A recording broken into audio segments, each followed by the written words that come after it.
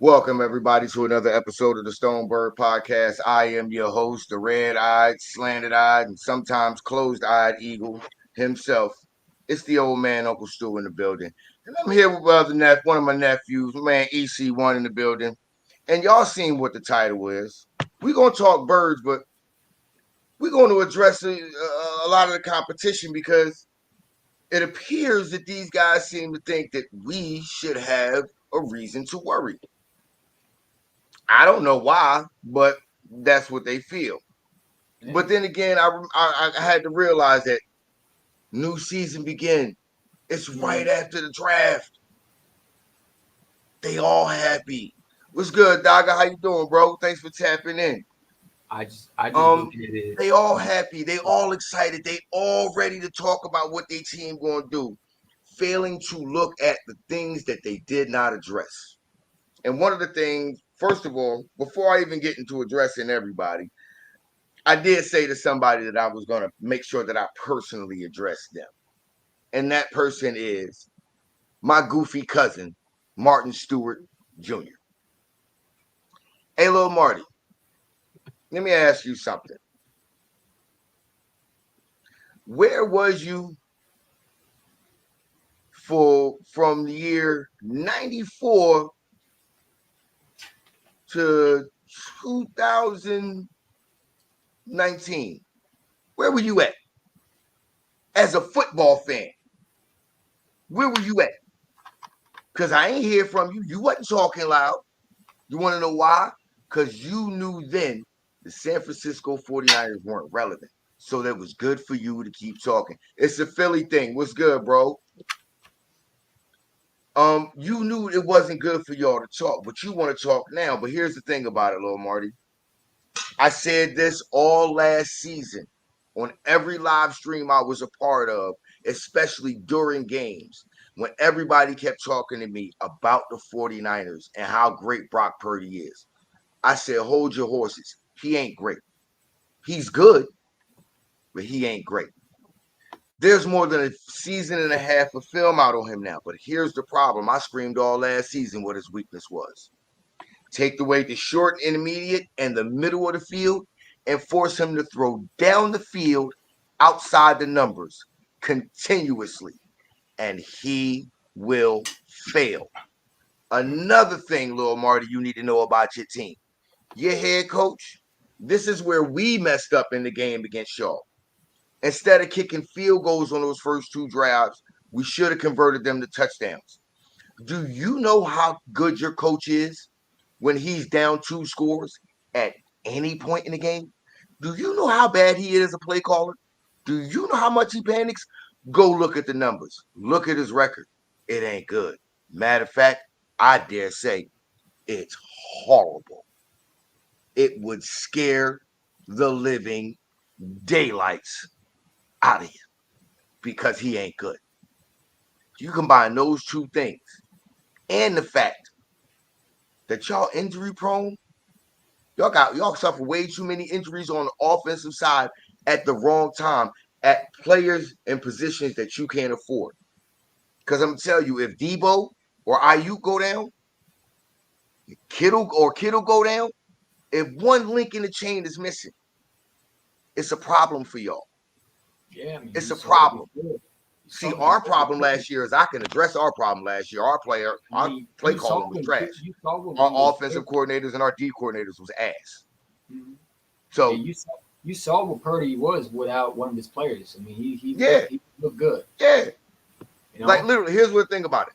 Debo And was another missing thing that I want to one, wasn't address to you too, cuz is your left tackle, a Trent, he a bitch. I'm gonna say this flat out, bro. He a bitch. And that's straight up and down. Go check the film and watch every time he get into a tussle with somebody. he? If it's someone smaller than him, he'll go face to face with him. But Yeah, if it's somebody his size or anything, he gonna try to come from behind or come to him and blindside him from the side of it. He don't want that smoke. When somebody his size jump up in his face, Jason Peters. he's all Mr. Peacemaker then. Mm-hmm. Wasn't it Quick Watts that he threw around like a rag dog? in the NFC Championship Bro, game. he when he did that against us, he did it to one of the smaller. He did it to Yeah. one of our backup safeties. Yeah, he went around and just threw the dude. He literally waited for the dude to go behind his Bro, man. that's why I said. That's why I say a lot of these players that be putting on like they tough. These boys ain't it. Mm-mm. They just want to play that role and want to put that facade out there. But you Yeah. put somebody that's really about that life in front of them, of equal size and stature. Oh no, they don't want that smoke. They don't Mm-hmm. want it. But then at the same time, as fans, stop sitting there talking shit to these goddamn players on the field, challenging motherfuckers to come up and fight you. Because if they come to fuck up there and whoop your goddamn ass, guess what? You asked for it, motherfuckers. You asked for that ass whoop. I was like, oh, come on up here then. Well, come up here. They come up that motherfucking drag your goddamn ass. Don't say shit. Because you Mm-hmm. called for it. You asked for that smoke, you got it. Yeah. Oh, CJ made him a bitch. And let's not forget the last time in the NFC Championship game, the last time Debo touched the ball, didn't Reed Blankenship make him fumble and recover it? Mm-hmm. Come on, man. Yeah. Like Debo don't understand that CJ called him exactly what he is. Mm-hmm. He's a glorified running back that can run routes. Yeah. That's it. He can run, and he can't even run all the routes in the route tree. He can run some of them. No. He can run some of them. But if they're the short to intermediate routes, he can do them. But learning to stretch the field, get downfield, and running the route properly to where he's wide open, no. That's why they mad right now. They can't pay Ayuk right now. Mm-hmm. Because they know right now Ayuk is really their number one receiver. He they number one. Yeah. But Are they gonna pay him? they already paid Debo and they already paid Christian McCaffrey. Mm-hmm. If they pay Ayuk more than Debo, now Debo gonna have to come back, gonna want to come back to the table and want more money. And then one of them gotta go. Yeah. Dude, this That's is gonna force their hand. But but enough of addressing my cousin and his team. I'm done with him. Love you though, cuz. I love you. Nothing but love. All gravy.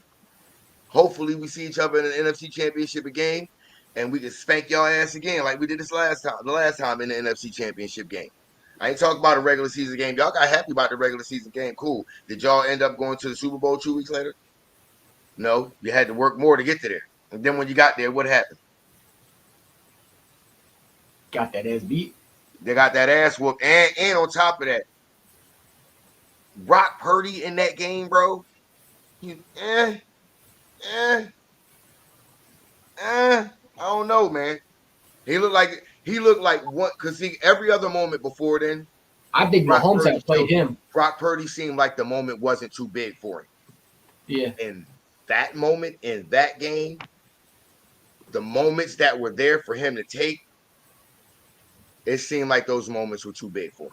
Mm-hmm. Yeah. And he missed the wide open receiver. I think he missed too. What was it? Was it Jennings wide open?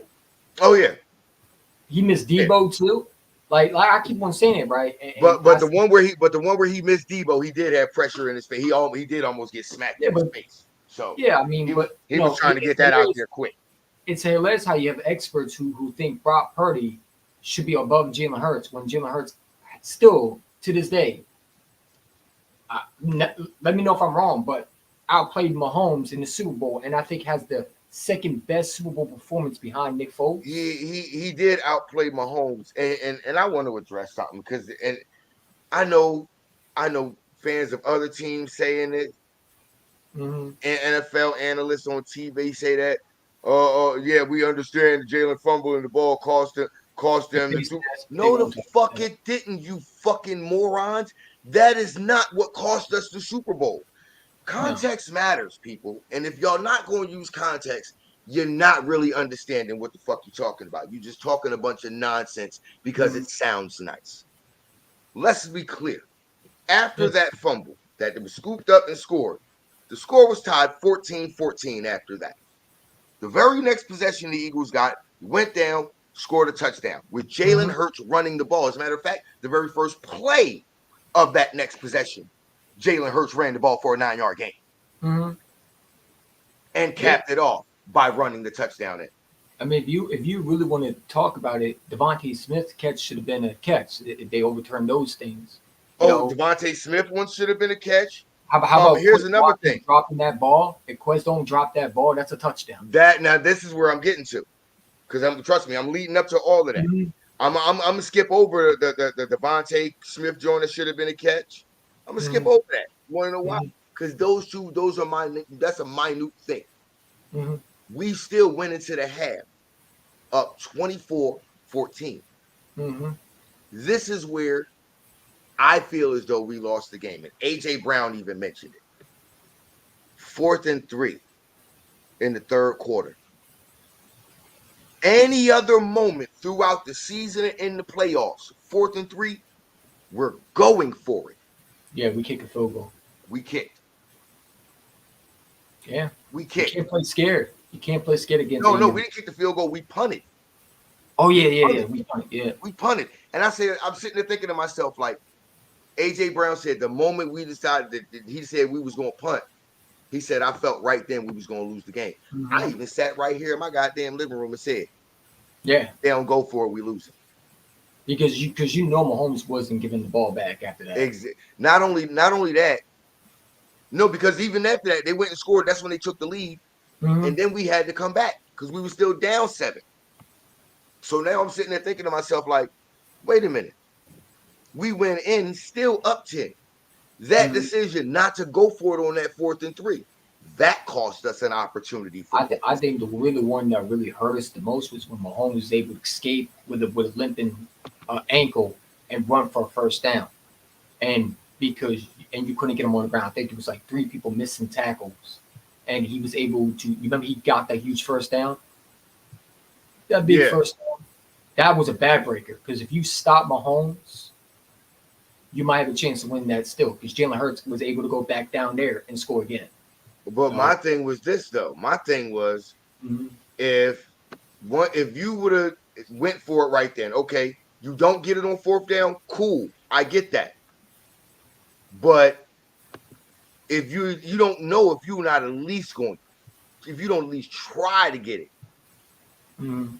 You know what I'm saying? And they didn't even try to go for it. Normally in that situation, you got to think in that situation, look at how many different things we could do. We could hand the ball off because it's only 4th and 3. You could throw a quick slant pass to either AJ, Mhm. Devontae, or you can get a quick out from off the line of scrimmage from Dallas Goedert. Or if anything else, you can fake it and Jalen usually can run it.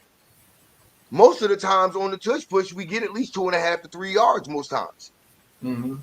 So, you know what I'm saying? I'm thinking to myself, if you go for that there, you have the opportunity. Yeah. You know what I'm saying? If you don't get it, cool. Can't get mad at you. At least you said, hey, look, I'm not gonna be a bitch here and I'm gonna go for it like I always Mhm. do. But in that moment, I think Nick Sirianni and Shane Steichen, I think they both shrunk in that moment. Yeah. Now, fast forward, we come back and we tie the game up. But before we tie the game up, because the score to tie the game up should have actually been the score to put us up. Mhm. Because literally, Quez Watkins, what do we always see when any deep ball down the field? He's still wide open. Unless he's wide open, he'll run through the catch. But every time if the defender is close, he always tries to jump and catch the ball instead of just Yeah. running through the catch. Because if he would have just ran through the catch, it would have dropped right in the breadbasket. You still walking right in for a touchdown. That's that's at least 12 points off the board, not including the extra points. Which, matter of fact, I'm gonna say 14 because extra points. We all know Jake the Snake Elliott. He just clutch in the playoffs. He don't miss field goals. He don't miss kicks in the playoffs. So that's 14 points going off the board. We lost by 3. So I'm sitting there thinking to myself, everybody keeps saying, "Oh, the Jalen Hurts fumble cause." No, it's not. You forget that you keep forgetting everything that took place after that fumble. If you're going to say that the fumble cost us the Super Bowl, that means you're not using context and you have a very low football IQ. That means other YouTubers of other fan bases that try to say that and media pundits on television.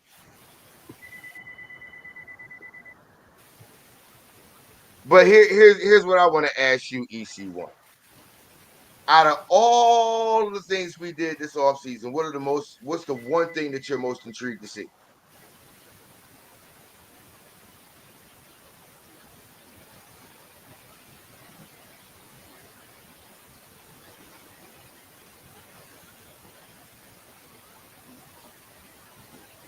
You mute yourself? Can't hear you. Can you hear me now? Got you. Got you. All right. Sorry, I was trying these new headphones. I got to work on those. But yeah, I think Saquon Barkley is going to be the most intriguing player. Like, I think that him with a great offensive line, matter of fact, the best offensive line he's probably going to ever have, and he's not going to be the main weapon with him and A.J. Brown and Jalen Hurts and Dallas Goedert. I mean, I think Kellen Moore is going to use these guys to their best ability that he can get out of them. Like, I'm excited for Saquon Barkley. I think the fact that you have Giant fans crying about Saquon Barkley, it makes it even more intriguing for what he's going to do to them. You know, That's facts right there. I guess That's he's facts washed right there. now, according to Giant fans, because according to them, he had a decline year. Hold on. Did you just mention we talking grown folk talk here? Did you just mention somebody that's over there at the goddamn kids table? mhm, Why? I don't know. Why? We look, grown folk, hmm we let the kids stay over there. hmm That would keep. All right, you know what?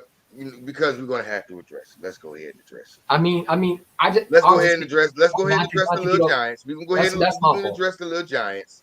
We can go ahead I, and address them real quick. I just think Saquon Barkley is supposed to be the most intriguing player. I think that he's going to be really good this year. I don't want to get the I'm just saying Saquon Barkley and C.J. Gardner Johnson will probably be the most intriguing players I think are going to bring that swag. Okay. I think Devin White is an underrated player too. I'll give you that one too. Devin White, I think he's going to have a Pro Bowl year. I think we're going to get the best out of that dude. You know what I'm I saying? agree with the Devin White because Devin White Mhm. is definitely an underrated signing. Yeah, I didn't mean my fault. I was getting a little off topic because when I mentioned Saquon, you have to. But yeah, Saquon, C.J. Gordon Johnson, and Devin White. Yeah. All right, for me, here's the things that are there are three things that I'm most intrigued to see, Mm-hmm. and I'm gonna count down from three. The third thing that for me, Mm-hmm. and this is why it's bleeds into something you just said, Devin White.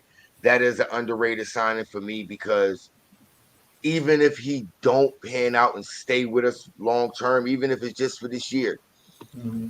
all of these linebackers that's on the roster under him, they all ain't got the same amount of experience. So at Yeah. least if not, the knowledge that he has, he can pass that on. Hey Dogger, you at work? What up, Dev?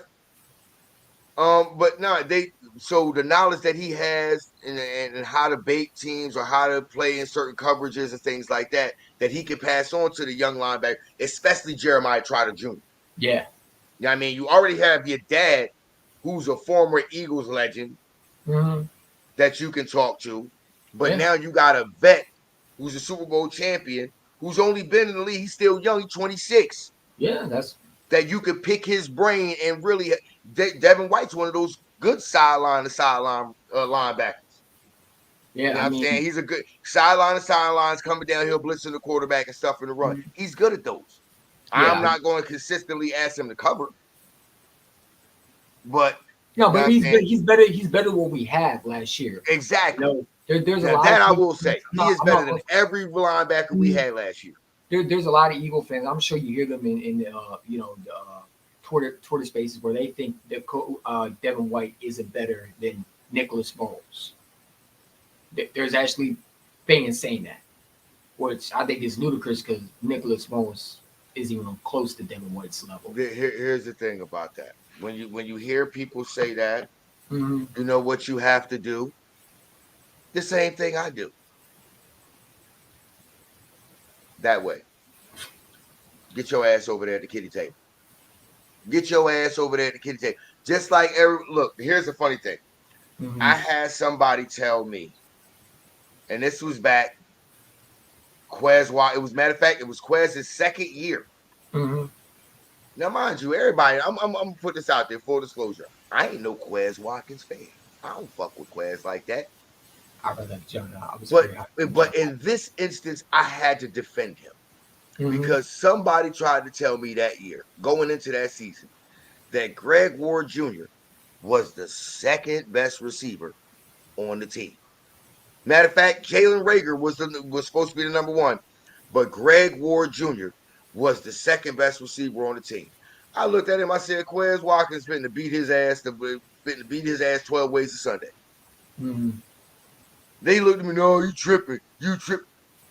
Okay. Matter of fact, it was Devontae's rookie year. It was Devontae Smith's rookie year. Yeah. Jalen was on the other side, and they said, tried to tell me Greg Ward Jr. was the third best. I said, no. Quez Watkins finna take that slot from me. Mm-hmm. I said, people don't understand. The only reason that we as Eagles fans or any fans in the NFL know the name of Greg Ward Jr. in He the caught that NFL touchdown. The Commanders, yeah. is because we had injuries at the wide receiver position Mm-hmm. and we had to pull him up off the practice squad, and he Yeah. was the best one off the practice squad. Yeah. That's it. Other than that, Greg Ward Jr. is right where he deserves to be, either in the practice squad or in the USFL. Speaking of the kiddie table, we just want to know the Ready, Red. My bro, what's good with you? Actually, you know what? Hey, Ready Red, let me do this again for you. Cause I always love when you come through, bro. I always love when you come through. You right. The Giants, the Commanders, and right now, y'all trash. But it's all good. You my guy. I got nothing but love for you, bro. Sure.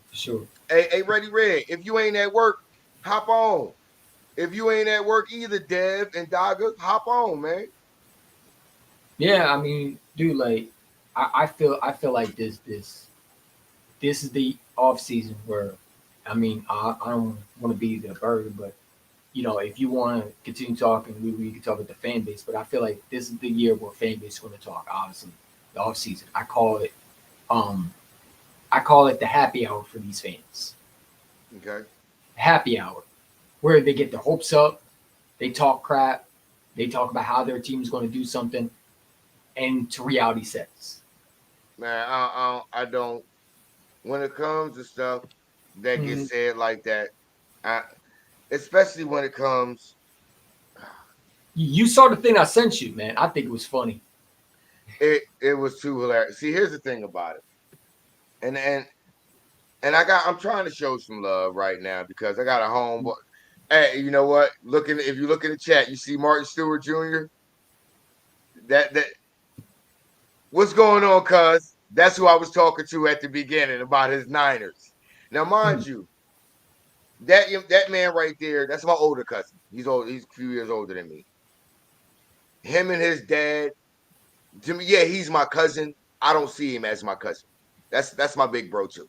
You know what I'm saying? Him and his dad. I look at his dad. He's my uncle, but in a way, I see him as my pops too. You know what I'm saying? Because like I grew up, we all in the same house when we was little kids. You know what I'm saying? And then for a while, he ain't see us. He's like, wait, I ain't gonna see them no more. Where the hell these niggas at? And I say, where Marty at? I ain't gonna see. All of a sudden, we find each other back again. We being goofy as hell again. But like I said, little Marty, I'm gonna tell you about your damn team. Your quarterback's weakness, if he cannot throw over the middle or short intermediate, and he's forced to throw outside the numbers down the field consistently, your quarterback will fail. Your coach, if he's down by 2 scores, look at the numbers, cuz I'm telling you, it ain't good. It's downright horrific. So watch out this year. And but I will say this one though. I will say this to you though, cuz I know for a fact that I can count on this, because this is something we both are gonna enjoy. Boy, when y'all whoop the goddamn hell out of them goddamn Cowboys this year, please, please make sure your phone is available so I can call you and you can 3-way your father so we can go ahead and give him that miss. We gotta let him have that work.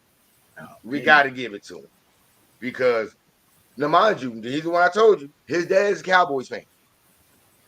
Now, his dad. We gonna get there. Come on now, come on now. You see this? If we get there, we gonna get there. As a matter of fact, I'm gonna put it to you like this, and we can put money on this, cuz Eagles either gonna have the 1 or the 2 seed. Bro, Ready Red. I don't. Who said 14, 15 wins? I got us at minimum 12. I got us 12 to 13 wins. I don't have us. Yeah, I don't have that. Stu probably didn't hear my prediction, but I know what he means. Either 1 or the 2 seed, cuz either we gonna have the 1 seed and y'all gonna be the 2 seed, or y'all gonna be the 1 seed and we gonna be the 2 seed. But I'm pretty sure either way it go, see you in the NFC Championship game, cuz. Oh, cheers, cuzzo. I'm I said, like I said, I don't drink like I used to. I didn't say I don't drink no more. Yeah. He Ready Ray's talked about obviously what I said in my live stream about my prediction. I got us going. You might not like this. You might get on my behind for it, but I got us go 15-2 this year. I think we're going to lose 2 games this year. If that's I'm sorry. I got us with at least. I think at least 3. okay. I think at least 3. I think Baltimore gets us.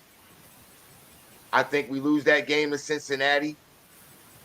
And I'm telling y'all, man, if there's nobody else that I think we should watch out for, we gotta watch out for the fucking Browns, man. I'm telling you. The Browns, they O-line, the trenches is just like ours. And if you really want to tell how somebody's gonna win a game, look, and this is what I'm telling you how I picked this up. Mm-hmm. The 2017-2018 season. I was watching Undisputed. It was Shannon Sharp, Skip Bayless, and the other person that they had on the panel. The other person that they had on the panel is somebody who I think is the greatest on the field defensive leader in general to ever step on the field. Ray Lewis. We're not losing to Baltimore this year. We're beating them. Ray Lewis said, and this is something that he said it right before the Super Bowl. He said, if you want to know who has a better chance at winning this game, look at the trenches because the game is won and lost. All that outside, that's all that fancy stuff. That's beautiful. Cool. You can make great plays with that. What your trenches look like. We're gonna find out. I just beating the Browns. I just beating the Browns, the Ravens, and the Bengals. I think we're gonna lose to a team that you might not agree with. I think the Bucks get us because I feel like you go to the Dome to, Tampa Bay. I feel like Tampa Bay's gonna get us. I feel like the Rams might get us. That's an 8:30 p.m. game. That's in LA. Sean McVay's gonna want his get back for what we did to him last year. But I got us after that. I feel like we're going to go on a tear. I feel like the Ravens game, we're going to go in there, and this is where I think Jalen Hurts he shines the best when he plays against quarterbacks like that. He shows up in big games like that, and I feel like he's going to go toe to toe. I think it's going to be a close game. I'm not going to say we're blowing them out. No, I think it's going to be a tight game, but I think they're going to be a lot of offensive scoring, and I feel like it's going to be a shootout with the Ravens, and I think we pull it out. I feel like it's going to be the reason why I'm nervous about the Ravens game though is, and I think because they're literally, if you really look at them and you analyze their entire roster, they're built just like we are. Yeah, they're built just like we are. And one team, and I also think though that combination of Derrick Henry and Lamar Jackson under center with Derrick Henry in the backfield. That is a combination that to me is just as scary as having Jalen and Saquon. Mm-hmm. The only thing to me that I'm waiting to see if we can match up with is, and this is the test for me, games like Baltimore, games like Cincinnati, and I'm gonna say the Browns game, not so much really. Because it's really a home Green Bay, Cincinnati, Baltimore, and And I want to see what Pittsburgh does. I live up here in the area, so their name's local to me. But also, sneakily, I'm not the Cowboys. I'm not dismissing them completely. I'm not. We I'm sweep not them. completely dismissing the Cowboys We sweep them because this year. here's one thing you got to understand. Offensively, they ain't really lose much. They lost a lot on Offensively, they ain't defense. lose much. They lost a lot on defense, though. Defense, they lost a few pieces, but a lot. But I think those pieces can be supplemented depending because the scheme's gonna be different this year. So you think so? Not to interrupt, but do you think those picks that they drafted, you think they're going to be good? You think Tyler Guidance is a day one starter? Tyler Guyton, I'm gonna say this about Tyler Guyton. I think if during leading up to the season, if during the mini camp, OTAs, and all of that, if he certain habits that he has, sometimes he leans forward too quickly. He extends his hands a little bit too much and stuff like that. A little bit, if he works on those little technique things, because his footwork and his physicality, he's good for it. He's good for that. But certain little things in his technique, if he work on them, bro, within 3 years he can make all pro. Yeah, yeah. I just feel like this schedule we're going to beat those teams that everybody's worried about. I get Baltimore. They're a scary team, but like I said, I feel like, and I said this before. I don't know if you heard this, dude. I take my quarterback any day over any other quarterback because I know who my quarterback is. My quarterback is a winner. My quarterback, I don't have to worry about him going to the dome and being fold under pressure. You know what I'm We saying? ain't look. Whatever. Look.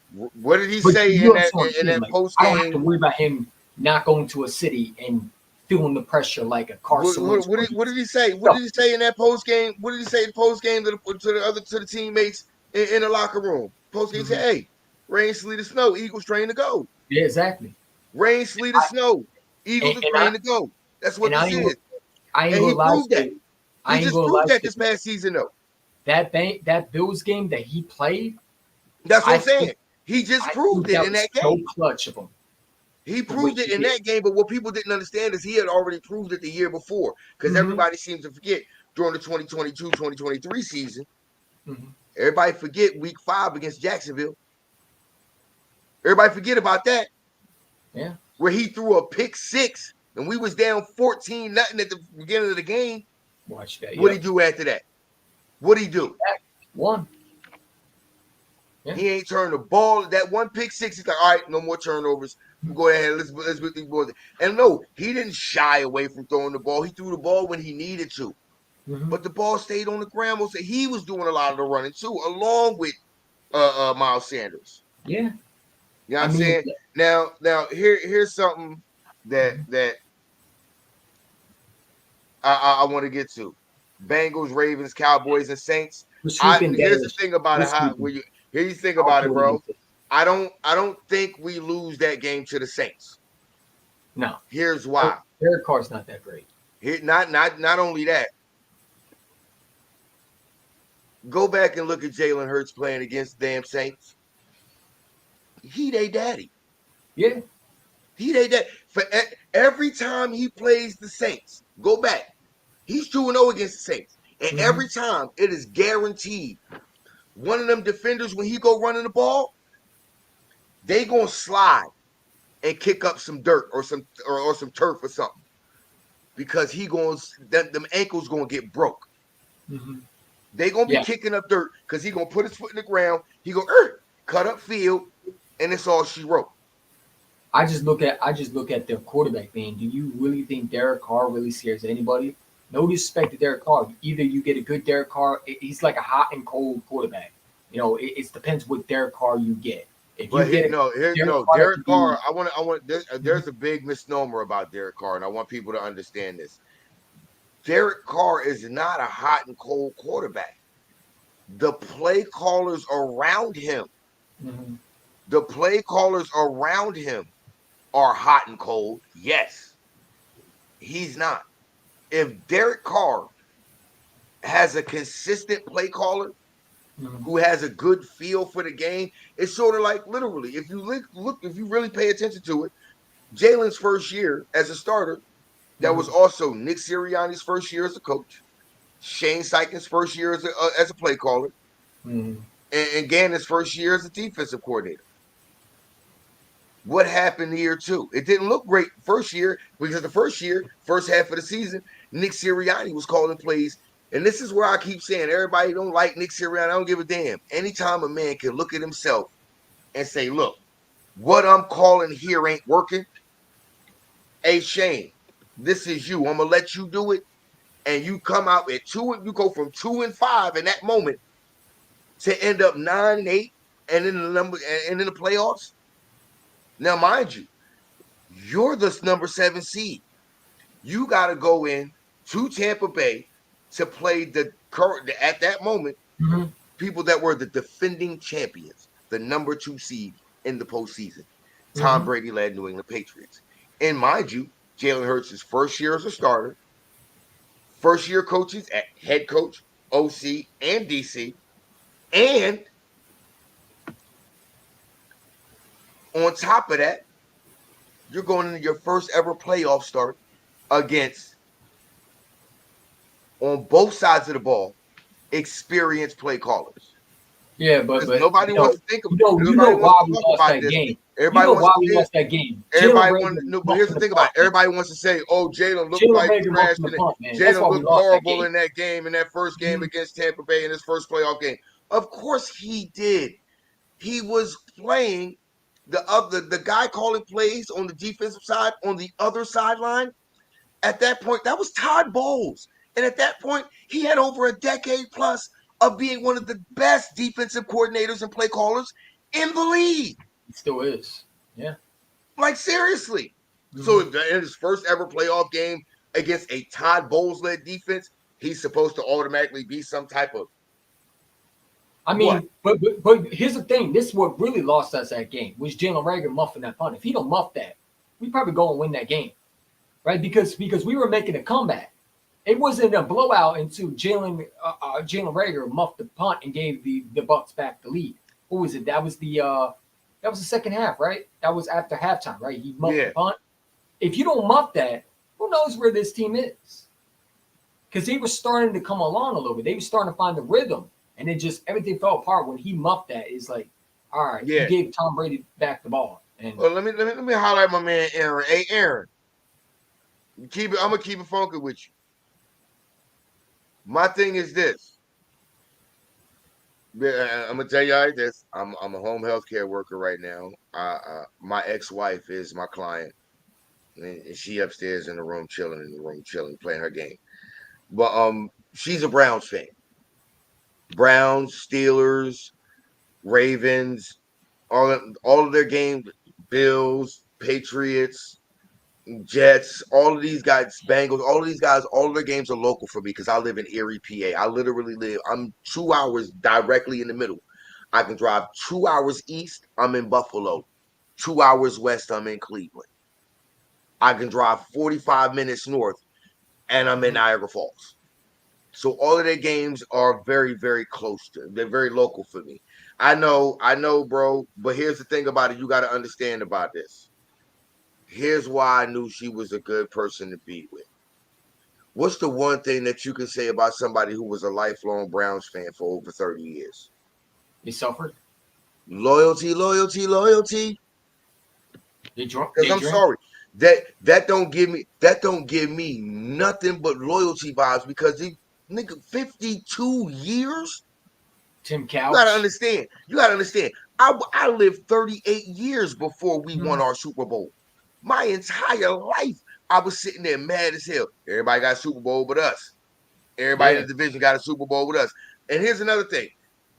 I had So to go to what? We school with only got Cowboy one. fans that had that So made what? Green Bay. So what? We only got one Super Bowl when everybody else in the Mhm. division. Oh, we got five. We got four. We got three. Oh, we got one. Mhm. So what? Be happy that we do got the one that we got.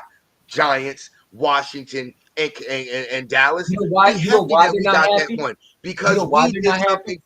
we did something for the division that no other division could say. Dude, you know why they're not happy? Because They can't can use no. Here's the thing about it. I'm about to make them They shut can't use that those shit women's up. jokes. I'm about to make them shut that shit up. They can no longer call in the NFC East NFC least. Because when they do that, they ain't doing nothing but playing themselves. Because the Mhm, NFC East is the only division in NFL that mhm, every single fucking team has a Super Bowl championship. mhm. Name me another goddamn division that's got that. No, no. Yeah, I mean, but another thing is they can't use those Hey, Ready women's Red, jokes, Ready Red. those It ring pop was jokes, and miserable. stuff like that. Hey, Ready Red. I'm not gonna lie. I was miserable. 38 years. I was Oh, disappointed. absolutely. I, I'm not it, gonna cap on that. And I've yeah, already told you that. 38 years, I was miserable. hey, But Stu, remember those women's here's the jokes they used facts to though, say all the Ready time? Red. Here's Remember the those facts women's though, jokes they Ready used to Red. say?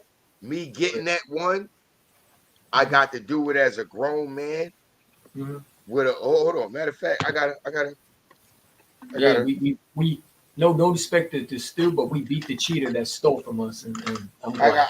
I got to do it as a grown man We beat the sitting cheating at the quarterback bar, that robbed us in '04, man. sitting there. I got to do it as a grown man. I Mhm. was sitting at the bar at the beginning of the game. When the game ended, I was sitting at the crib doing just what I'm doing right here. Man, we took back what was ours, man. A And I dude tell you what, who for could those who play. want to know what I'm drinking, Mhm. yes, I'm drinking Cavassier. Goddamn, Hey, bottle of hey, Cavassier, Stu, my Cavassier, hey, Cavassier. Stu. That mean that hold on, I'm let you go. That's just letting y'all know. Old Mhm. man Uncle Stu right here. Oh, he finna turn up. Got my Cavassier in my glass. Hey, I'm about to goodbye, I'm goodbye. about to roll something up. A little bit of that blueberry right here. And we're gonna keep it up. Now, here's it. I never got finished. Hold on. Actually, you were saying something. Go ahead. Keep Oh, going. I was You were going to saying say that it was beautiful facing the former quarterback that robbed us in '04, man. I don't know if you remember right, but remember they technically cheated against us in '04. They knew exactly what we were going to do. Even Jeremiah Trotter said, he said it's like they knew exactly what we were going to do on our defense. And I just felt like when we beat Tom Brady in that 17, it felt like we got the thief who stole our jewelry when it should have been ours. We should have had 2 Super Bowl rings, and the thief stole our 1 Super Bowl, and we had to here's the wait thing about that. And all here's day the for thing it. about that. Here's the thing about that. And I'm gonna say this. I'll say this every time on my live stream that it gets brought the fuck up. Mhm. Tom Brady and Bill Belichick are not the goats of a goddamn thing except for learning how to cheat the best. Let's Facts. see, let's keep it a stack here. Ready, Red? Since you watching, I know you are my age. My man Aaron, I know you watching. I know you old enough to remember this. But remember when journalists, whether it was sports or regular news, they had fucking integrity. Hmm. Remember when cheaters got called the fuck out, Hmm. excoriated, and drugged through the fucking mud and not Hmm. elevated in stature? Somebody please tell me when the fuck that changed. Because I'm sorry, it was after we lost our Super Bowl to them in the 04-05 season that it came out. And mind you, at that point, that was their third Super Bowl. Hmm. That was their third.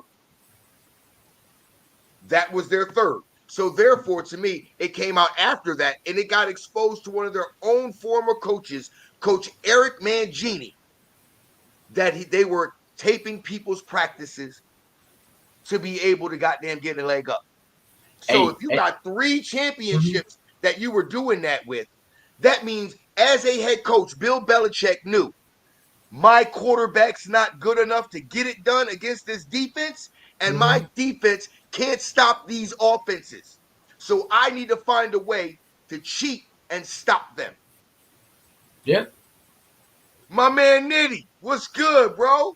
I Now, mean, I now mean, Nitty, We ain't gonna talk Nitty, about how the fact that that man literally was getting people to deflate footballs and then destroying now the look, phone look, look. evidence. Nitty right here. This right here.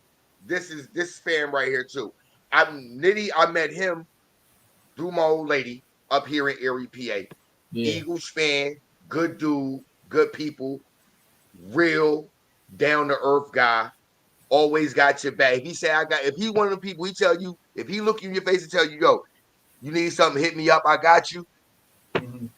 He's one of the people for real. If you hit him up and he got you. He's a good Yeah. look. But He's a still, I good ain't gonna dog, lie man. to you. That's my I dog ain't right gonna lie to there. you. The thing about McNabb was that I didn't like the fact that that man was thrown up in the Super Bowl, man. It's like Here, that was a long time. here's the thing, but let me get back to this because I'm gonna keep it real on this one. Mm-hmm.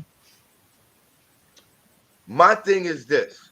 I explain this to people all the time. Mm-hmm. The game, yeah, the game is important. Mm-hmm. What's more important than the game? The integrity of the Yep. game. That's more important. Cheating, taping practices, deflating Mm-hmm. footballs so you can get an advantage in bad weather. Those things, those things matter. Yeah. Those things matter because you're cheating, and Mm-hmm. that goes directly against the integrity of the game itself. Because if the game ain't got no integrity, then it's just a bunch of teams finding out who can cheat the best to win. Yeah. It That was ain't funny because competition. in my comments earlier, no disrespect, in my comments earlier, someone said, "Well, you acting like everybody don't cheat." I'm like, No. See, and here's the that's thing not about it. true. I'm gonna address something, and a lot of people are gonna think that I'm trying to make and EC1. Like I said, you know me. You my nephew. I love you to Mm-hmm. death, but you can vouch for me on this when I say this. When you hear people say, "Well, if you ain't cheating, you ain't trying." Fuck no. First of all, 9 times out of 10, when you hear that said, that's come from some white person that had the advantage. Because here's the thing about it: in minority communities or in impoverished communities, whether you, if especially in low income communities like we grew up in Philly and stuff, DC, Baltimore, stuff like that. Fuck that. That's not how we were brought up. We were told, motherfucker, if you gotta cheat, that means you ain't good enough. Yeah. Get your ass in the gym, work out, do whatever you gotta do to get better. Mm-hmm. That's what that is. So when Yeah. you hear somebody say, if you ain't cheating, you ain't trying, bullshit. That's a cop out. Yeah. That's a fucking cop out. Because that's not how we were raised in the inner cities. Don't matter if you white, black, Puerto Rican, goddamn Dominican, Indian, Asian, fucking Chinese, Japanese, Ivy Coast Asian. I don't give a fuck. That's not how we were raised. We were I'll all say taught this if you too. had to cheat, you weren't Mm-hmm. good enough. Go work in the goddamn gym. Go study, do whatever the fuck you got to do to get fucking better so you can be better than them. I'm sorry.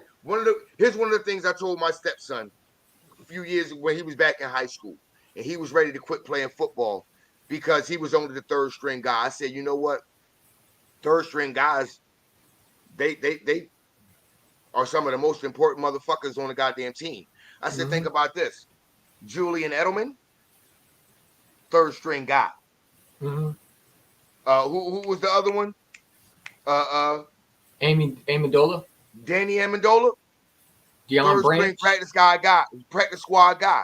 Branch. Little guys that are willing to put the fucking work in Mm-hmm. to say, hey, you know what? I'm not this elite guy. I ain't got this elite trait. Or this. Wes Wes Welker, Welker's yeah. another Who's one. in the Where comments? Yeah, we're him. Yeah, another one. Wes Welker. I ain't got these elite traits. Deion But I Branch. can work. I can work Mm-hmm. and do what's necessary to benefit it.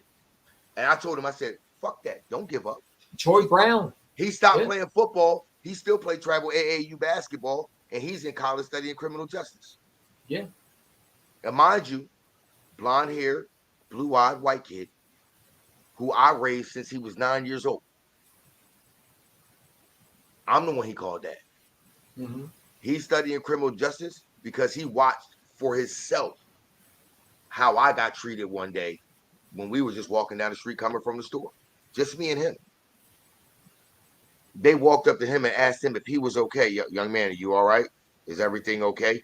He looked at and mind you, he was 18, he was 17 at the time. He looked at him and go, "What made y'all think I wasn't all right? Because I'm walking here with my dad? Oh, that's your dad? Yeah, this is my dad.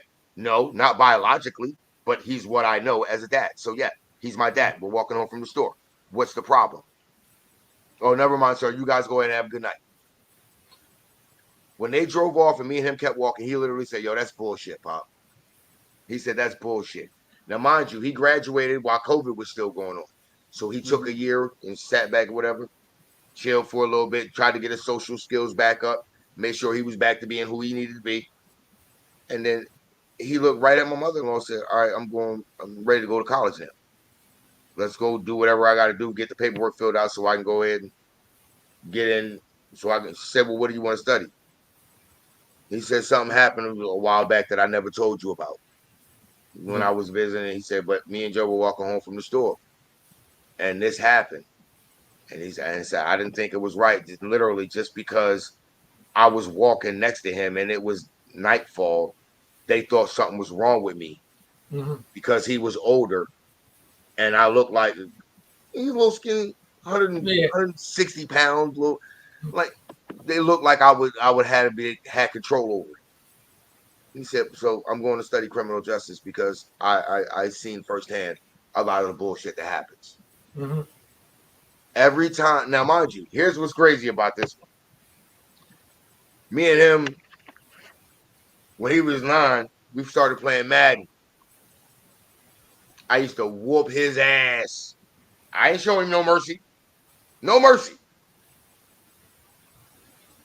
By the time he was 11, he was using the Browns. I'm using the Birds. But now it's a fight. Now now the game is it's back and forth. It's nip and tuck at the end of the game. 2-minute warning. He at 11, he ready now. He sat and listened to me while we were watching football games together, and I showed him what to look for. I'm explaining to everybody why I call myself Stu Vision that y'all see on the screen. First of all, my last name's Stewart. So that's the Stu part. The vision part is there are times you're going to see me during the season. Matter of fact, probably every week during the season, if I get a chance to, I'm going to sit on a live stream. Most likely it's going to be me, my man Big Simple 422. Probably Ready Red's going to jump in with us. Awesomeness Sports is going to jump in with us. My man All Work No Play always jump in with us. DCF, Zeke, they always jump in and chat with us. Sonny, Funko, Lex, they always jump in. Look, I am one of those dudes. You will see me while the game is happening, while the play is going on, from the snap of the ball to the end of the play. I can tell you where you need to look to know if the play is going to be successful or not. If your team's on offense, watch your offensive line. Don't matter who your quarterback is, don't matter who your running back is, don't matter who your receivers are. Watch your offensive line. If your offensive line does its fucking job, guess what? Successful play. Now, if your offensive line ain't as good as that defensive line that you're facing, then it's a toss-up. I'm going to tell y'all this. This is where I keep telling people they need to understand things. That when the snap of the ball goes, I watch the O-line. Yeah. I know where my quarterback is, and if he needs to move, I know before he knows. Why? Because I'm looking at my offensive line, and I'm seeing, is everybody doing their job to the max? Is there a leak somewhere on my O-line? Did somebody miss an assignment? Did a block not get picked up? Now, mind you, when I say I'm looking at my O-line, that's not just the 5 guys that's there, because guess what? Your tight end at times can be part of your O-line, and so is your running back in the backfield. They're a part of your O-line in passing situations. So you always got to watch every one of those. Mm-hmm. This is Stu Vision. I'm giving y'all what I'll do. If every block is picked up along the offensive front in front of your quarterback and he has time, there's only one of two things that's going to happen when the quarterback lets go of the ball. Either A, completed pass with positive yardage, completed pass for a deep pass downfield, possibly a touchdown, or it's incomplete. Those are the only three things that are going to happen. Why? Mm-hmm. Because your O line did its job. It held up and it gave the quarterback the time it needed to complete his reads. Now, immediately, if you can see, I'll tell you while we're watching the stream, as soon as the snap happens, if a block is missed immediately, I'll tell you, left guard fucked up, right guard fucked up, left tackle mixes block, look out, get ready to get hit, fumble. I'll call it as it's happening because I see it. Do they get That's annoyed why like I that? said, that's why I say I listen when Ray Lewis said the Mm-hmm. game is won and lost in the fucking trenches. Y'all want Mm-hmm. to talk to me? Now here's full disclosure. I still think the greatest defense to ever step on an NFL field is the 91 Eagles defense. Gangrene defense of the Yeah, I Eagles. wasn't alive. I wasn't alive at that time. So They were ranked number one in every defensive statistical category that mm-hmm. was major. Points against, yards allowed, pass yards allowed, rush yards allowed, total yards allowed, points scored, turnover differential, turnovers created. Like every metric of major defensive metric, we were number one in that 91 year. Why did we not win the Super Bowl? Oh, we were supposed to. But in a game against the Arizona Cardinals early in the season, Randall Cunningham got hit in the legs because he was told to stay in the pocket and try to be a pocket quarterback. His knee injury, if you watched it live, which I did, and it was so heartbreaking, it takes me back to another one I watched live. And I'm sorry, Commanders fans / old school Washington Redskins fan, Joe Theismann, when he got hit by Lawrence Taylor. That's pretty much, it was close to what you saw. That Joe Theismann hit from Lawrence Taylor, that Randall Cunningham hit was similar to that, similar to where it happened to his knee. The only thing about it was Theismann was not able to move when he got hit. He was not able even to get up. Randall Cunningham was able to get up and hop himself to the sideline. So that way we did not use a timeout and the offense was still out there to keep going. Now, after that, yeah, you're right, Alex. Yes, you are. Are you? Yup. Yep. Yes, both of y'all are right. RG3, yep. Theismann, Alex Smith suffered that one, and so did RG3. But they rushed him back too. They should have kept him out a little bit more. They And rushed here's him. the thing about it. That was the downfall. And ladies and gentlemen, like I told y'all, this is Eagles talk, and I'm address the competition when necessary. But Eagles talk. That was the downfall of Carson Wentz as well. Yeah, because When he he he got dove, injured, right? hold on. When he got injured in that game against the Rams, and he immediately put out that video that he was going to be back for week one. That's where Jeffrey Lurie, Howie Roseman, whoever else, anybody else of authority should have went to him and said, "No, the fuck you ain't. No, the fuck you ain't, nigga. You not stepping foot behind center until at least the same fucking week next season, because I don't give a fuck about whatever medical advancements and shit that they make. Yeah. The human body is still the human fucking body. Mm-hmm. And that's still, for the human body, that is still a 12-month injury, 12 to 16 month complete healing to where you're mentally and physically able to get back and be who you are. I mean, I'll say this. You remember when Nick Foles was bad and a lot of Eagle fans wanted Carson Wentz, including a reporter asked Doug Peterson. He said, "Listen, we know you like Carson Wentz. We know. You're asked about Carson Wentz. He'll be ready when we want him." You remember he got irritated with the reporter for asking him about Carson Wentz over and over again. because there was a lot of Eagle fans that wanted Nick Foles on the bench because how bad he played. Here's another thing I want to address about that entire Wentz Foles team situation, because this story did come out, and I need to call somebody out for this. And as a grown ass man, 44 years old, who understands exactly, like, bruh, I have the intelligence and the equivalency of intelligence of someone who has a bachelor's degree in psychology. Darren Sproles, you'll probably never see this, bro. But I hope that you do.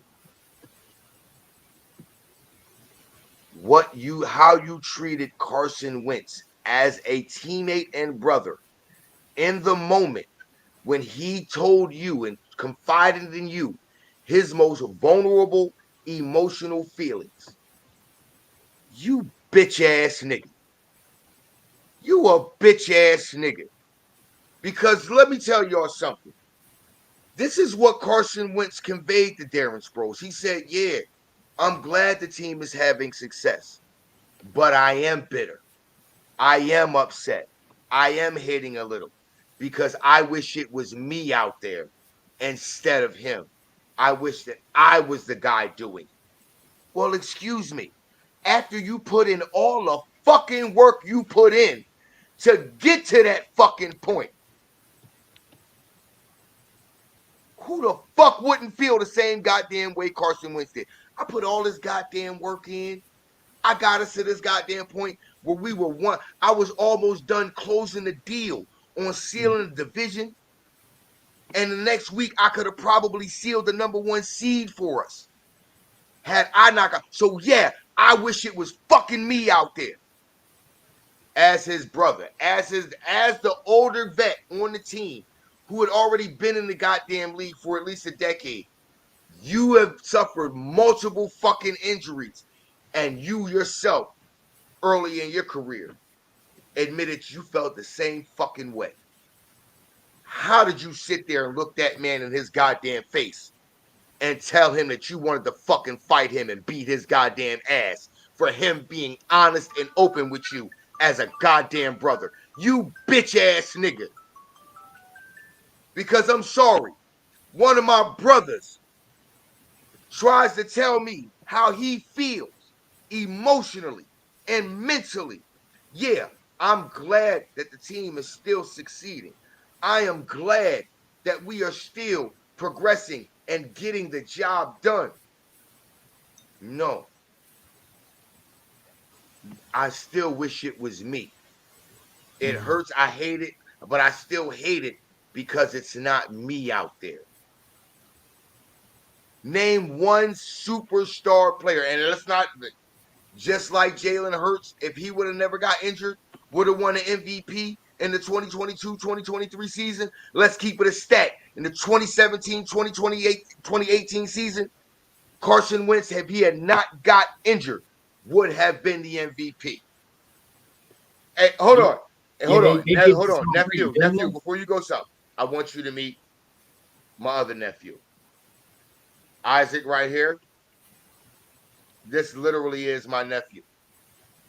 My god sister, she literally is my neighbor. She right there. Isaac, that's my nephew. Matter of fact, hey Isaac.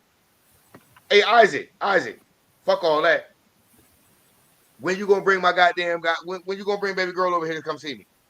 Because your baby girl almost 3 years old. I ain't seen my baby girl in person yet. What the fuck going on, bro? You ain't brought her, and I don't give a fuck what the hell Michaela talking about. I ain't trying to hear that bullshit. It's me you talking to, nephew. I done already seen your sister's baby. Where Jasmine at? I have not seen face to face and held Jasmine. Oh, okay. Oh, my bad. Right, my bad. I'm sorry, my bad. Hey, Neff, I forgot. I've been drinking and smoking. Yeah, she about to be too. My bad. She about to be. So I'm a little jumping ahead. But yeah, you gotta bring Jazz over to me, man. You gotta bring Jazz to me. I'm gonna tell you something, man. his baby girl Jasmine, his sister baby girl, and my nephew Tucker and my niece Christina's son Sawyer. Look, man, I got to get more guns, bro. Cause I swear to God, these motherfuckers ain't gonna be talking. Hey, look, hey, you know what? Hey, Isaac, you know what? And he not no bandwagon fan of the Chiefs or nothing. He's a lifelong Chiefs fan. If I see it, it'll be the first time I see it. It'll be the first time I see it in my lifetime to see a team in the NFL three-peat. I can't say I'd be mad at it. And here's why. Yeah, Chiefs got another fucking Super Bowl. God damn. Everybody said, I'm not mad at it for one reason and one reason only. And I don't give a fuck how many Eagles fans don't like me for it. Shout out to Big Red. Shout out to Big Red Andy Reid.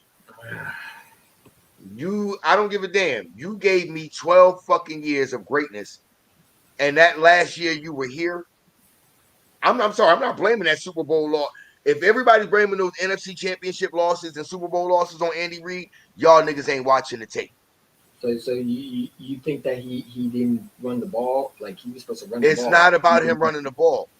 Tell me for how long did we sit there and watch and say that McNabb can't throw a fucking pass to the out route or in the flats to his running backs or a 5-yard slant to a goddamn receiver without throwing it below the goddamn knees where they got to try to pick it up off the fucking ground, catch it in stride and run with it. If the ball wasn't either 15 yards or more down the field, McNabb could not throw a fucking pass right. Hey, you know what would be a perfect conversation to have with Andy? And let's keep it a stack. Because supposedly Bobby Murphy. Let's keep it a stack. Let's keep it a stack. We're gonna keep it a stack. Nigga, this is why I said this on Twitter earlier to Cole. And Cole's Cowboy, I hope you fucking watching right now. No, I know what you posted. Wasn't a fucking Eagles post. But I said that to remind you, to tell you this, to let you know where I was at the year when they got drafted. If it was my choice, I would have never drafted Carson Wentz. I would have taken goddamn Ezekiel Elliott #2, came back in the second round and drafted Dak Prescott because Dak Prescott at Mississippi State, I watched him. He reminded me of Donovan McNabb. But then again, I also remember Donovan McNabb couldn't throw a pass to the flats, which Dak Prescott could. I thought Donovan McNabb couldn't throw a fucking slant pass accurately without throwing it below the fucking receiver's knees. Dak Prescott could. In my opinion, what reminded me of him the most, what reminded me of Dak Prescott and McNabb the most, is when the pressure rose the most, whenever the stakes got higher. The higher the stakes, the bigger the pressure, the bigger the fucking collapse. This is what I want y'all to tell me. And this is what I'm telling y'all. And this is not no hate. I ain't got no hate against the Cowboys. Like I told y'all, my uncle, Martin Stewart Sr., lifelong Cowboys fans, I started watching football games with him. as a little kid. Ain't no hate toward the Cowboys. He is the reason why I understand football the way I do. He's the one that taught me context matters. Speaking of the Chiefs, your offensive lineman just got arrested for marijuana. Dude, but here's one thing I'm gonna tell you. I'm gonna tell you this. One thing I know about this. It just came up on my phone. Yeah, I know. But here's the thing I'm gonna tell you about this. You think Andy Reid ain't got some old linemen over there that's waiting in the wings? He's the reason why we, as Eagles, as an organization, focus on the trenches so much, on O-line and D-line so much. That was his philosophy. I hate Andy Reid. I ain't gonna lie to you. You can hate him all you want, but here's the thing about it. He made me suffer as an Eagle fan. Big time. He made you suffer, or did McNabb make you suffer? Because I literally just broke. Because here's the thing about it. I keep telling you something. I keep telling everybody, think about this. You can get mad at the coach. The coach ain't on the field playing. He calling plays? He's calling the plays. But the coach isn't the one on the field where the results come from. The results come from the players. So let me ask you a question. That Carolina Panthers game, MC Championship game, we were running the football, right? we were favorites in that game. Mhm. Why did we stop running? Instead, we passed. All you had to do was run. Because Andy Reid noticed something, and this is something a lot of people didn't realize in that game. They started stacking the box. They had corners on the outside that could cover, which is why they were comfortable with stacking the box against the run. Andy Reid noticed that. Donovan actually said that to him. Him and Westbrook said that to Andy Reid on the sideline when they went there. Said, look, they're starting to stack the box. We got to try to figure out something I else. ain't gonna lie to you. When I was talking to shout to Bobby Murphy, but he had season tickets. He's supposed to say that Andy Reid got yelled at by John Runyon. John Runyon supposed to have to be restrained, Yes, flipping his helmet on the ground because they stopped running the ball. Like, yeah, but here's the thing: everybody has to understand, though. That it's just like it's the same thing that went on with last season when everybody seen Sirianni, AJ, or AJ and the coach arguing. The reason why with Sirianni it wasn't that big of a deal. Sirianni wants that from his players. That's the here's the thing. I'm gonna ask y'all this: why is it that receivers, running backs, or anybody else is screaming like that on the sideline? They're called divas and malcontents and locker room cancers. But when a quarterback does it, like Tom Brady, they're passionate. Why isn't the running back passionate? Why isn't the O lineman or the D lineman passionate? Why isn't the cornerback being passionate? Why isn't it that the wide receivers are passionate and they want to win? That is a media-driven narrative. Stop feeding into that and coming up with this dumb shit. Oh, AJ Brown's a diva. He's a locker room cancer. We need to trade him. If any of you Eagles fans say that shit and I hear you say it again, I'm going to send your stupid asses to the kiddie table too. Because that's where the fuck you belong. I know who you're talking about too, man. I thought that debate was going to be good, man. He got mad at me. He thought I was setting him up. I wasn't trying to set him up. I told him he was coming on. You were coming on his channel. You remember when we had that collab? He got mad at me over that.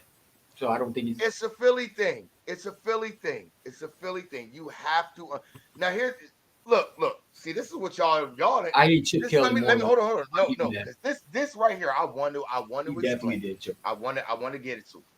First of all, y'all don't understand that we were way ahead of the curve of trying to be. We were the way the Chiefs are now. Where the fuck you think that shit started? It started with us. Y'all have to understand. It started with us with Andy Reid, but it didn't really start with us with Andy Reid. With Andy Reid, it started with Green Bay. Everybody seems to forget he was the offensive coordinator and play caller in Green Bay for Brett Favre before he came to Philly. We just didn't know him. Everybody go, who the fuck is this guy? Why we hired this guy? He ain't shit. He's got no experience. Then all of a sudden, we draft McNabb. Oh, boo, boo, boo. I said there was promise there with McNabb. I was hoping that Andy Reid can get rid of that bullshit that was in McNabb. Throwing the ball at the flats at the goddamn Browns. That stayed with McNabb his whole career. But what Andy Reid was able to do is he was able to supplement players around him to actually help his deficiencies. Why do you think you had guys like Westbrook and Buckhalter that can catch the ball down here, pick it up, pick their eyes up, see the open space, and get up the field? Andy Reid seen those deficiencies in McNabb when he was at Syracuse.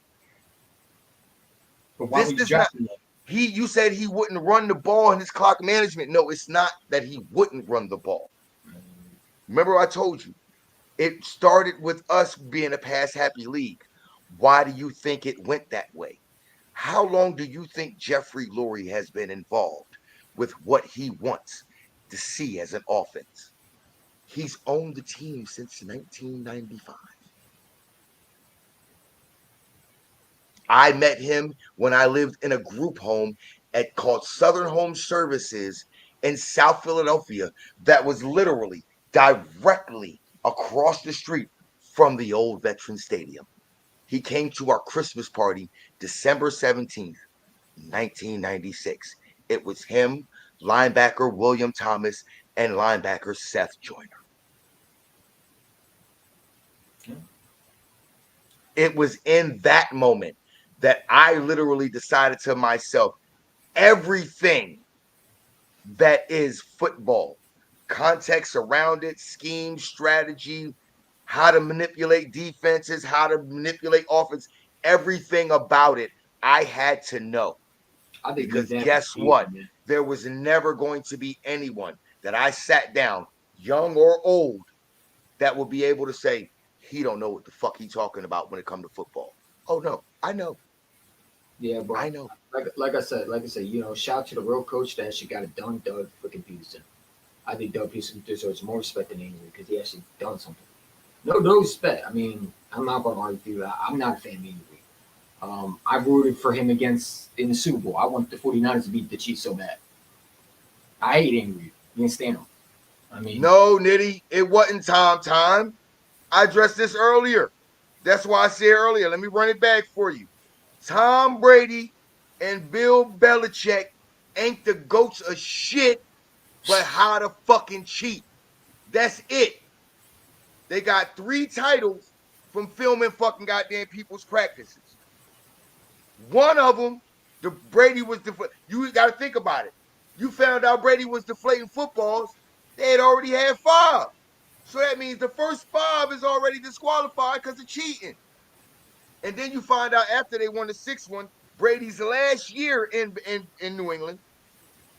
Oh, they were taping team signal, the opposing team signals you on the remember when Bill sideline Belichick was caught the year recording the before. Bengals plays? You remember when Bill Belichick had the cameraman recording the Bengals sideline? Literally, they caught Yeah. him. Yeah. What QB didn't do what? Deflate footballs? No, it's no other QB did it except for Tom. That's why he got suspended and he was being investigated for. He was investigated for it Should have been because it suspended was for a against year. NFL They gave rules. him a slap on the wrist. He should have been suspended for at least a year He for what should he have been did. suspended that whole fucking year.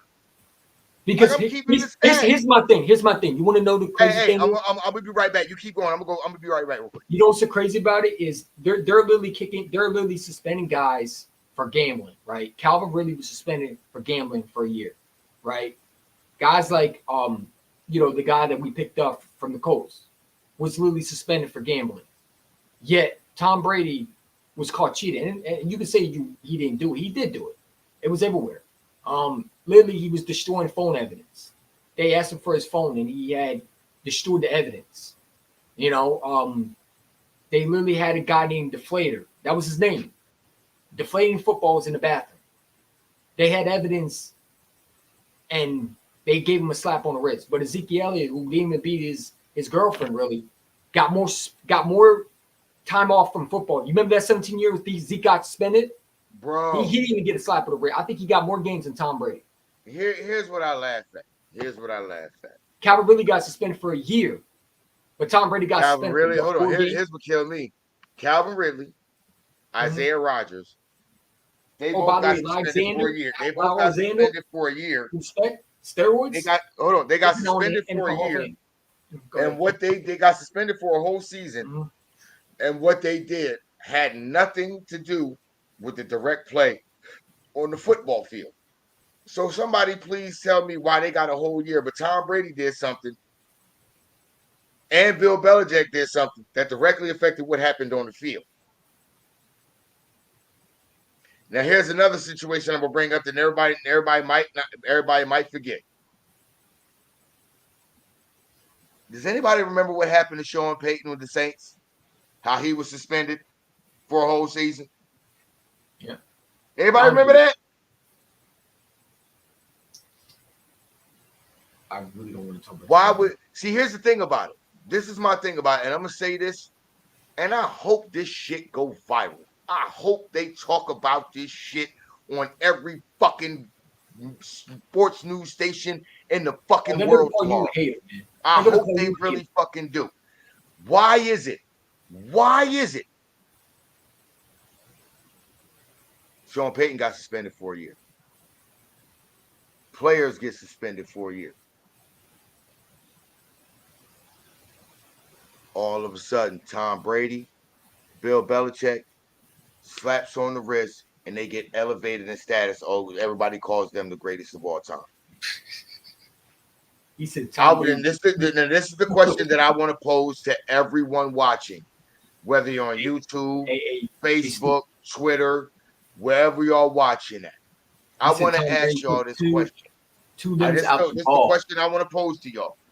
Let's say the coach, the head coach in the situation that did the exact same things for the exact same amount of time, all the same scandals. Let's say the coach was Tony Dungy and the quarterback was Michael Vick. Do you think they would be elevated to the greatest coach or the greatest quarterback of all time? Or would without the scandals being talked about, without the cheating being talked about, or would those cheating scandals be talked about first before we even get to where we rank them? I'm asking you, EC1. I want your honest opinion, nephew. If it were No, Tony Dungy no, as the head coach and Michael Vick were the quarterbacks, would they be elevated in status or would they no. be drugged through the mud? I think they'd be drugged through the mud. I think Vic wouldn't be able to play NFL again. I think they would have kicked him out the NFL. They would have taken everything away from him too. I think that they would have done the opposite. No, Nettie, He said he took two limbs out the Nitty. ball. He No, still took no, the air out the ball. no, Nitty. I ain't gonna never say that. Mike was great from Virginia Tech.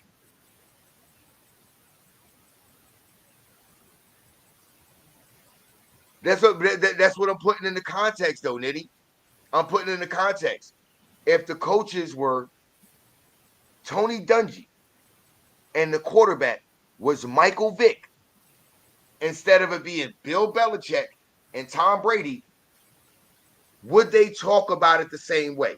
Would they elevate Michael Vick and Tony Dungy the way they do in Belichick or Brady, or would they drag them boys through the mud? And I hate to make it seem like it's a racial thing, but we can't. This is you can admit this, EC1. This is not something that's I'm bullshitting about. This is an inescapable thing. That's why I always want to tell y'all that I always say this. When it comes to the media, stop listening to them, bro. Do your own research. Watch for yourself. Look at what you can see. It's in plain sight. Y'all want to know why Hassan Reddick gone? Because he was insubordinate toward the defensive coaches last year. And then in one of the post game press conferences, he specifically said, "Hey, look,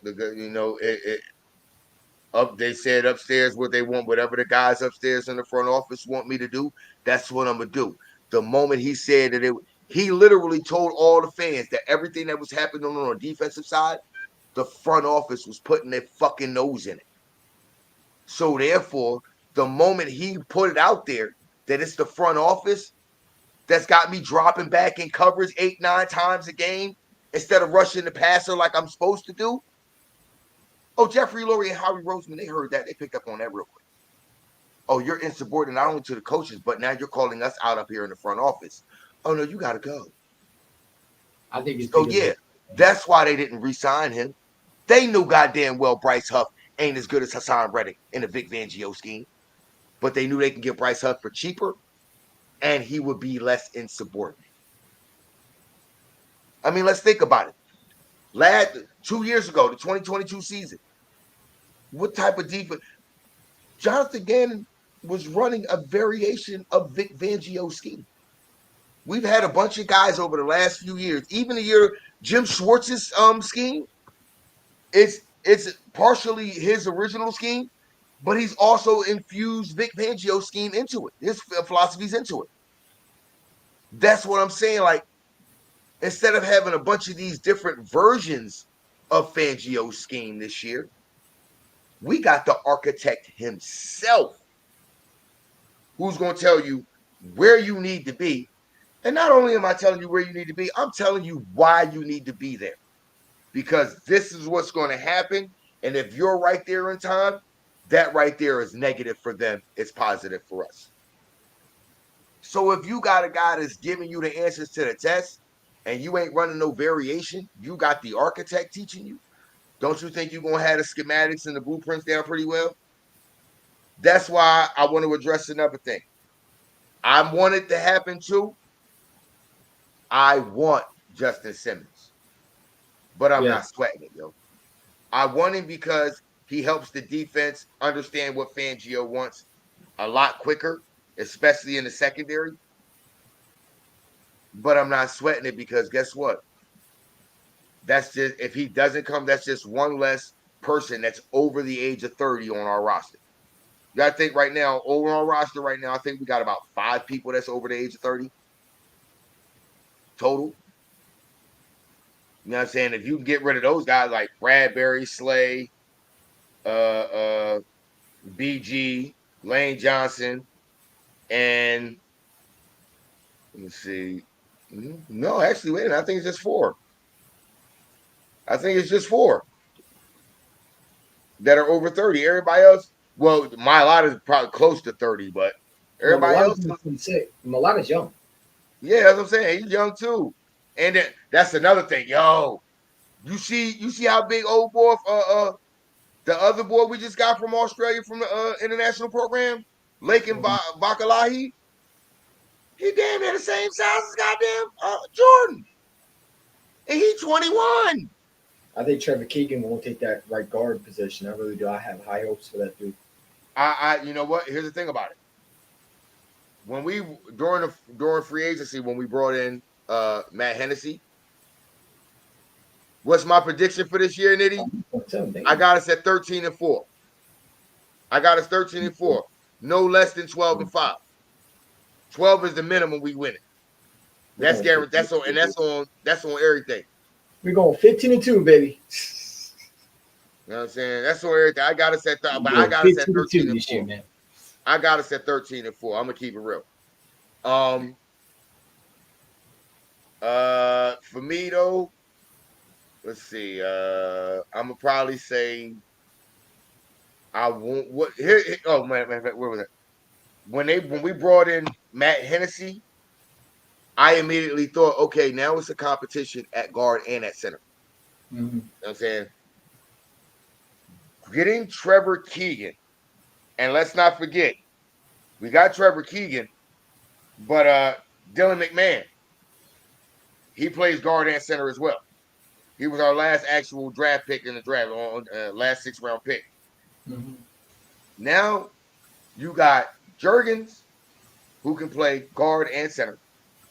Now you got Hennessy, who can play guard and center. You got Dylan McMahon, who can play guard and center. You have Keegan, who can play guard and center. That creates a lot of that. And now, Mm-hmm. also, undrafted free agents I like.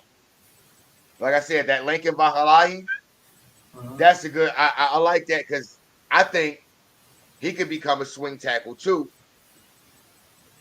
And I like the Gottlieb Ayadzi. He's another tackle that we picked up. Anam Dankwa. We picked up as undrafted free agents. We picked up 3 offensive tackles. So when everybody's saying, "Oh, we losing players along the O Oh, line, by this, the way, that, we and the signed the third," Jets offensive lineman too. yeah, exactly. Mekhi Becton, bringing him over. So when everybody's saying, "Oh, losing Kelsey, we lost depth to this, that, and the third," no, we got plenty of depth, and everybody seemed to think. Everybody seemed to forget. What I don't give a damn. Undrafted free agent, 7th-round O lineman, 6th-round, 5th-round. I don't give a fuck what round you draft a O lineman with this organization. They go into Stoutland University. I ain't worried about it. If they on the field, all I'm gonna say to you is this: if they learn from Stout, I have no doubts. Do your thing, young buck. If you coach by Coach Stout, fuck, I ain't got no doubts. Go ahead. If Coach Stoutland say, yeah, you put him on the field in this position, you could do this. Stoutland University is a real thing. Yeah. You notice. Come on now, EC1. Coach Stoutland took a guy who never played Mhm. football a down in his life. Yeah, Jason Kelsey said today, I think he said in one of his podcasts that Maladen, when he first saw him, he didn't think he was good. He improved tremendously. A guy who never played football Mhm. a day in his life. This guy played rugby. He's used to carrying the rugby ball and running through people, stiff arm stuff. This dude literally Mhm. 4 years. 4 years, ladies and gentlemen. If you actually go back and watch him his rookie year when he got out there during the preseason, he showed you he could get it. He was better than But Andre four Dillard. years, here it is now, 6 years, 7 years later, one of the best left tackles in the NFL, one of the At highest 27 years paid old, too. tackles in the NFL, He's 27 years old. one of the highest paid tackles in the Mhm. NFL, one of the best tackles Mhm. in the NFL. Yeah. What y'all think? What y'all think Stoutland fitting to do with Vakalahi knowing that he got there through the same pathway and the same program that Mai Tai got there, that Mailata got there through, and Mailata's there to help work with him. Bruh, that's a problem. Mhm. So now I'm no longer worried about our tackle positions neither. Yeah. I'm not worried about our tackles. We got competition and depth in the interior with guys who can play both either guard position and play the center position. What am I worried about? Why am I worried? What am I worried about? Yeah, okay. Guess what? That 6th round guy, Mr. McMahon, Mhm. it's basically looking at another Jason Kelsey, 6th round pick, taking one pick before Jason Kelsey, Jay, Jason Kelsey, a lot of them have his jersey, too. So huh? you see something out of him. Jason Kelsey, a Yeah, lot of 62, yeah. yeah. And on top of that, Kelsey been in the building every day this year, Yep. every day of the offseason. So he ain't doing nothing but sitting there with them young boys, with Cam Jurgens and McMahon, and sitting there just talking to them boys like, "Hey, this is what you looking at right here." Hold on. Let me find out what it say. What it say. All I'm right. looking at something on my Twitter on my X account real quick. McCarthy, Nah. he's live. Oh, Quezzy Live. Mm-hmm. Oh, that's what's good. That's what's good. All right, all right. Hey, hey, hey, Stu. Hey, Stu. Yo, Hey, Stu, I'm about to send you this. You can post it if you want. But you remember we had to talk about this. Ain't me doing this. I'm gonna send it to you. You can address this. They doing it, man. They doing it. I just send you the tweet, man. You can do it if you want. I knew eventually we had to address this, man. They already doing it. I'm getting tired of that voice. man. Look.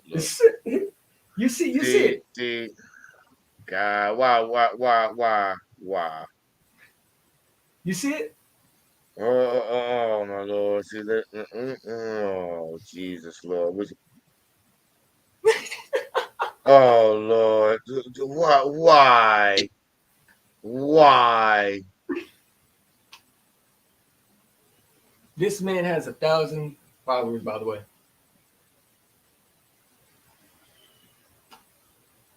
What? This is what I'm looking at. I'm looking at this Share your and screen. I'm trying to figure out Can you what share was your he screen? trying to prove there. You want me to I'm share I'm it? trying to figure out what was he trying to prove there. He trying to say that Jalen Hurts and Daniel Jones have the exact same stats against. I don't know, man. Like I'm trying to figure out what was he trying to prove there because if This is you what they look at do. that, it literally just and by every metric just shows that Jalen's better than Daniel Jones. And he's supposed to be a Giants fan trying to literally make Yeah, what statement? he defended Daniel Jones. Like he's showing highlights now. Dude, this is what we talk about with Giant fans, man. Like no context. Yeah, now he's defending Daniel Jones That shit makes zero sense to me. I because don't get. he beats the Vikings week one. We're supposed to forget about Daniel Jones. But look at him, man. I ain't trying to hear none of that. Not winning, not top 10 anymore. Like, come on, man. Like, can you share it on your screen? I don't know if you can Hold share on, it. hold on. I got you. Man, you better go off, Stu. I'm about to do that. I didn't make that thing for you for nothing. You know the one I said kitty table. I didn't make that for nothing. Oh no, I know why you made it. And trust me, I'm gonna hold on to that one. Now, see, ladies and gentlemen, this is, oh God, this is absolute idiocy. When I say absolute idiocy, ladies and gentlemen, I want y'all to understand. I want y'all to see what y'all looking at. I want y'all to understand, ladies and gentlemen. Look at this. This is complete and utter idiocy. A Giants fan is literally trying to sit here and say that Daniel Jones is better than Jalen Hurts and what?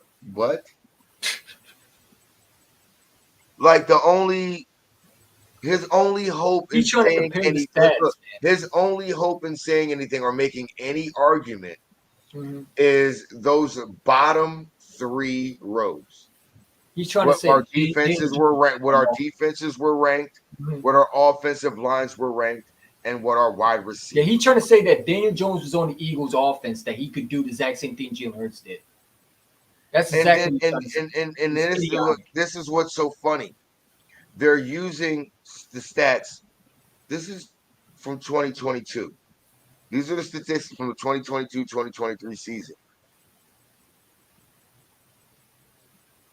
I'm trying to figure out what point you're making, dumbasses, because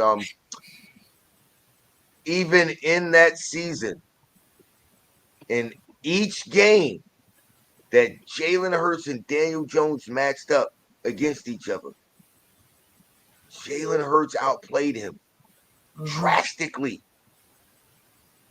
And then y'all matched up for a third time in the postseason, and Jalen really didn't have to do much because Daniel Jones is the same thing that LaShawn McCoy says about Dak Prescott. Daniel Jones is ass. 30 million tons and 50 metric tons of ass. Like, let's keep it a stack, yo. Like, I don't understand where some Giants fans come off talking crazy in the current situation of what's going on. I don't understand where Commanders fans. I understand your optimism, Commanders fans, but I don't understand where the excitement comes from. The excitement is baffling to me because I don't get that. Now, if y'all want to say, You good? y'all are y'all got a little excitement, what the hell going on? Y'all want to say y'all excited about the upcoming season and y'all got optimism. Okay, cool. But my bad. I got it. All right, I thought No, my connection. I had to do something. Uh, All right. is your connection okay? No, it's not. It's not that. It's me being goofy with my shit. And then it's probably I gotta reset my damn. Oh wait a minute. I'll be right back. Let me come back in real quick.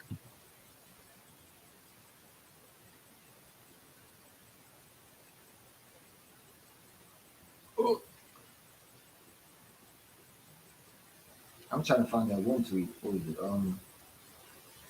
Yes, the dude should be back soon, man. Yeah, Dude should be back. I had to restart my camera. That's all. My I'm camera. trying to find that one video because there's one Giant fan that exposed Damian Jones for missing wide open. The one with the 12-5 record prediction.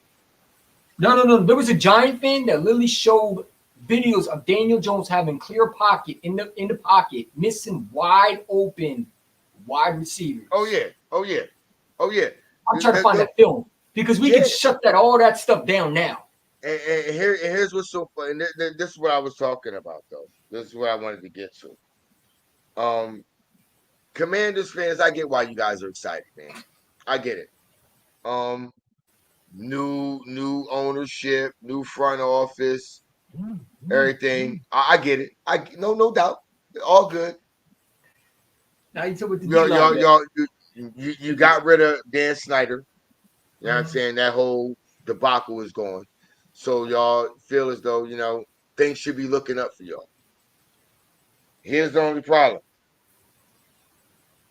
There are teams above y'all that y'all gonna be looking up at a while. Now this year, I'm not saying y'all definitely gonna be better than y'all were last year from the quarterback perspective. I need to see what y'all O-line gonna look like. Yep. I need to see what your O-line gonna look like. And I'm gonna tell y'all, Dan Quinn defense, y'all go ahead and get hyped about that if y'all want to. I wouldn't do that. I mean, the last time we seen the Dan Quinn defense on the field, it was getting his ass drug all through the mud. And it ended the game. It was 48-32. But with 10 minutes left in the fourth quarter, it was at one point 48-16. The last time we seen a Dan Quinn scheme defense on the field. So don't get too hype about that. But I do think they got promise, man, for the simple fact that, that I can honestly say that Dan Snyder he was just a damn. Oh, here we go, Stu. Here, just look at the film. Look how bad he is, man. In the pocket. Like that now. Oh, you ain't gotta show me. I already know. Hold on, that was wrong. I already know, nephew. I'm trying to find the film. Film of Daniel Jones. First of all, this is what I keep trying to remind Giants fans of. First of all, you can't put your hope and your faith in Daniel Jones. First of all, any quarterback he's coming off the 20 ACL too, isn't he? First of all, anybody. Isn't he coming off the 20 ACL this year? It is, but it's not even about that. It was the moment he got drafted. People got to remember. I laughed. You got to remember. He played at Duke. He played quarterback at Duke. Duke is known for basketball and softball, not football. That's why right now I'm looking at Drake May. Got a side eye. Because North Carolina, them Tar Heels, they known for basketball and tennis, not football. So when I seen that, I was like, it's like when I seen Zach Wilson get drafted. When they were talking about Zach Wilson before he got drafted, I was like, I knew he wasn't gonna be good. I said, I said flat out. The moment they started showing his ass on goddamn ESPN or NFL, it's okay. So he's a shorter version of Sam Darnold. Mm-hmm. That's all he is. He's a shorter Sam Darnold. Yeah, it's funny because when you hear Giant fans, they talk about, good luck with Saquon Barkley, this and that. Well, that's funny because, Saquon Barkley was the reason why y'all went to the playoffs in 2022. That's why Daniel Jones got paid because of Saquon Barkley. No, it's not just Giants fans that I've heard say that. I've heard Eagles fans say that. I've heard Cowboys. I don't know what Eagle fans say that, but I've heard Eagles fans say that, man. I don't know, man. Injury prone. Trust me. DeAndre Swift was injury prone though. He played a full season. That's the thing about it. This is the thing about it. DeAndre Swift wasn't really injury prone. DeAndre Swift, the most amount of games he missed per season was 3 games. 3 games. One major injury though, didn't he? No, he didn't have any major injuries. It's the ankle injuries and stuff. Little Nixon, he missed 3 games before he got to us. He missed a total of 9 games, 3 games per season. So no, he wasn't injury. He didn't have. He's not injury prone. But people, what people also have to understand is with running backs, you're taking basically just as many hits as an old lineman. The Mhm. collision that old linemen take, you get in that same collision. Yeah, the Giants didn't have an And offensive. you have to be shiftier. You have to be outrun people. You have to be more physical at times. Mhm. Like those injuries to running backs are going to happen. Mhm. That's what's going to be. They take a lot of punishment as running backs because of the position they play. They're going to get injured. They replaced Saquon with Devin Singletary, man. Hey, you know what? More power to him. I mean, don't. I mean, I've seen Dayball work with Singletary when he was in Buffalo, so I get it, the familiarity. But But you got to add more to that, man. Like just a Saquon, the just maybe main thing that they Saquon. need to do is they need to address their O line, They need to address a quarterback, man, man. before they even draft a receiver. No, they Taking should have Malik addressed O. Davis. Look, but that's still good. Yeah, I know they got to address the quarterback. But what the main thing that they got to address His is offensive O line. line. It's the O line. It's the trenches, man. It, No. Didn't you hear the Giant fans? They addressed their corner down. Free agency. You remember that Raiders offensive lineman that they signed? They think that's their future piece. Alex Leatherwood. Yeah. Jesus fucking Christ. Oh my God. See, And by the way, this is why I you're a Jet immediately. dog This is too. why. This is how I came up with it. That's the shit like that is the exact reason why I came up with. Get your ass over to the kitty table. That's exactly why. Because motherfuckers saying stupid shit like that. NYG31 shot to him. He was on my channel. He was telling me like, no, we addressed the offensive lineman in free agency. I'm like, dude, like free agency don't mean shit, dude. You got to address it in the draft also. Like word, like what is people talking about? Like, oh, we address it in free agency. Yeah, free agency is one thing. What you draft now? That's why I said though I'm not writing off the Cowboys because Now I've been going 11-5 this year.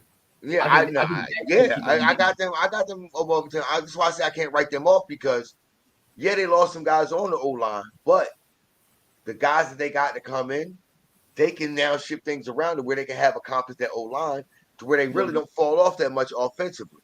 The thing Mhm. about it is, I don't know if they realize it, but Simmer's defense is suspect too. I'm not finished in I mean, defense. people, I guess they don't understand. Like, I guess they haven't been watching, but Hey, Stu, Mike you saw Zimmer's those Cowboy defense, the commentators Eagles talking about have we should be exposed Mike apologizing to Zimmer's Mikey Smith. defense. The Eagles have been exposed to Mike Zimmer's defense since 2016. Just Mm-hmm. saying, just Yeah. throwing that out there. They've been No. exposing Mike Zimmer's defense since Mm-hmm. 2017. Been exposing Don't that don't defense since 2017. don't worry. Mozzie Smith will be the hero. Don't worry. He'll come through. Hey, you know what though? You know what though? I think they did Mozzie a disservice making him lose as much weight as he did last year, going into last season. I think if they'd have kept him at the same weight that he got drafted at and lined him up like a nose tackle, like we should be using Jordan Davis, Mozzie Smith, he can do something. Now let's not get it. That's a hardball coach kid. You know Harbaugh, he gonna put one. Them hardball coaches, they're gonna bring it out of you. So Mm-hmm. you know what I mean, I'm not writing him off as a bust yet. I still think they reached for him in the first round where they drafted him, but I still think Mozzie can turn into something. I'm not gonna write him off yet, Mm-hmm. but I think it was better that they trying to put that weight back on him and try to have him as that nose tackle, that run stuffer, like we should be doing with Jordan Davis. That's what we should have been doing for him from the beginning. Because here's the thing about it: with Jordan Davis, no, he don't have to be a guy that's out there on third down being a pass rusher and Yeah. providing. If you on third down, if your defense, if you're lined up and it's 3rd and 8 or longer, Mm-hmm. he's done his job. He's earned his position as being drafted in the first round because you're stuffing the run. Therefore, you're forcing the opponent into a passing situation to where they have to hold on to the ball at least 4 to 5 seconds to Mm-hmm. get the ball down the field. And if you're playing good enough coverage, that's how it happened in 2022. I think Nolan Swift's going to step up this year. I got him. I think he's going to ball out. I think he should have got more opportunity last year. Oh, absolutely. Thing about That's it why is, we got trouble with Desai about because, like, how can you not play your first round pick? that's You know what this I'm is saying? why this is why I said I had to apologize to you because you've seen it before I did. The play callers that we had, they just weren't it. Maybe we got into it on the stream. That we got into it, He and said, that's "Well, why I go to said the I had. To, committee that's table." why I said I had to apologize to you for that, and I had to give you your respect on that one because you've seen it before I did. I wanted to give Brian Johnson and them a chance. You know what I'm saying? Try to build up the confidence so they can work in and start doing things better. Them others is what they just. And then what made this is what pissed me off when I found out that all season long that fucking Sean Desai was calling first and second down defense, but Matt Patricia was calling a third down defense all year long. That means you got everybody on the defense trying to remember two different fucking defensive schemes all season long and got to receive play calls from on the defensive side all year long, all game long from two different play callers who are calling it from two different schemes and two different fucking ideologies. You know what's so funny? I rewatched the Bills game versus the Eagles because they had it on YouTube, and you know the when we went to overtime and all that stuff, like, dude, like just seeing how many times they allowed Josh Allen to sit back in the pocket. It's like, dude, like, I counted in that game Josh Sweat and Hassan Reddick dropped mhm, back in coverage in that game, total combined 15 times. it's just like, dude, like to leave that guy sit back. It's like, how can you as a defensive coordinator sit back and allow a guy like that to go in your building? And I get it. Josh Allen is a great quarterback. No You question. got to I think get about it. it. He's Think gotta be about the smart. think It's about like the Commanders. Think about the Commanders game when we went to overtime. Sam Howell, yeah, he had his best game against us. Think about that. We went up 7. We was up. We all we had to do was ice the game. Once defensive stop. You sitting there Mhm. playing soft coverage, sending no pressure, just letting them have time all day to sit back Mhm. there and throw it. Like really? Come on, bro. Like, That and don't this make is the no thing that I'll sense. give Fangio credit for, right? When he has to make the adjustments, he makes it. And a lot of times when he has a lead, especially on defense, he rarely blows it.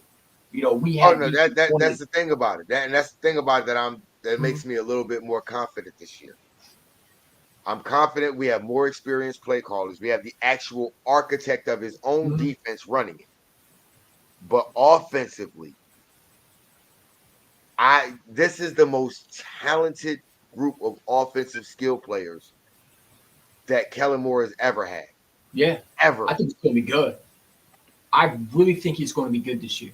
I think that Everybody's sitting there talking about something. I hear all the media people, oh, well, we need to see what Jalen Hurts does. Fuck like we that. didn't see It's Jalen not Hurts. Jalen Hurts. Because if we That really want to see look that at it, everybody irritates me want to right say there. he took a Jalen took a step back last year. I'm sorry. His completion percentage dropped Right. 1%. He threw one more touchdown in 2023 than he did in 2022.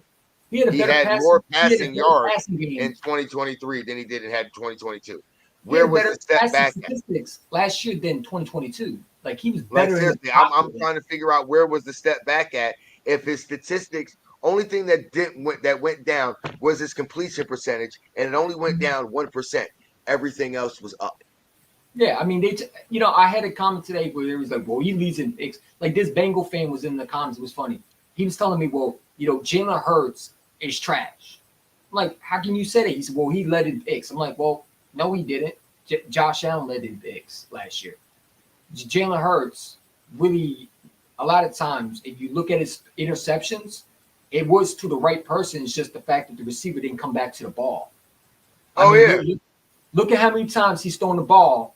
That receiver should be wide open, right? yeah. They weren't getting to the ball. You didn't see the receivers hitting the route and coming back to the ball. They were waiting for the ball to come to him. So as a defender, when you see that, you're going to jump the gun. You're going to And jump the route and that's why take I'm it. mad that the Eagles we missed out. I think we missed out on something this off season. I'm sorry. I would have made that phone call to Ocho Cinco. He wanted to come in to be the wide receivers coach for the Eagles. I'd have called him up. Hey, Who? I didn't get to hear you. Your thing was stuttering. Now, Ocho Cinco wanted to be the wide receivers coach for Mhm. for the Eagles. You gotta say that one time. I got cut out a little bit. The Wi-Fi. Ocho Cinco.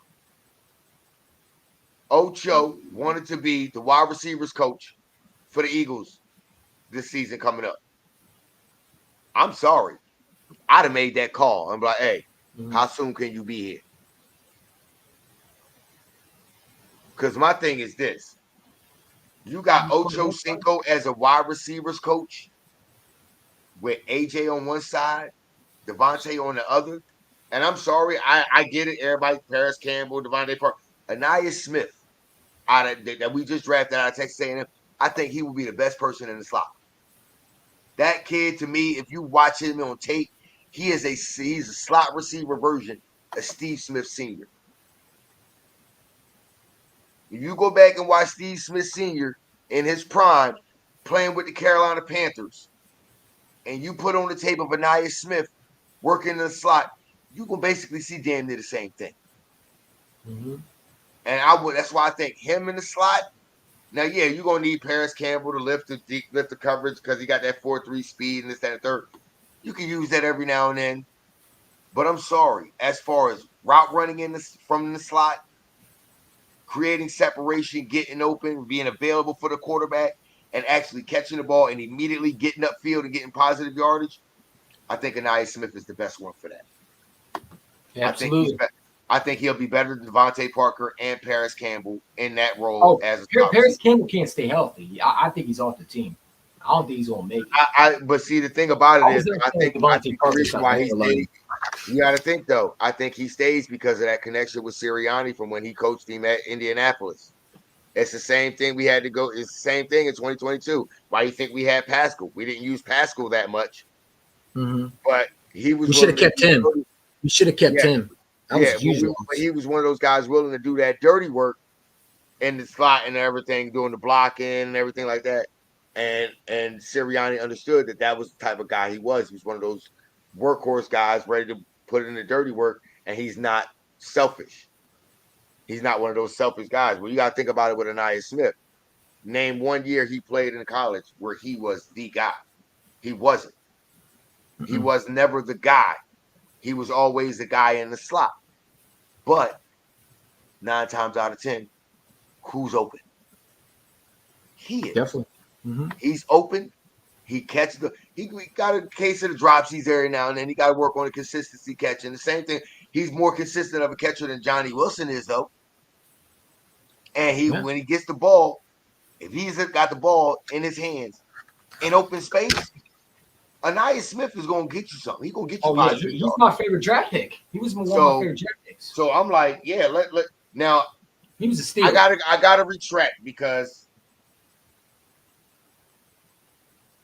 I remember how we sat there round 2 and 3. Mm-hmm. And I figure a wide in round 3, when we picked Jalix Hunt, Yep. I know me and you were both pissed off. It was just at the time because like you had better Here, players. But, yeah, they were. But Mhm. after watching film on this kid, after going back doing my research, watching film on this kid, Mhm. Vic Fangio, and I actually see what Vic Fangio sees. Mhm. You're combining basically the edge rusher that Von Miller was I with was this. thinking of what Jerome Baker was for the Miami Dolphins. No, you're looking at the edge rusher because he has the speed and the edge rusher moves and stuff. If he can get that second, third, develop that second and third move as a pass rusher, you're looking at Devon Miller as an edge rusher. But also you're looking at Justin Simmons as a coverage guy that can cover or as an edge guy that can drop back in coverage. Mm-hmm. That's what you're looking at. Now you add that with drafting of Jeremiah Trotter Jr., who in the last 2 years in college, he's been the best coverage linebacker in college football in the nation. You got a guy, Jalix Hunt, who started his career in college as a safety that converted to being an edge rusher. So you're combining his edge rusher skills with his coverage skills.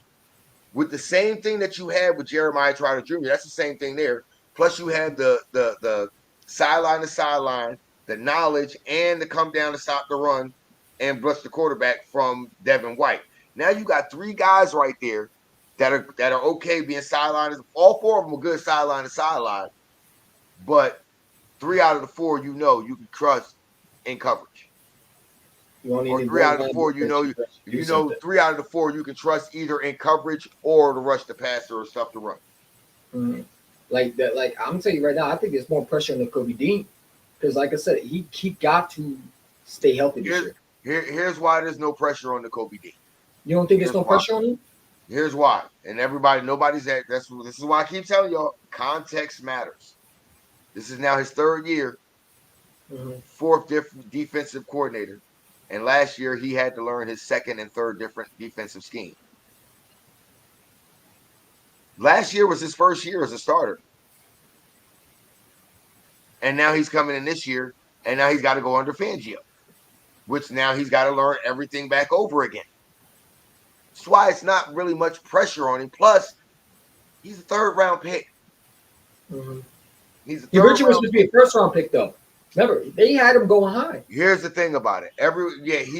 He was slated and he was analyzed to be a 1st round pick.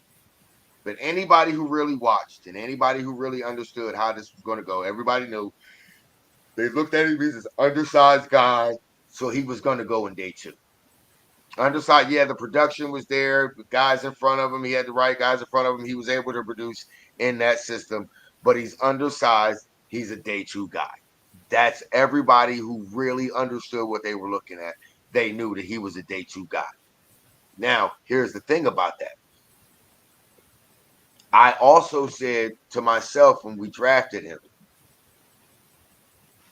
are the right guys going to be playing in front of him and playing the right scheme in order for his skill set to be highlighted? I actually think the way Fangio runs his defense, that actually will help not only just Jeremiah Trotter Jr. and Nakobe Dean, but at the same time, you're going to start to see Jalix Hunt. Everybody's not going to realize it, but Jalix Hunt is going to be actually he's going to be one of the defensive leaders within the next 2 to 3 years because of his ability. Joey Glaze. What kind of fucking name is that, though? Joey. Like, that's what you come up with? Joey. I'm gonna ask you something. Your quarterback stinks, though. It's Daniel Jones. I'm gonna ask you something, Joey. And I want you to be 100% completely honest with me. You said Jalen Hurts. You said Hurts sucks.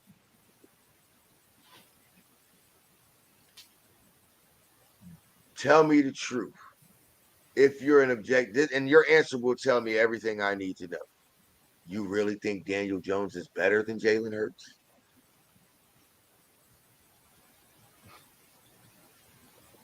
Joey, you really think Jones is better?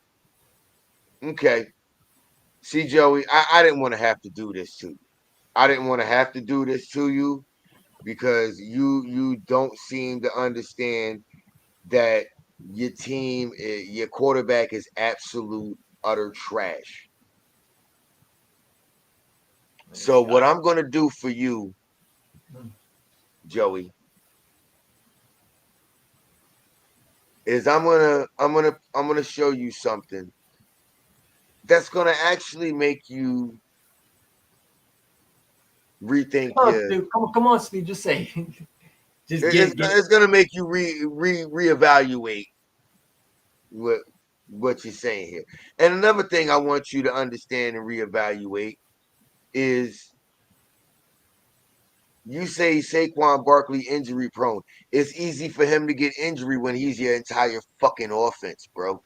Y'all ain't had shit else. Your quarterback was trash. Your wide receivers were fucking trash. Your O-line was fucking trash. Your D-line was fucking trash. Your linebackers, your secondary, y'all fucking whole organization was trash. Saquon Barkley's entire fucking career. But you want to sit here and try to tell me Jalen Hurts is trash? Let's talk about this, young fella. Joey Glaze, look at this. I want you to take a real good look at what you're seeing, Joey. Look at it. We beat you last year. Let me tell you how relevant that win that was y'all got in the last That's what they're goddamn going game. by now. Let me tell. Hold on. I'm gonna tell him how relevant that win was. Even though you didn't beat us, that win wasn't relevant at all, Joey, for the simple fact that I had us losing. our playoff spot was already clinched. We weren't moving any higher in the playoff positioning or any lower. You bitch ass niggas was still going home on the couch. You bitch ass niggas wasn't going nowhere. You were going home to plan your trip to Cancun. That's what y'all were doing. So sitting here trying to gloat about that little win that you got last year, the last game of the season, where did it get you? Did it get you into the playoffs? Did it get you into the NFC Championship game or the Super Bowl? No. Because guess why? Your quarterback is ass. You want to say Jones is better than Jalen Hurts? Guess what? 2022 in the playoffs in the divisional round, he had a chance to prove that. What the fuck happened? You went home 38-7. Put 7 points on the board. And he didn't even throw a touchdown pass. It was a fucking trick play where Saquon Barkley was back there. He took the snap and he handed the fucking ball off to the other running back. If Hurts was on the Giants, you bitch ass boy, y'all would actually be playoff contenders. Y'all would actually be playoff contenders if Hurts was on the Giants. Matter of fact, here's what's so funny. If Hurts was on the Giants, Saquon Barkley would have got paid the year before that, and Jalen Hurts would be paid. You would have a franchise quarterback and a franchise running back. But guess what? Why do y'all think y'all only signed him for 4 years and only 2 of those years were guaranteed? Here's what's so funny. Y'all could have let Daniel Jones hit the open market that year, and I guarantee you nobody would have signed him for fucking $40 million. Nobody would have signed him for $40 million. Joey Glad, you don't even believe that shit. Have a seat, dude. Seriously, man. We're going to beat, really? Joey, you going to beat who ass? You can't beat your own asses inside a wet paper fucking bag. You got a lot of beating to do since the Cowboys and Eagles pretty much own your franchise. Like, bro, I'm trying to figure out why this dude think he really going. Oh my god, bro, do me a favor. Do me a favor, Joey. Do me a favor. There's a special spot over. There's a special spot over here in the left corner that I have. Hey, Stu, you should show the picture I sent you and just put it up. No. There's a special little place over here over on the left that I create every time I'm online, whether I'm doing a live stream, whether I'm on Twitter or on Facebook, wherever I'm at. I create a special place for people like you that keep saying stupid shit out your mouth like this. You ever know when you probably still a kid, because that's the reason why you're making these stupid comments. But when you're a kid and you go to family gatherings like Christmas and Thanksgiving, and everybody gather around the table to eat, you notice there's 2 separate tables. There's a grown-up table where the adults sit at, and then over here to the left, over in that little corner, there's the goddamn kids table. Making comments like that, we gonna beat that ass, keep talking. Carry your ass over there to the fucking kids table and talk to them little kids that's on your fucking level. Little goofy ass boy. Fuck you talking about? First, we gonna beat that ass. Motherfucker, find the O-line, Find You haven't beaten us. find an since- O-line, find a quarterback, find a defensive goddamn coordinator that can competently call plays, find some defensive players that can actually fucking play. That's actually Hell. not true. It's not just the O line, bro. It's Daniel Jones. Even the Seahawks game, the man had time and he literally threw it right to Devin Witherspoon, man. He can't read the defense, bro. He struggles with reading coverages, man. Like you could tell that man cannot read a coverage, bro. Like stop. Hold on, It's hold not on, just hold the on, hold offensive on. line. He just made himself look even dumber. You say Barkley had no O-line, but the same for Barkley that Jones had. Why do you think both of them bitch ass why do you think Daniel Jones was always running for his life and he literally was injured all the damn time? Why do you think Saquon kept getting injured? Because Saquon was everything for y'all. So there were literally I can guarantee you over 80% Bro, I of mean, the it's time funny because Tommy that DeVito played Saquon better than Barkley was Jones, though. handed the ball in the backfield from the quarterback, I guarantee you he had to make at least 3 moves in the backfield, at least 5 yards deep behind the line of scrimmage before he can move forward. It's funny because Tommy That's how DeVito had fucking the exact trash same your offensive O-line line. is, bro. Tommy DeVito had the exact same offensive line, and he produced better than Jones. So what does that say? Because Tommy DeVito knew not to stand the fuck there like an idiot. Tommy DeVito knew this O-line that's in front of me can't block rain with a fucking umbrella. So let me move. Daniel Jones, y'all tried to call him Vanilla Vic. Yeah, he was Vanilla Fuck Vic. outta He here. except Fuck one outta thing, here. he couldn't stay on his own 2 feet. Still, Tried to call him Vanilla Vic. Motherfucker tripped over his own feet running for it. Almost had an 80 plus yard touchdown. They Tripped were over laughing his own at him, feet man. because he was so excited. They were laughing at him, man. Like Fucking dumbass boy. Pick your goddamn knees up, boy. dude tripped his Motherfucker, own you got feet, tripped. man. He got tripped in the divisional round game against us. All Hassan Reddick did was touch his shoulder and his back, and he went down for Hassan Reddick's first sack in the goddamn playoff run. Hurts' system. This is another uneducated. This is another uneducated football statement. Let me go ahead and educate you. If that's the case, then why couldn't Minshew not win those same games? Hold on, no. Here's what's so funny. Let me educate you on NFL history. Joe Montana, Steve Young, Van Buren, Troy Aikman, Bart Starr. I don't give a fuck what quarterback you name in NFL history.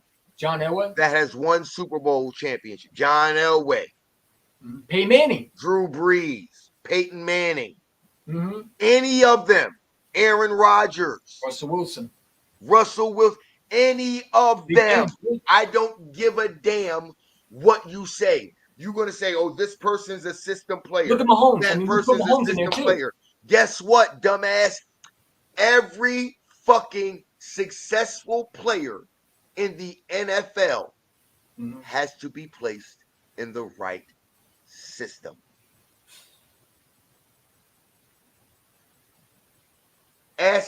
You can pose this question on Twitter to any former NFL player. I don't give a fuck if they're a Hall of Famer or not.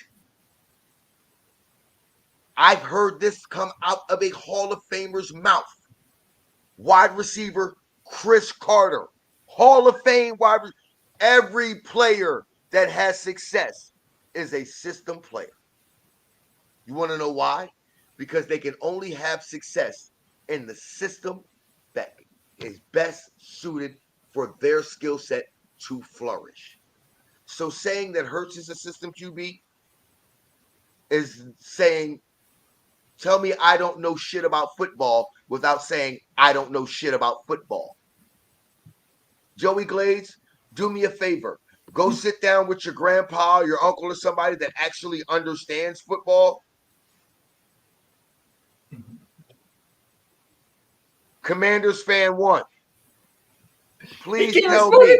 Right. Please tell me. No. Look how he spelled Commanders.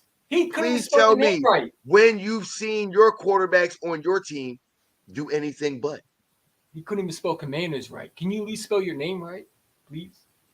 Please. No, he spelled it right. He He spelled did? it right. Yeah, he Okay, spelled it good. right. Because I see him on my channel. The man had literally 3 M's. So he corrected it. Here, All right. here's my thing. And here's the thing about it. Bums. Judging by the unoriginality of his name and the picture that he's using, he's kind of a young cat. Yep. So tell me, name me a quarterback that you've watched with your own 2 eyes your entire life that's done anything but struggle. Show me one. Name one. Name one that did not struggle. All of them. Through your entire life. Matter of fact, I can tell you right now, your entire adult life has been nothing but your team hasn't won. Oh my God.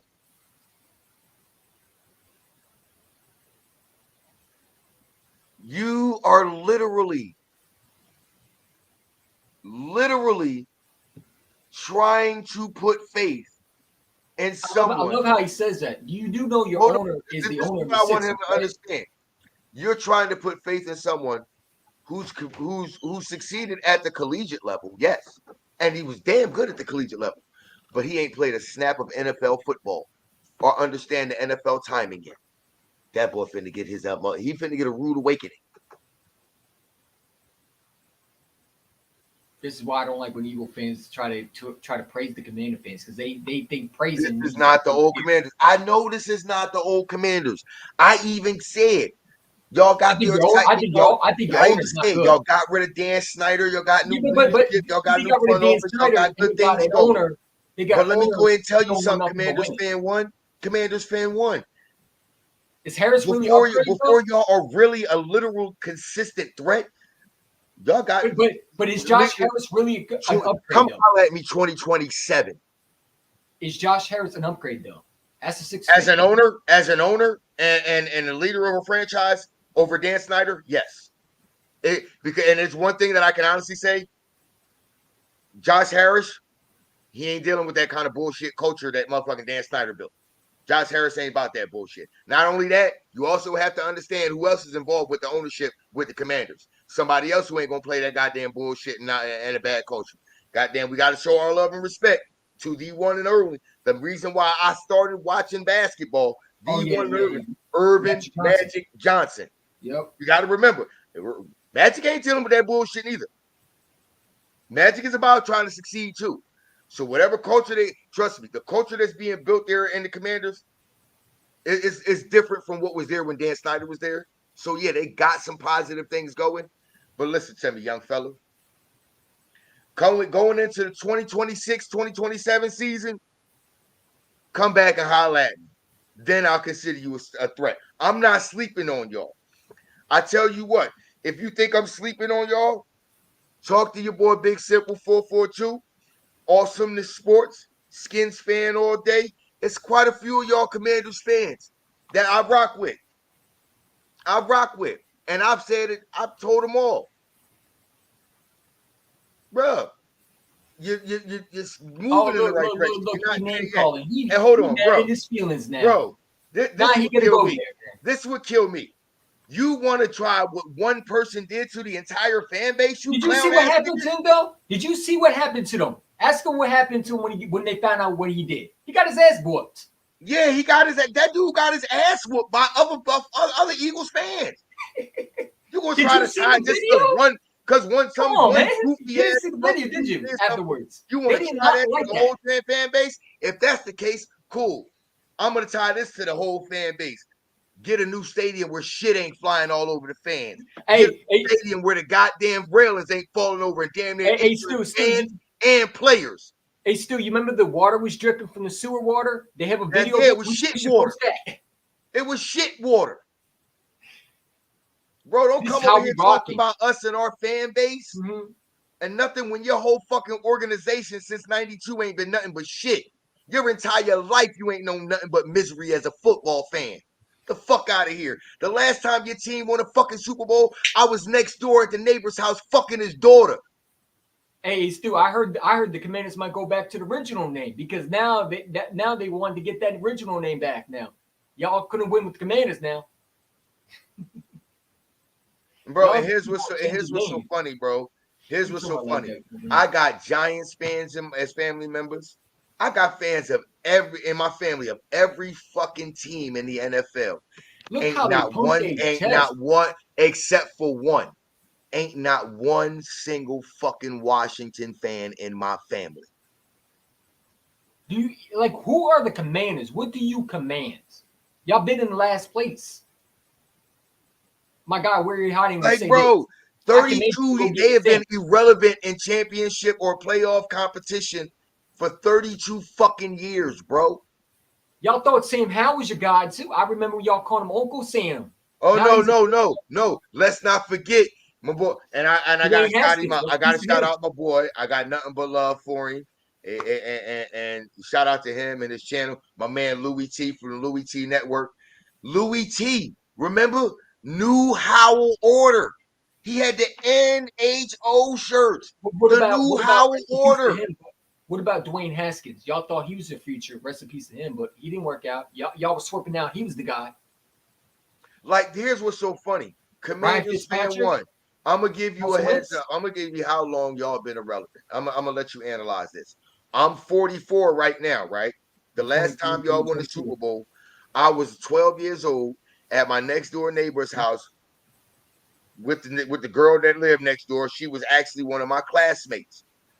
I've had enough time to graduate high school, have 3 kids. All 3 of them was grown. 2 of them were college graduates.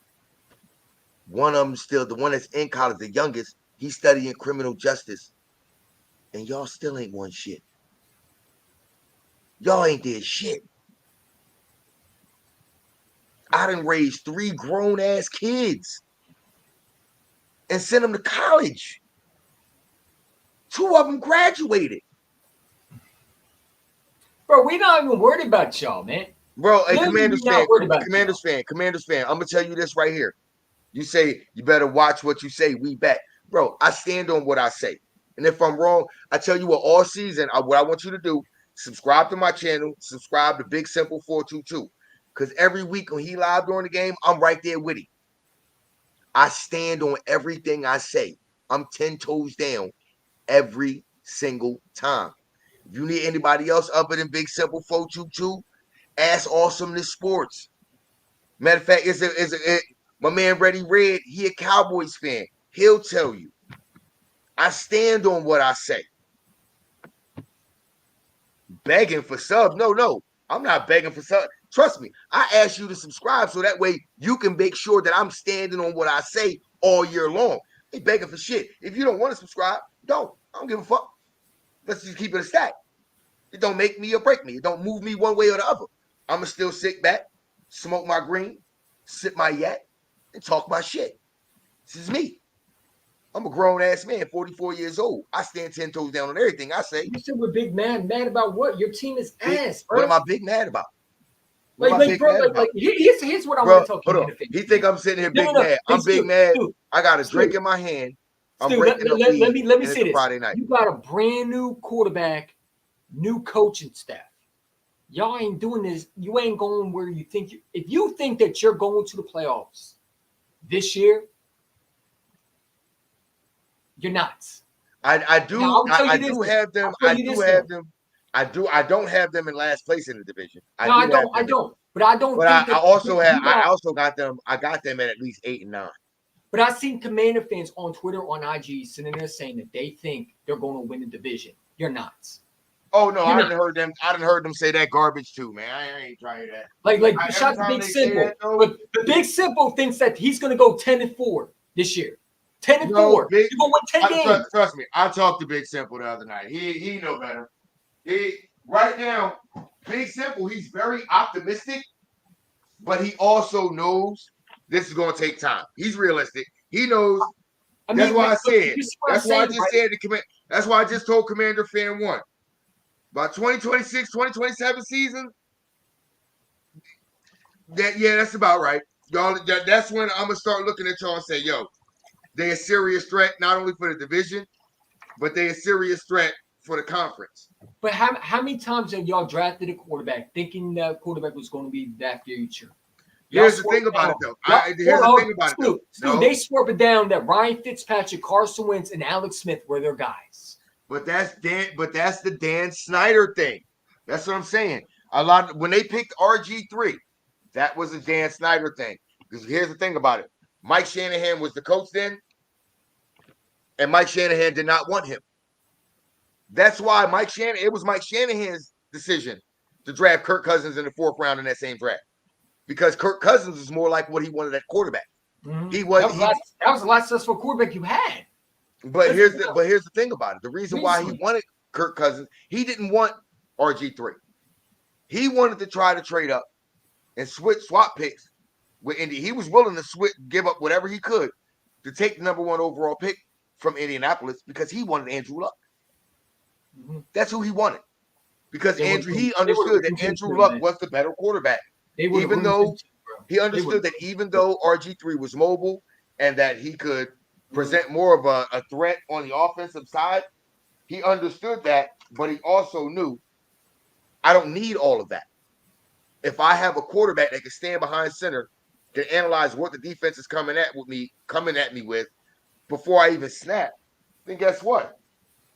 All that extra athleticism isn't necessary. So that's why he was willing to give up all of that to move up to get Andrew Luck. But Dan Snyder wasn't going to let him do it.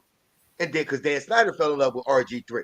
Because we all got to remember who was the one quarterback he wanted to draft, but he couldn't trade up to get to. And RG3 reminded him of it. He couldn't trade up in that draft to get Michael Vick. And RG3 at that moment reminded him of it.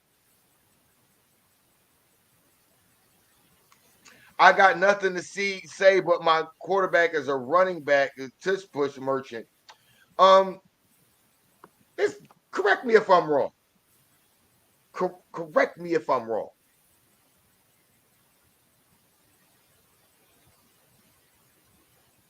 Hold on. I'm gonna ask you to do this. While I ask you this, because I'm gonna ask you this question, because I want you to look this up for me, because I don't have my other phone with me right now. But why did my running back? Who had more rushing yards last season? Would that be Jalen Hurts or Lamar Jackson? Oh, that's Lamar Jackson. Is Josh Allen running back too?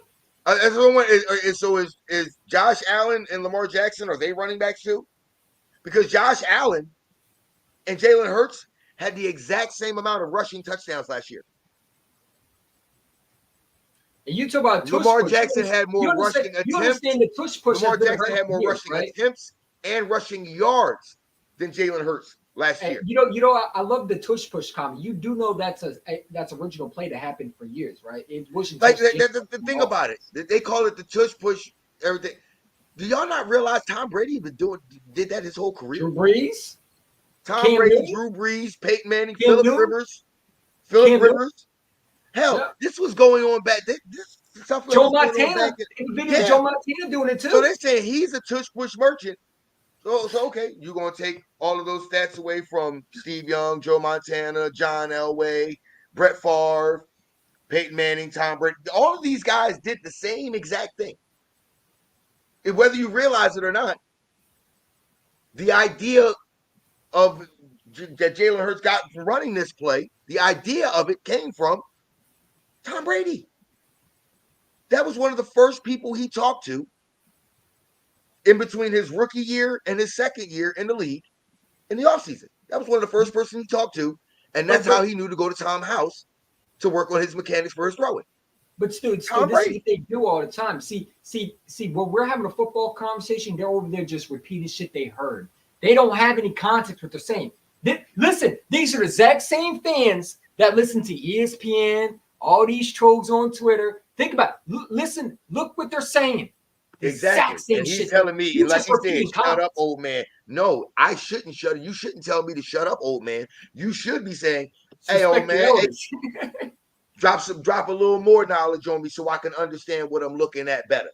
Because that's what I'm here for. First of all, if you were a little kid, you shouldn't be talking to a grown adult. Didn't your mom tell you respect your elders? Respect No, respect no, no, no, no, no, adults no, no, no, in the no, no, no, building? no.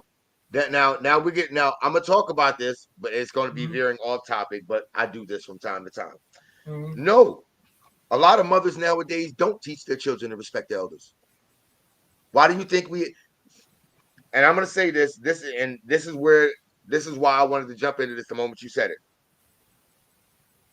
I'm not a Chiefs fan. Everybody know I'm an Eagles fan, but Harrison Buckner said some shit. You're A lot of the 17 shit and he said in talking. his It's commencement crazy. speech, a lot of the stuff he said in his commencement speech, I don't agree with. But there was one thing that I do say that he started. There's one particular subject that he started to touch on that I do agree with.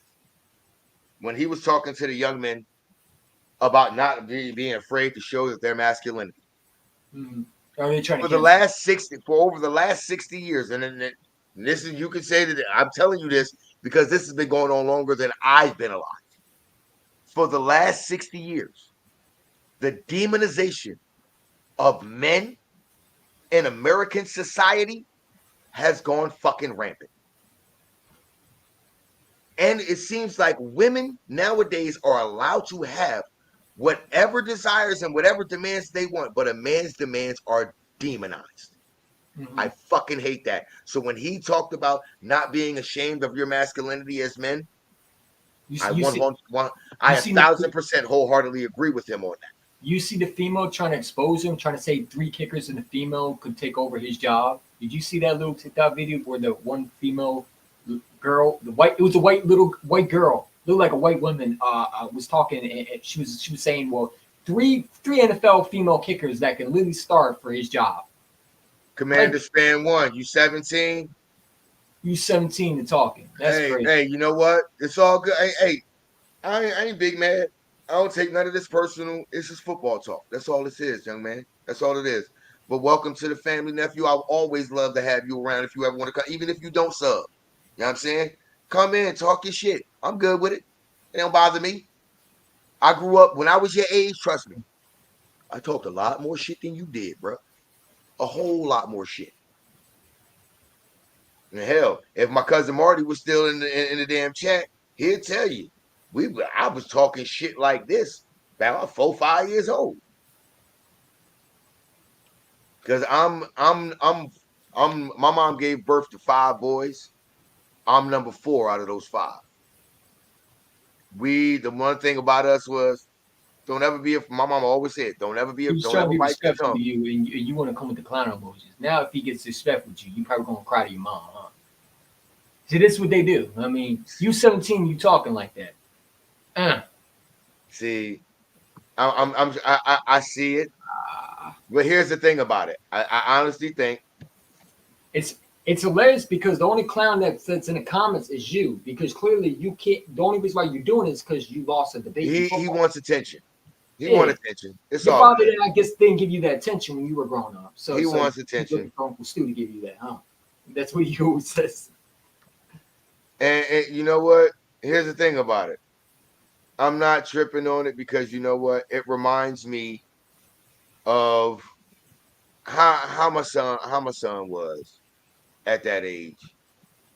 My stepson, he was very, very, you know what I'm saying, just I'm in your face, talking trash. I ain't no back down. Until I gave him this little bit of advice. I told him, I understand you like to talk like that with your friends and y'all talk trash. I said, but when it comes to guys around my age, as older folks, you need to remember one thing. We didn't get to be this age by being bitch ass niggas. We can still do the same shit that we did when we was younger. We just don't do it no more. We didn't get to be this age by being passive. No. Growing up 70s, 80s, 90s, nah. Stand 10 toes. You better stand up, man up. And it was like that ever since I was 5 years old. 85? Come on, bro. I was told right there, I don't want to hear that crying shit. Man up at 5. So you calling me a clown? Nah, okay, cool. The funny thing about it is, bro, You sitting here doing all of this, saying this, that, and the third. I'm go ahead and give you a heads up, bro. You can trace my family's history in the military all the way back to the Civil War. Intel, demolitions, front lines everywhere. I can get your IP address and your home address in less than 5 minutes if I want it. I'm the kind of guy, the way I grew up in Philly, you'll never see it coming. I'll pop up at your front door. I had your mama and daddy startled, wondering what the fuck just happened. Watch who you talk to disrespectfully, bro. I know you just in here talking sports and talking trash. It's all good. But just watch that, man. Watch that.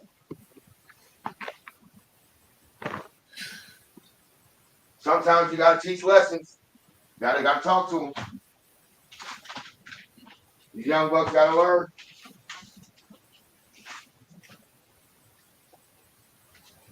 So tell me something. Tell me something, EC1. What player are you most not drafted, but free agent or somebody already on the roster that you want to see how they perform this year? I mean, we pretty much talked about it, but I got two. I think Jordan Davis. I want to see what he does with a brand new defense coordinator. I think that Nakobe Dean, I really want to see how he does. I want to see if we can get that Georgia Nakobe Dean that we saw in Georgia, that leader, that guy that he was. You know, the Bukis winning man of the he won the Bukis Man of the Year award, and I just want to see that. I just want to see if Nakobe stays healthy. He's a good player. It's just, I'm hoping that this guy steps up, and I think that him and Jeremiah Charter and Devin White could be a nice combo. And you're going to need those linebackers to step up. Unfortunately, I think that this is a make or break for some of these guys, especially Jordan Davis. He got to stay in shape, in my opinion. But I'm interested to see Dean and Davis. I think also I'm interested to see Jalen Carter in the second year. I think Jalen Carter is going to take a huge step up.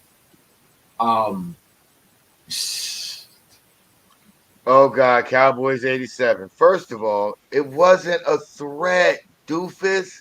If you would have sat and listened to my tone and what I was saying, it was never a threat. I just I want to know. explained who I Are you the was. father of I this kid? explained who I was and what I was capable of. Are you I the never guardian threatened. angel of this kid, I man? Like, never why do because you if I care was what you threatening, said to him? because I want no, because I want Cowboys 87 to understand something. If I was threatening, I wouldn't have said that. I'm the kind of guy that could pop up in front of your door and have your whole family, mom and pop, startled. I would have simply said, "All right, keep talking shit. See you at your front door in a couple of days." That's me threatening. It's the difference. It's the I difference just want to between know. I just explaining want to who know. you are and what you're capable of and threatening someone. Bro, Mhm. come on. Know what? See, this is the thing about it. Cowboys 87. I'm asking Cowboy 87. Are you putting Cowboy 87 because you were born in 87? Because if you were born in 87, that would tell me that you're 37 years old at this particular moment, or turning 37 years old, which means you should have the intellect to understand the difference. I was born in 1980. But then again, I have the intellect to understand the difference because I actually have the equivalence of the intelligence of someone with a bachelor's in psychology and an associate's in philosophy. How do I know that? Because I hang out with a psychologist all day long. It's my neighbor. Yeah, bro, I am. I really am. And I enjoy it. You want to know why I'm goofy though? Because if I'm not goofy, I'm gonna be miserable. Who want to walk around life miserable? You probably don't even know what that means, bro. Ask him the definition of what that means. You just And repeated here's what's words funny. word on rabbit. He didn't say you goofy. He said you a goofy. Gosh. What? Yep, you're right. I am. It's supposed to be you is a goofy. Come on, Obviously, baby. obviously you're 17 years old and you can't form a proper sentence because it's you is a goofy, not you a Avo. goofy. Avo, hey Avo, hold on. Stay right there, Avo. Stay right there, Avo. This is my bro right here. I gotta actually send you the link to bring you in, bro. Cause we gotta talk, bro. Who's that? He's a Baltimore Ravens fan. This is my Oh. dog. This is my dog right here. This is my bro right here. Hopefully he's not delusional like some of these Ravens. No, fans. he not. He not. He not. Oh. No, this good people. It's my bro. Actually, I was on a live stream. It was me, him, Big Simple, Ready Red, all work, no play. And I said this. It was during the playoffs, and I said this to him. I said, think about this. I told him, I said, Saquon get ready to be a free agent. Derrick Henry get me a free agent. I said, I don't want to see. I said, if Derrick Henry is behind in the backfield with goddamn Lamar Jackson, that's a problem. And then I also said, I tell you what, y'all get Lamar Jackson, we gonna get Saquon, and it's gonna be Jalen and Saquon and motherfucker Lamar Jackson and Derrick Henry. See y'all in this February. Bo, what's good, bro? Yeah, look. You know what? He probably done went and grabbed something to drink real quick. I know he do that every time. He'll sit in the backstage and he go run grab something to drink real quick. You know, it's all about the Birdland, man. Birdland. Hell yeah, it's just all about the bird gang. See, this is what me and Ibo, EC1, me and Ibo got this thing. He's a Ravens fan, I'm an Eagles fan. It's still bird gang to us. And Ibo, when I say Ibo, y'all get Henry, we get Saquon. See you in February. That's right. I said that. We shit already during talked. the Look, playoff game. we already talked about this. Hell yeah, y'all were playing in the playoff. I said y'all get Derrick Henry. I said, boy, that's gonna be nasty. Derrick behind the back door. I look at it this way: we just tormented the Tennessee Titans for the rest of their lives. We took AJ and his receiver. Yes, Tennessee. Look, Tennessee is getting ready to be tormented watching Baltimore and Philadelphia. Yeah, because you got AJ and we got King Henry. Yeah, they best two players that they've had over the last 6-7 years is going to be playing in that game. And if I'm not mistaken, y'all got a couple of their players. Yeah, well, Byard's gone. We got rid of Byard. We let him go. Okay, okay, cool. But here's the thing, though. It's not just about the players that we brought in. Yeah. My thing is, this is what I wanted to get back to, EC1. This is why I asked you that, because my main thing that I want to see out of the player, from a player that I want to see the most out of, is I want, and I know everybody Eagles fan don't want to hear this, but I don't give a damn. Avonte Maddox, stay healthy for me for a whole season. Listen, I'm sorry. Our main problem with Avonte Maddox is he can't stay healthy. He got injured the last 2 years. A good player just can't stay healthy. When he is healthy, yep, he is a top 5 nickel corner in the league. Mm-hmm. If we want to go back to that 2022 season, we were up 10-0. Avonte Maddox gets the sack on Dak Prescott, and his foot got hurt, and it was 3rd and 30. Remember, the next play was 3rd and 30. Avonte Maddox is in the game. That 3rd and 30 doesn't get completed to Brandon Cooks because Josiah Scott's he's not in the game. Right. We traded for him, right? We traded for him, right? We traded him for the Jacksonville Jaguars, right? That was a 5th. We swapped the pick for him for the Jacksonville Jaguars. Yeah, we did. We swapped the pick, but we swapped the pick because he was still just a practice squad guy. He was like either 4th or 5th string or a practice squad guy. Yeah, he wasn't making it, so they swapped with y'all. Yeah. Yeah. As a matter of fact, Ivo, I need to add. This is what I want to add. Who do y'all think is going to be y'all's top receiver this year? Nelson Aguilar.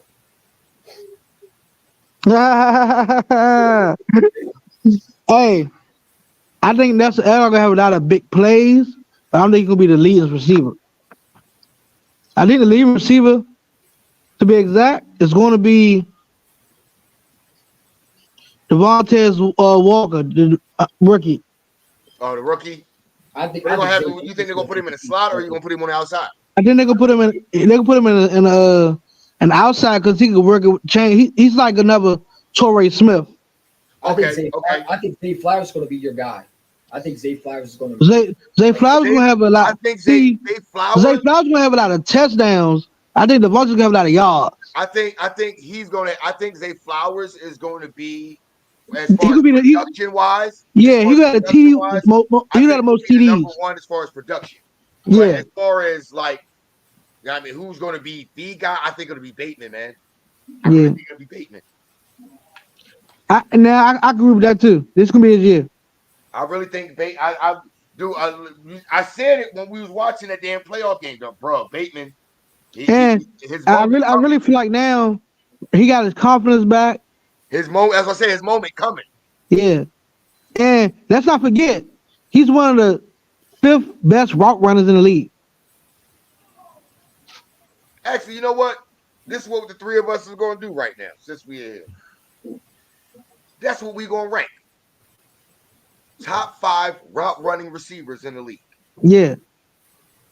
I'm going to start EC1. Give me your top 5 route running receivers in the league right Route now. runners Yeah. all time or just No, just active Like in the league right now. Like active players. Yeah, right now. active in the league right now. I got to go with Devontae Smith. Good route Okay. runner. I put him at a 5. Okay. I think when it comes to route running, dude, like there's a lot. That's tough. Like who you see like that gets open consistently, like no matter what. Yeah. Oh, AJ Brown. AJ Brown gets open a lot. I'm about to say, yeah, can't forget about him. Yeah. Jamar Chase. Mm-hmm.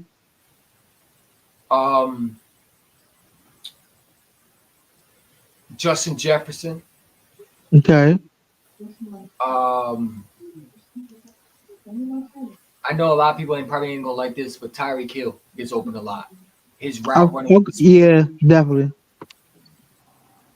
Okay. All right. Well, you got Avo. Well, you know me. You know I'm going Devontae Adams first. You know that. Oh, that was 4. I said Oh, Jamar Chase. You got one more. You got one more. Oh, one more. The last one will probably be. I think this is very underrated. Amon St. Brown. Amon St. Brown, yes. Amon Brown, not Amon St. Brown. Very Not underrated. Very Very underrated. underrated. Good call. Okay, Very okay. underrated. I like that. Mm-hmm. Very underrated. Well, I'm going Devontae Adams first. You know me. Oh yeah, I forgot he was still. Man, I forgot. Yeah, gotta go with the magician first, man. Yeah. I forgot he was on a bad football team. Oh, And then you know everybody sleep on too. Ayuk from Saint. Brandon Ayuk. Yeah, Brandon Ayuk. just watching his route, that guy gets open a lot. Yeah, Brandon, that's why I said.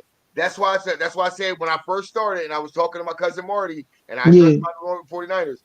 The reason why they not paying Ayuk because they know if they pay Ayuk, they're gonna have to come back to the table with Debo because Debo gonna feel some kind of way. yeah. And that won't make nothing like they don't want to be beefing and stuff, But then what also was going to put him in a bind though, because if Debo try to come back to the table, if they pay Ayuk, they just drafted the young boy Ricky Pearsall out of Florida. Yeah. I think they reached for him. I don't. There was a better. I watched him play. Mm-hmm. He's a dog. He is a dog.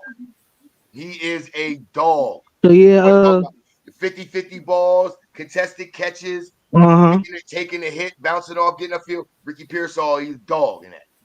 Okay. So I'm gonna go Devontae. I'm gonna go Ayuk. Then I'm gonna go Amara St. Brown. And then I gotta go AJ Brown and Rashad Bateman. okay. Now this But fun with it. I can also put fun with it. but see Jamar Chase gets open, but not really a route runner like that. He just he gets open. Devontae Smith is He a route just runner, man. his footwork. I got to put is Devontae immaculate. Smith in there too. Devontae. It's not when it comes to Jamar Chase and Justin Jefferson. It's not about their route running per se. Their footwork at the line of scrimmage. That's what it is. It's fucking immaculate. They run off.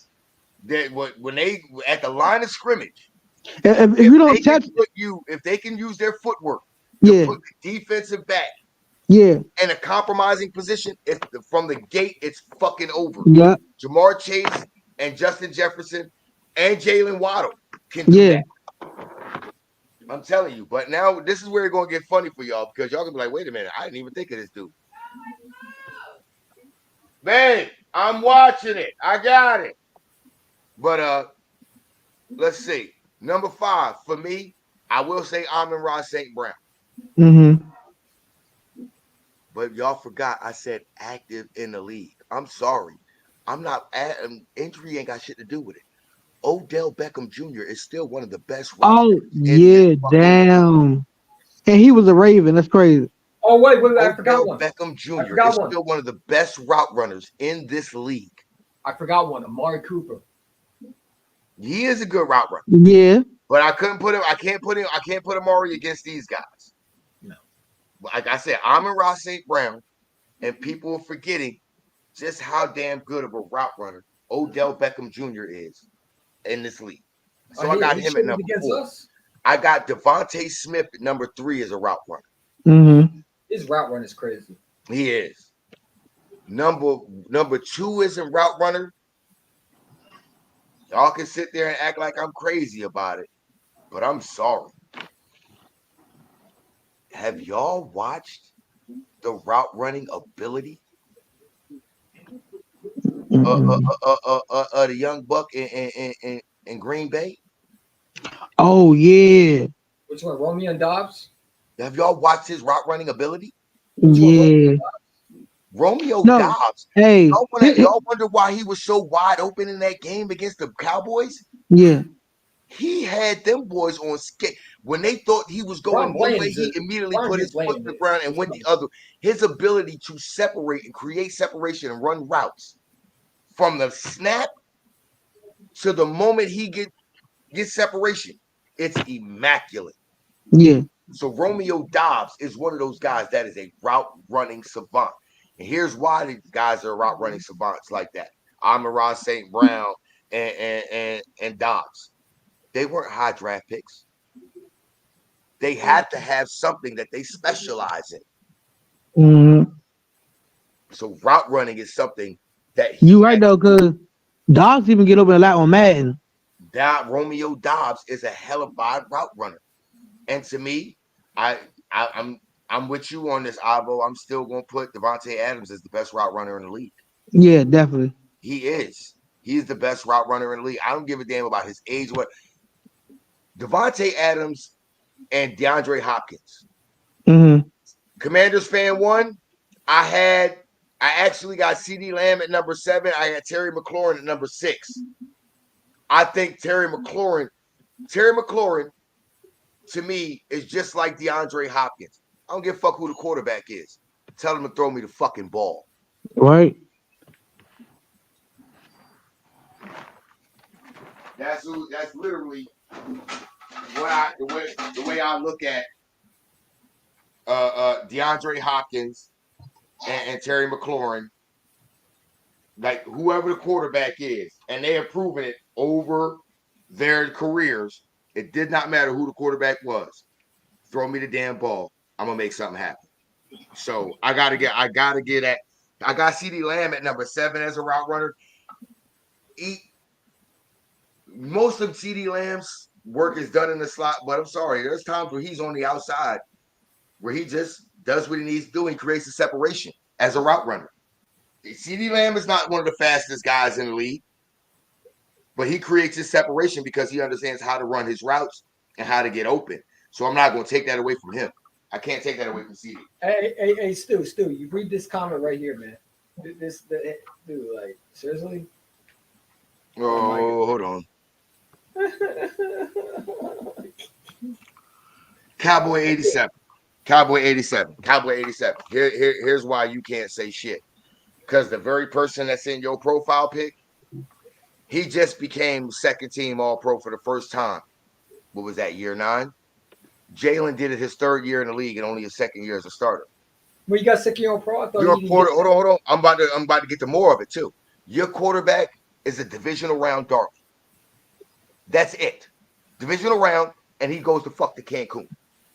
Jalen Hurts already played in the Super Bowl and damn near won it. You talk about Dak was second in MVP this past season. Who was second in MVP the year before that? Jalen Hurts.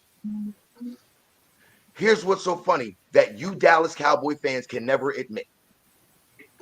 Don't matter who the fucking play caller is, your quarterback is shit.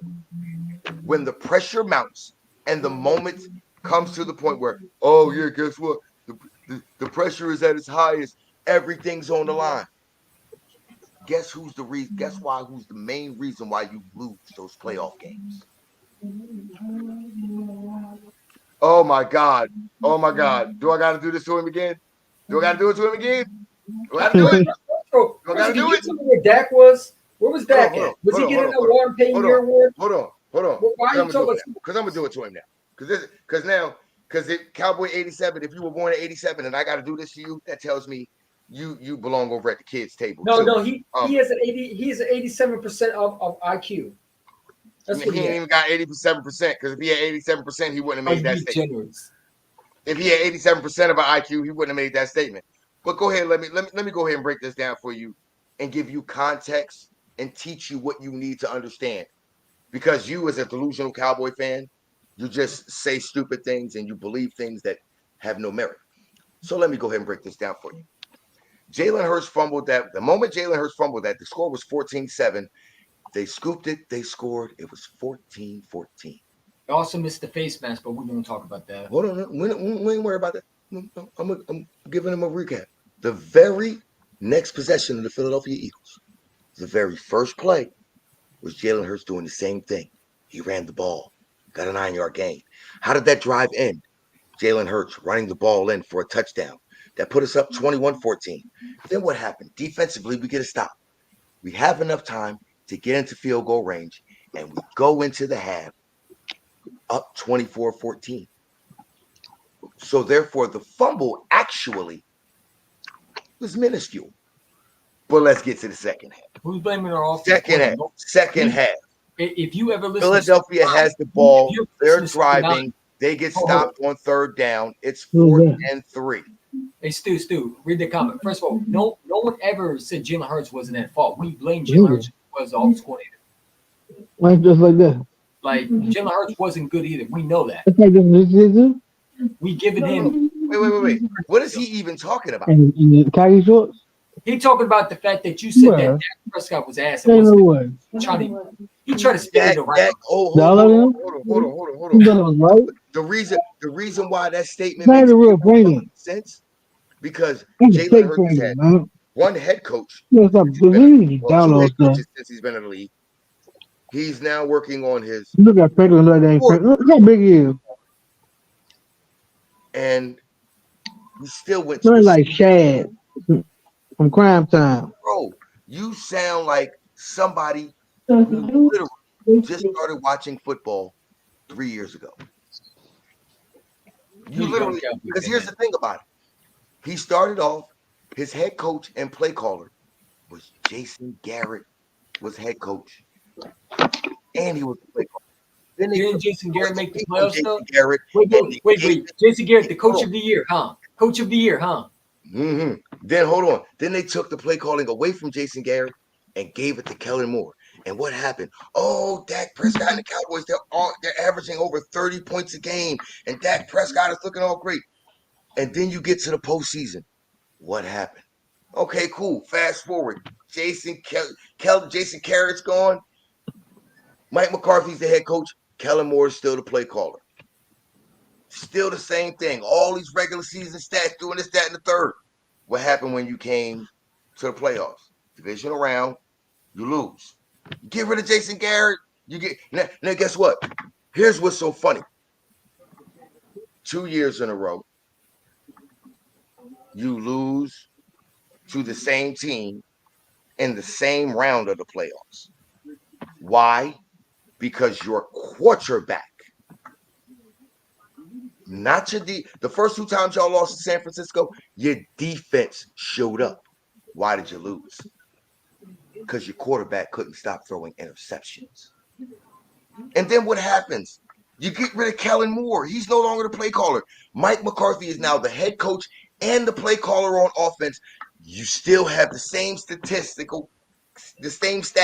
during the season. Get second team All Pro, second place in MVP voting. You get to the fucking postseason. Mike McCarthy's calling the plays. What happens? Your quarterback throws an interception that leads to a fucking touchdown. Yes, the fucking kicker missed the extra point. Then what happens? Less than 2 minutes left in the first half. Your quarterback throws a pick six. Literally 13 points that you gave up in the first half because your quarterback sucks ass. But you're talking to me about my quarterback? You're trying to tell me my quarterback? Then you said, this will kill me. You said he fumbled the Super Bowl away. You said Jalen Hurts is Your overrated. quarterback, No, you're not. your quarterback literally gives away the divisional round game. How can you be an Eagle fan and saying the quarterback that literally took you to the Super Bowl is overrated? Literally was a second All Pro. You're not an Eagle fan. You're a fake ass Eagle fan. I'm gonna be real with you. No, Jalen is overrated. that's not an Eagles fan, bro. No. Look at this dude right here. The next comment. No, scroll. He's Next way one. better than the Jack. Yeah, hold on. That one right there. Josh Philly fan. Yeah. To me, Jalen is overrated. Jalen is to me overrated, and I'm an Eagles fan. Well, here's the thing about it, Josh Philly fan. I like how you put it. Hold on. Here's the thing about it, Josh Philly fan. This is what I have to ask you. How are you rating him? What are you rating him at? Are you rating him? Are you trying to rate him in the elite category? He misses Carson Wentz. Carson Wentz. That's what I'm trying to figure out. Because I'm trying to figure out what scale are you rating him on? Because I'm a lifelong Eagles fan for 44 fucking years. I don't think he's overrated, but it all depends on how you rate him. He is a game manager. And if you really think about it, that's what quarterbacks are. They're game managers. Let me go ahead and give y'all a little heads up. Let me go ahead and tell y'all how head coaches look at quarterbacks. Head coaches, yeah, you got outliers, Patrick Mahomes and stuff like that. He can't throw. I don't know how you could say that. He threw you last year. Were you not watching the game? Josh Philly, man. Hold on. He can't throw. Where's your evidence that he can't throw? See, where's your eyes? What you sound like to me is you sound like you're parroting what you think your friends are saying, and your friends you think they actually know football because they might have been watching it a little longer than you. So you sound like you're saying what they're saying. But where is your evidence of it? Because here's what's funny. If you think Justin Herbert can throw the football, then you cannot tell me that Jalen Hurts can't. Because the velocity of their throws is the only difference in velocity in their throws is 1 mile per hour. Justin Herbert throws the ball 1 mile per hour faster in velocity than Jalen Hurts. So please excuse me when I ask you, where's your evidence? Carson Wentz was better at what? Hurting him. He was better at what? Because see, here's the thing about it. When you Carson, when you're talking about physical talent and athleticism, physical talent as in okay, cool. Physical talent as far as a better arm, stronger arm talent, yes.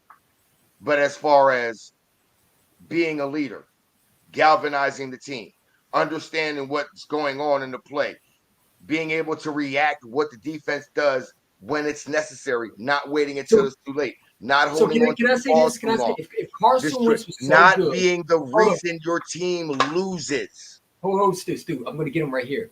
If Carson Wentz was so good, why couldn't he go to Indianapolis and win the Super Bowl there? Why couldn't he go here's the thing about it. If Carson was better, this is where you know Carson is. This is how you know Carson wasn't better. Carson wasn't better because he wasn't mentally strong enough Mhm. to accept the fact that you have to compete in this league for your fucking job. He didn't want to go to Chicago because he didn't want to play with Nick Foles. No, They had this he did. certain room that He had. did not want. This is where you know a true football. This is why I say when it comes to quarterbacks, yeah, yes, Ready Red, he was more talented. But But that don't mean that much, bro. It don't mean anything. here's what this is what I keep telling people. When talent isn't working, what do you need to have? You gotta have a winning mindset. You gotta have a winning mindset. You gotta have when Poise, coach poise the pocket. technique, heart, Not deer hunting. mentality. The name was deer hunting. Coaching and technique. When talent ain't working, your technique and your coaching, that's what you rely on. You ever When notice when he talent gets ain't stressed? working, You ever notice when he and gets that's the stressed, thing his about face it. starts turning red, His and he thing was starts, he this. starts This is the breaking out. problem that we started to realize this early with Carson Wentz. Mhm, He started bringing plays that he ran in college, mhm. bringing them to the NFL. So he wasn't relying on coaching. He was relying on the talent that he was using in college with the plays that he was using. Like I said, when talent does not work, technique and coaching reign supreme. You know That what the is biggest where thing about Carson Wentz I said, that is why I say, Mhm. no, Carson wasn't better than Jalen because Jalen grew up in an environment where he always had his coach around him, He whether it was on the football field or at his Jalen Hurts home. took criticism. Carson Wentz couldn't take criticism. That's why you saw Carson Wentz give Doug Peterson the stink eye. That's why you saw guys like Johnny Flippo. Remember him? Yep, D. That's why he didn't Filippo. come back. Why do you think Press Taylor didn't push Carson Wentz? Because he didn't want to be taught. Because he knew He thought he was he already good enough. understood that Carson Wentz literally was handed everything. He was given to it. He was a golden boy. Oh, number 2 Did overall you pick, read the reports? franchise Did you read the quarterback. reports how this It man was was walking given around? to him. It was given to him, but Like once he Stu, got into this did league you and hear he the reports realized, that this man was walking around thinking he won 10 Super Bowls, like he was the GOAT? Like he was but here's walking the thing, around. he Yeah. was given everything, Mhm. and then it dawned on him once he got in the NFL. You got that Mhm. contract, yeah, cool.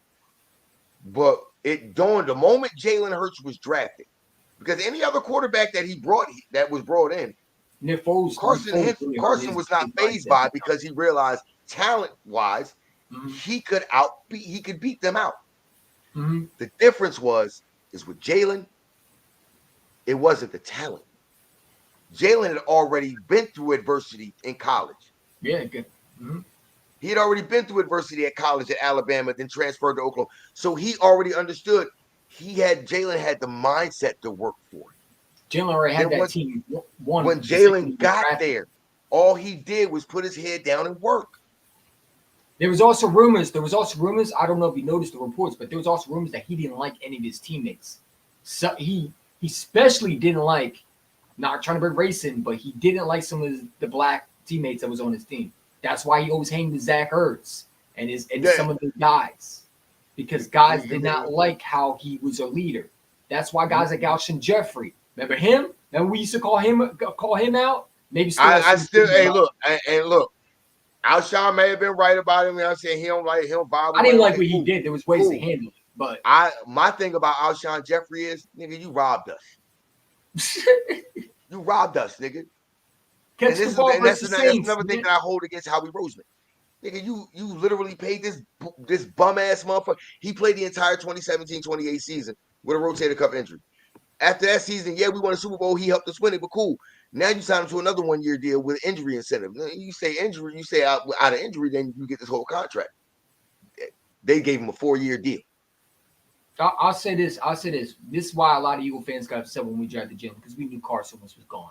The second they drafted Jalen Hurts, and you heard out of Howie Roseman's mouth that we missed on Russell Wilson, he was out the door. Here's my thing about that. He was out the door. When we drafted him, that year we drafted him, I'm not going to lie, I did so many mock drafts that year where I had drafted Jalen Hurts. I at least drafted him in the 3rd round because I've always been a believer in Jalen Hurts, even when he was at Alabama.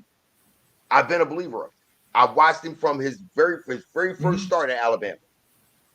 So when him going through that adversity, and then going to Oklahoma and still being able to perform, I'm like, wait a minute, that's 2 Power 5 fucking conference teams that Don't mention that you win it. That not only did you go in there and you show that you can perform, but you went to Oklahoma when you transferred, and the coaching staff, the players, and everybody said you were the reason why the entire culture shifted that year.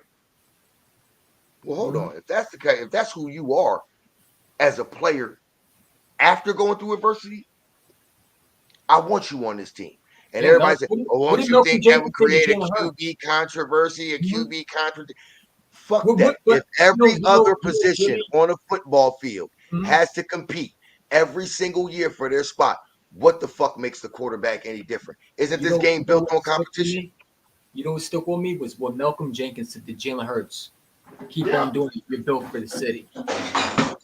That right there, he already won that. When Malcolm Jenkins told Jalen Hurts, "You're built for the city," you got it. Yeah, that was a shot at Carson Wentz, man. That was a shot at Carson Wentz, bro. They did not like that dude, man. Look, Jalen Hurts. Really, you want to know something crazy about it? I literally was defending Carson Wentz constantly. My guy, shout to him, Bobby Murphy. I know you probably met him, Stu, but he was telling me, and I remember in the comments, right? He was telling me like Carson Wentz sucks, and I used to argue with people, sitting there saying that Carson Wentz isn't trash. Like, stop saying he's trash. He won us your Super Bowl. Like, you ungrateful Eagle fans. Like, I used to go back at people for saying Carson Wentz sucked. Like, it was hard for me to like go against. You remember the Eagle fans who were saying get rid of Carson, keep Nick Foles? I used to trash those fans, man. You said, what the hell are you talking about? I'm not gonna lie. Hold on. I didn't say get rid of Nick Foles. I'll get her in a second. But I didn't say I wasn't one of those ones that get rid of Nick Foles for Carson or get rid of Carson Wentz. But I was one of those ones that after the year after we won the Super Bowl, that I literally said, let Nick Foles start to make it a full calendar year that Carson Wentz is not on the field. Let Nick Foles play whatever the fucking record is, whatever, who cares?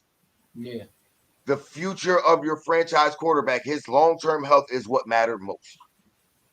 The moment they brought him back sooner, I was like, it's not going to go well. The moment they brought him back, week 3 again.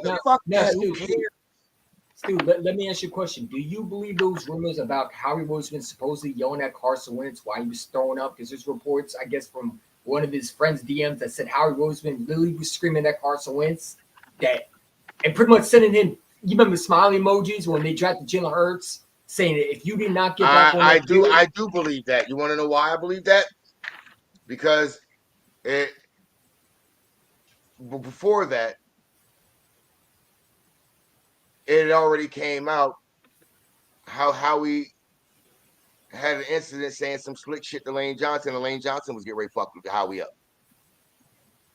Jason Kelce is the one that actually had to step in front of Lane Johnson and say, let it go, let it go, let it go, walk away. Because he said some slick shit about Lane Johnson and about Brandon Brooks. And Lane Johnson took that shit serious and was getting ready to fuck Howie up. Kelce heard it, and Kelce pushed Lane the other way. So, yeah, I do believe that about Howie. Here's the thing about it. I've been saying this for years. Even though he's doing a great job of putting a team together a great team to put on the field or whatever, getting all this talent, Howie Roseman is the snake in the grass. He is the snake in the grass.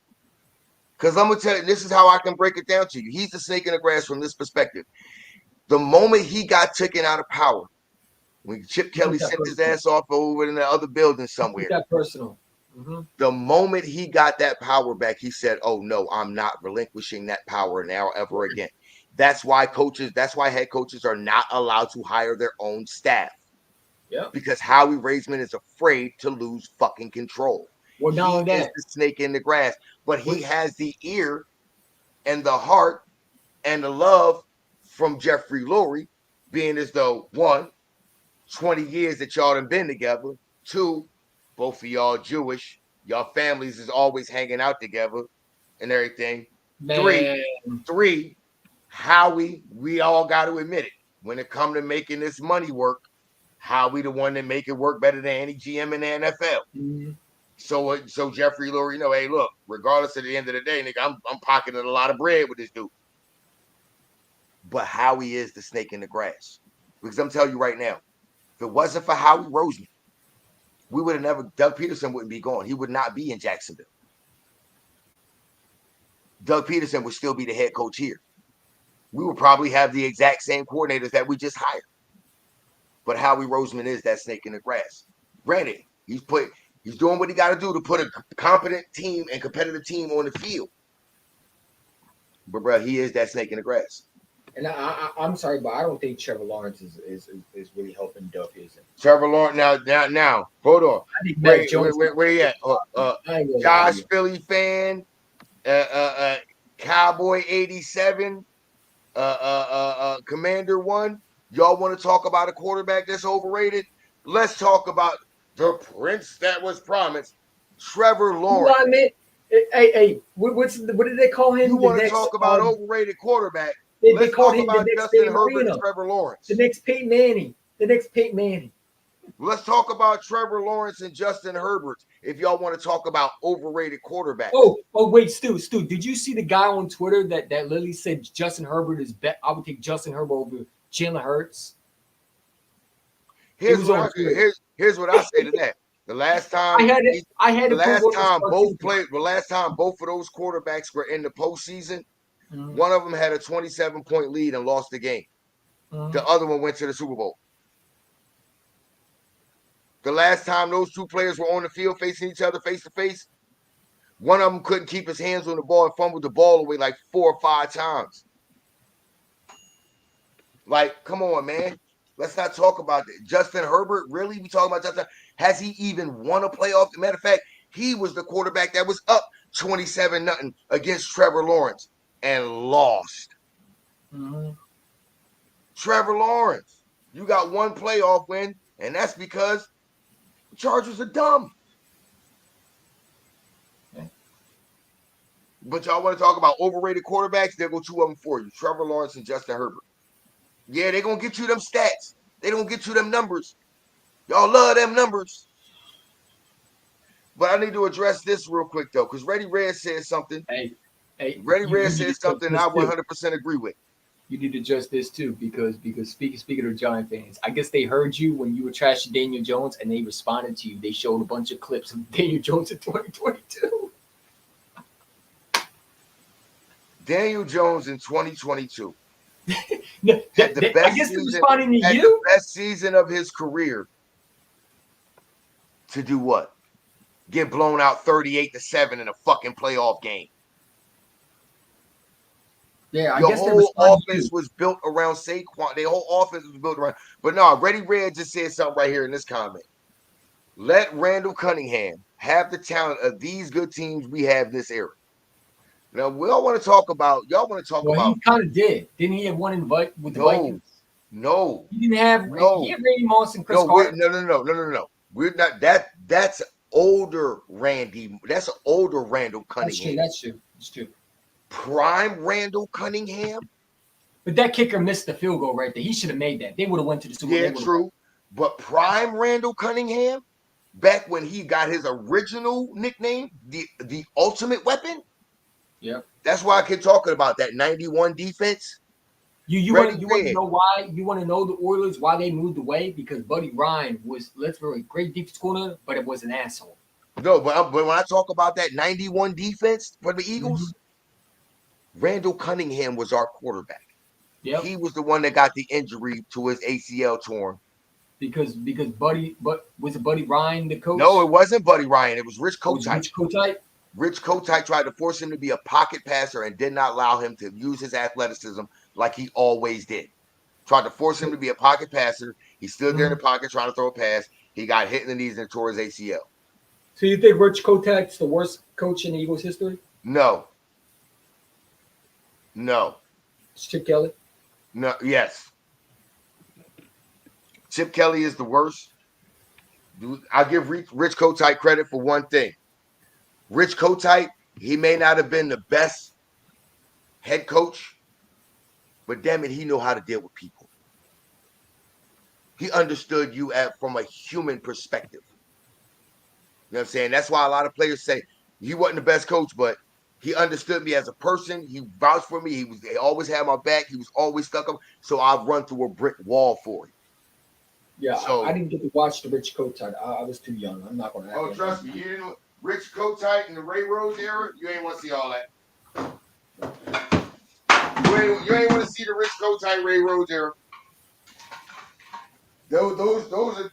Oh my God, that's a heartbreak right there. Watching them, like, because we knew we had the defense, we had offensive skill players. Mm-hmm. We just had shit for coaching. Yeah. We had shit for coaching. Now they tried to keep us competitive. You know what I'm saying? At times, there was one thing for sure that I could always say about back then in those days, though. 80s and late 80s, mid to late 80s and the 90s to the mid 90s. Whatever team ended up as the NFC East champions, 9 times out of 10, that team was going to the Super Bowl. Yeah. And that's pretty much how it played out. Mm-hmm. You know what I'm saying? So that's You don't- really what I you don't want to get back to as a division. I want to get back to that. Everybody in the division is competitive, where it's a battle every time we face each other. Because I know if that's the case, and it gets back to that, where all 4 teams in the division is on that level, I know for a fact, if the Eagles come out as the NFC East champions, we going to the bowl. We at least gonna get there. And my thing is this: oh, you get there and you lose. Fuck that. You ain't got a chance to win if you don't even get there. That's why I keep talking to Cowboys fans, tell them, and Reddy Red even say, stop talking shit to me about, oh, Jalen Hurts fumbled the Super Bowl, he lost the Super Bowl. Motherfucker, he had a chance to win it because he was there. If your quarterback can't even get there, he ain't got a chance to win it, so you really can't talk. Hey, What are my Stu, opinions on Ron Jaworski? I put Ron Jaworski in the same category that I put guys like Terry Bradshaw, guys like Bart Starr, and What a was lot the of these opening guys, quarterback? The Snake? John Elway, Dan Marino, a lot of these guys threw the football for the numbers that they had as passers during that time period. It's phenomenal for them to have it because this was it was a rushing football league. 95% of the time, they were handing the football off to a running back. So for them to have the numbers they had each year, bro, you can't get. And it was Bro. also hard back then to play as an offense when you had a real defense back then that could actually do more. And defense. The rules that are in place now for the defense, shit, not back in the day. I'm telling you right now, back in the day, Hey, Stu, let me ask you a question. How do you feel about these new rules? Do you like them? Do you think that's soft, like the XFL kickoff return, and then I'm curious about the kickoff thing. I'm real curious to see how that's going to work out. I don't know. I don't have a definitive feeling about it one way or the other. I want to see how it works out. And I just think another reason. I just think the hip hop drop tackle is going to screw us in one of those games. I feel like that. But that's another reason why I say a guy like Anaya Smith. That's probably was a prime pick because of how well he runs and returns kicks and runs with the ball in his hands and face. I had no problem with that. I would love that shit. But you know what's so funny about the XFL rule? Where they, the kickoff, the one they brought back, no one actually had a return. Most of them were just touchbacks. So it was like, you want more. My thing is this, here's my thing when it comes to that. No one really scored. You got for us though, man. Most of Jake Elliott's kickoff, motherfuckers go out the back of the end zone most of the time anyway. Yeah, but they now you can't kick it back in the end zone. They changed the rule now. So So what you're telling me now is, according to this new kick rule, if a kicker decides he wants to kick it full strength, he's not allowed to. Is that what you're telling me? That's what it says. Yep. So, here's my thing about it now. If that's the case, I can double check. I can send you. Get this shit the fuck out of my league. This watered down bullshit. Hey, Getting what on about my the hip fucking hop nerves. drop tackle? Because I feel like one of those penalties are going to screw us. The hit, but see, that's the thing about it. Because if That's you know but see, the hip one guy drop, that does it a lot, that's it's why I Brandon hate Graham. that. Here's the reason why I hate it. Because it's subjective to whatever fucking referee is the one that throws the flag. Mhm. So therefore, now it's just a judgment. It's a personal judgment call of that one referee. And it's 15 Come on, yards man. too. It's a 15-yard penalty too. Why couldn't that just be 5 yards? It has to be Now 15. here's my thing, and this is what I want to throw this out there to y'all and everybody that's in the chat that's watching, Appreciate it. whether you're on YouTube, Facebook, or on Twitter or on X. I'm sorry. I want y'all to answer this question for me. How can the league say they're doing things to promote player safety, but yet they're trying to add more games to the schedule? I just want to know how they going to do that when they had literally a Super Bowl where our field was slippery as hell, where guys were falling and slipping. Damn right, Weezy. Damn right. And you know what, Weezy? You know what, Weezy? I was waiting. Like more injuries are caused by the fields than actually getting tackled. If we talk about player safety, if that's what we talk about, why the fuck y'all ain't did nothing about the conditions at MetLife Field? Because they don't care about that. It's all about Because fantasy. MetLife Field, whether it's the Jets or the Giants playing, there's always somebody in that game that gets fucking injured at MetLife Stadium. But if you talk about player safety, right? Thank you. And then you talk about that. No, when you brought up that field that we played on in the Super Bowl, they use turf that is used on golf courses. I'm sorry, I played on a golf course. That ain't made for NFL play. You got 300-pound men running full speed on golfing turf and think that ain't gonna be bad. Come on, man. It makes zero sense, man. I don't I understand you trying to make the game safer. You know what I'm saying? Because but here's my thing, right? You got all this technology, right? All this technology. You promoted on TVs about the technology, the helmets, and all that stuff. Why don't you just update the equipment?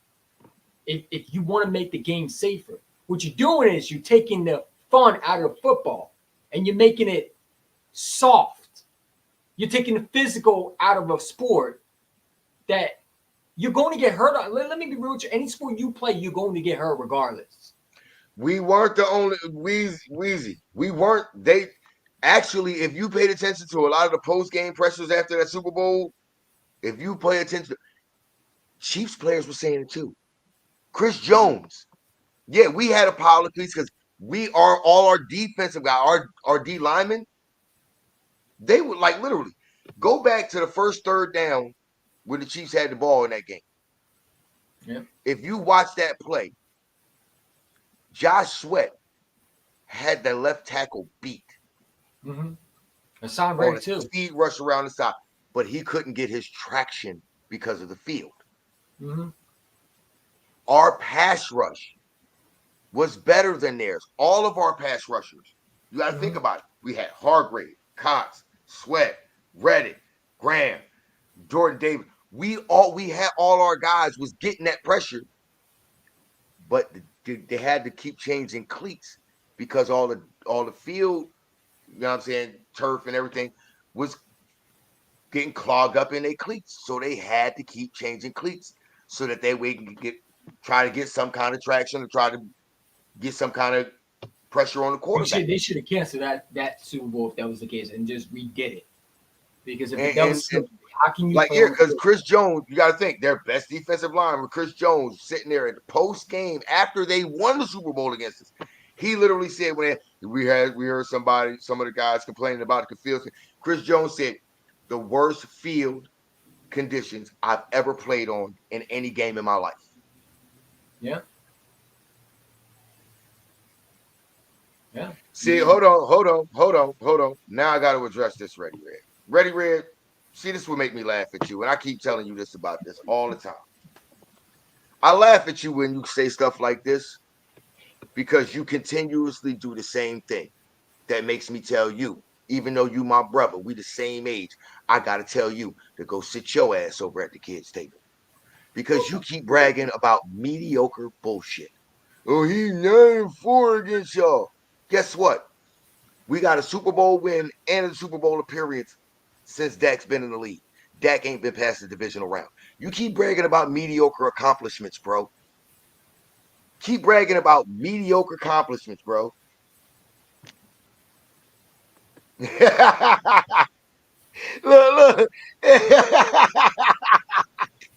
Oh no, you ain't gonna go. Hold on, you ain't going at that nephew thing. I'm gonna let you go at it. Nah, that nephew.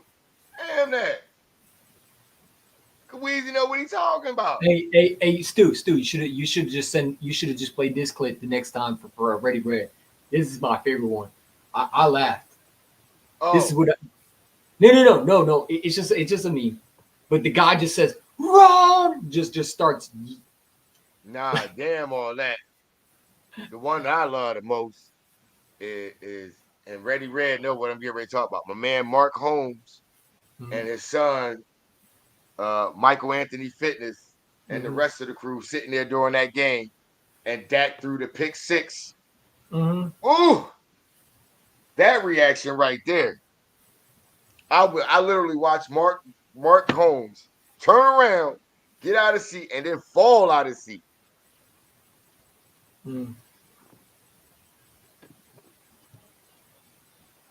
Hey, Ready Red. You ain't said nothing. Hey, Stu. I guess they want to talk about the You best ain't said nothing. They go to link Ready Red. You ain't said nothing. You see this, Stu? Yeah. The best offense in the NFL. You know what though? Here's the thing about it. Alex Bellantine. I'm let them talk. Look, it's all just bulletin board material. Because like I keep telling people, everybody said the same thing that everybody's saying about Saquon Barkley right now. Oh, he's injury prone. He sucked. He's washed. They said that same shit about Christian McCaffrey when he got traded from Carolina to San Francisco. They said that people were saying the same thing. But people didn't realize that Christian McCaffrey, for a whole 2.5 years, he was their entire offense, just like Saquon Barkley was for the Giants. Now you put them in a place where you cannot solely focus on stopping them. You can't solely focus on stopping Christian McCaffrey because you got to worry about Ayuk, Debo, Kittle. What's good, Ready Red? What's up, Stu? What's good with you, bro, man? Always good to tap in with you, man. How you feeling tonight, man? Oh, it's all gravy, baby. Here in Dallas doing the damn thing. Hey, look, that you said doing the damn thing. What is he? What thing is he doing? Is he doing the thing that he did in that playoff game, I or is he mean, doing the thing that we see him do against the Giants every year? Stu, you know how we do it. Now, I didn't come up here to talk to you about all this. He want Weezy to come up in here. The Wheezy, it's a Philly thing. Bring y'all bitch ass out the chat. Because it's different up here. I'm a different nigga. Don't get it twisted. Weezy ain't no slouch. Y'all come in here talking. It really wasn't Wheezy. It was the Philly thing, filthy, Philly whatever his name is. You know what I'm saying? Yeah. Y'all think I'm just a typer or something. Oh no, I don't know. I've been saying it all the whole stream. Nah, Yeah, I got bodies all across Eagles Nation or whatever y'all call it. Yeah, I got I a let lot him of know bodies. from the gate. I let him know from the gate. Wait, Ready Red, that's my bro right there. Here you go. What's up, Weezy? Weezy, what it do? What is good, Weezy? You know, went What's outside up the with shield.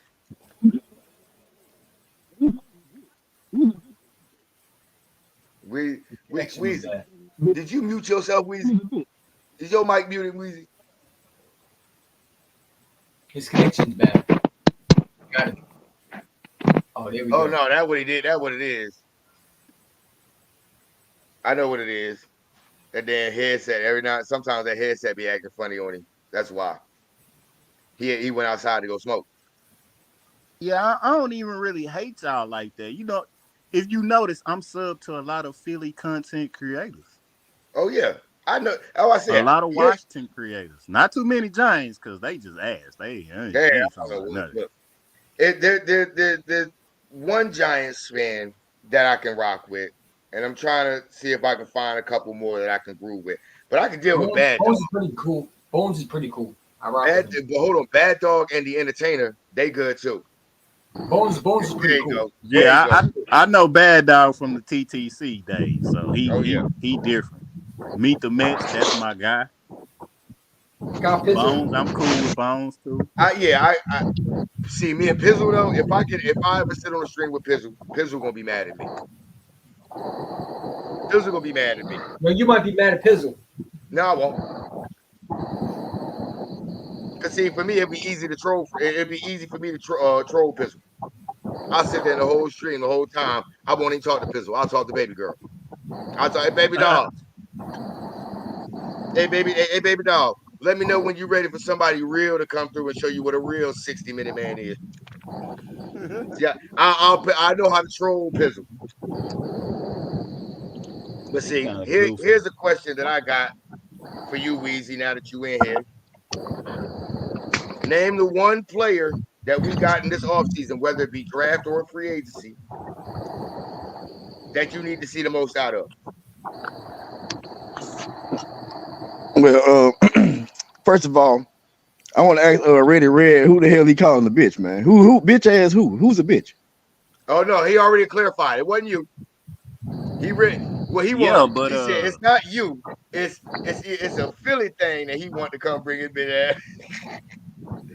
That's what he said. He clarified that. He said, hold on. He came here hot like that shit come with consequences and repercussions. Or hey, that's you damn right. That's nephew. They all come with you damn right. You told the nephew that come with consequences and repercussions. It's a family affair. All I'm saying is, bro, look. Give me my goddamn. All I'm saying is, bro, I don't fuck around about that type of shit, bro. I don't play like that, bro. So, I don't care. I already said I wasn't talking to you. I don't care. Ride with You got the room. I'll tell you, cuz. Fuck all that shit. Weezy. Nephew. Straight, no, he clarified. Straight respect as it is, bro. I don't understand, bro. You want to bitch ass all this other bullshit in the street, bro. That shit is funny. Cuz I ain't had this, bro. Nigga, we don't even understand what you saying right now. I understand what he's saying. He said where we come from in the hood, where we at. You know what I'm saying shit like that. Y'all ain't throw the niggas from the hood. What you thought? I get it. But ain't no hood. That's all he was saying. I don't care about that shit.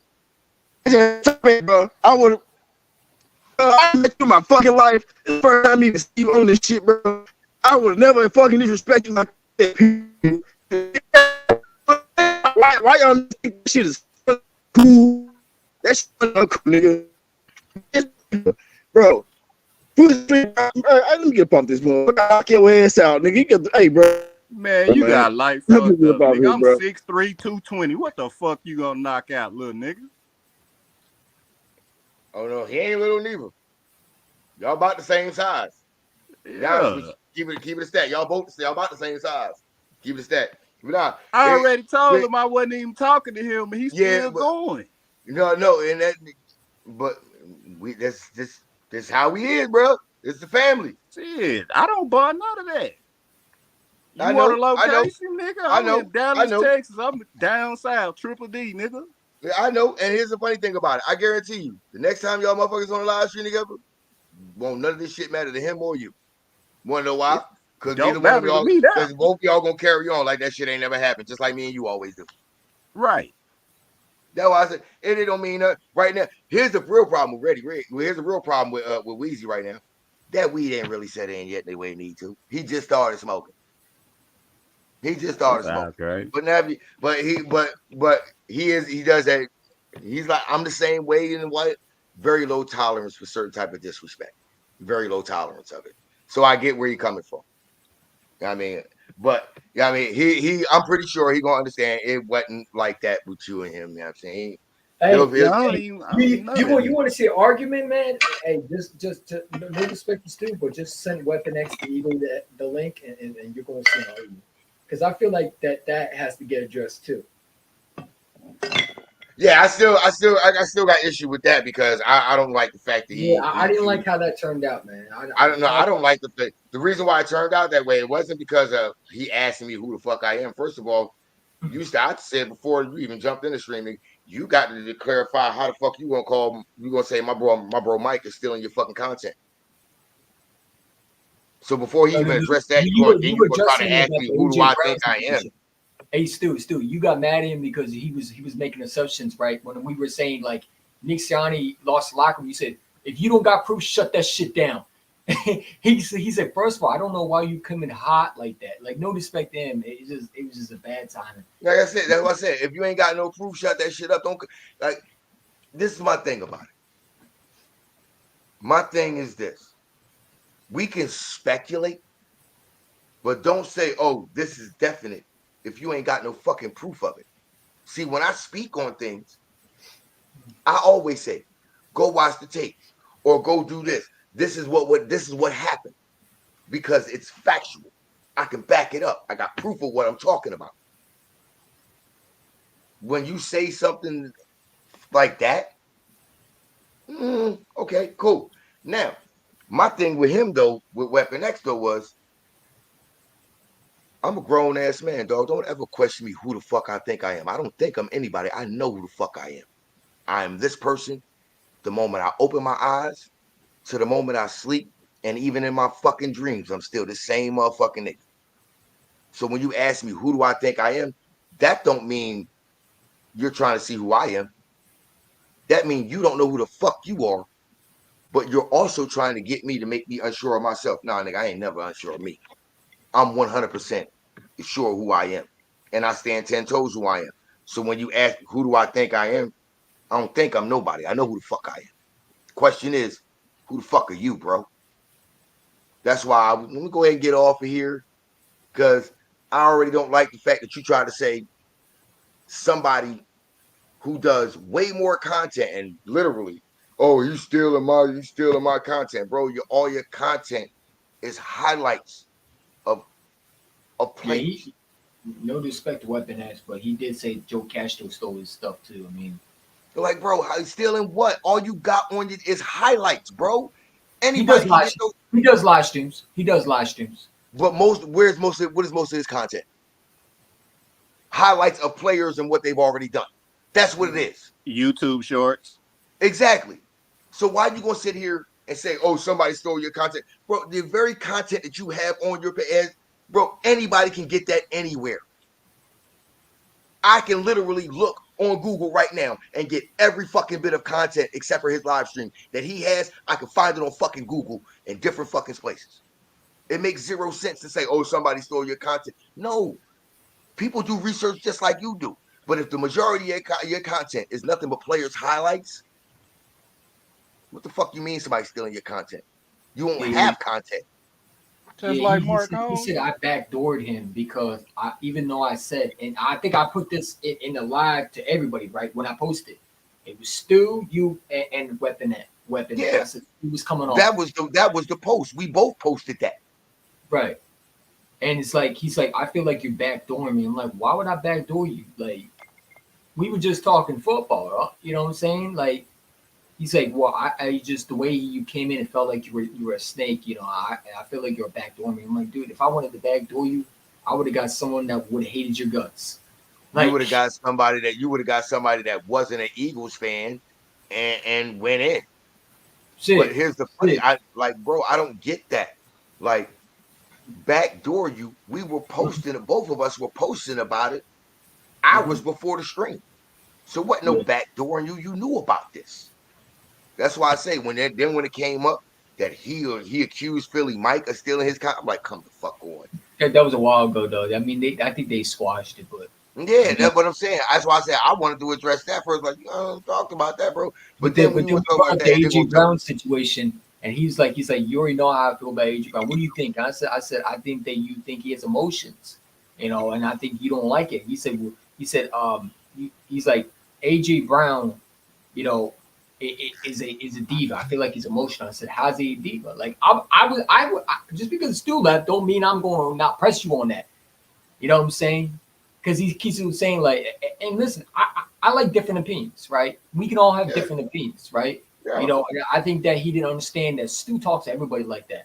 Ain't none personal attitude. But first time me and Ready Red ever talked to each other, I'm not talking like that, Red. Hey, Stu, you remember when we first talked together, I believe, and I'm like, why are you coming at me like that? You're like, I talk to everybody like this. Like everybody. Like you just got to get used to it. And I was trying to tell Weapon X, but it's like, I wanted you to stay on because at that time we were already going to get into that debate about AJ Brown because that was the next thing I was going to bring up. You missed it. You I think you left. I don't know if you watched it, but I watched it. How do you feel about AJ Brown's contract? And I didn't want you what I did was I backed out of the show myself, and I just sat back and I just watched. Oh, trust me, I watched you, and like I said, I'm proud of that. I seen what you did.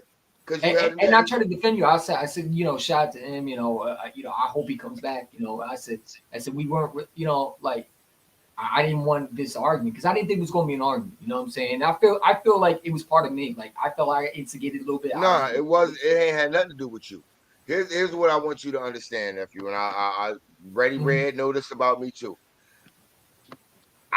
When I make a decision to leave a live stream, it's not because of somebody else. It's because I feel something in me. I feel me being pushed in a direction that I don't need to go. Yeah. You know what I'm saying? So I remove myself from that. Growing up, you know what I'm saying? If I was around your age, oh no, it's going. Well, fuck that. I ain't backing out.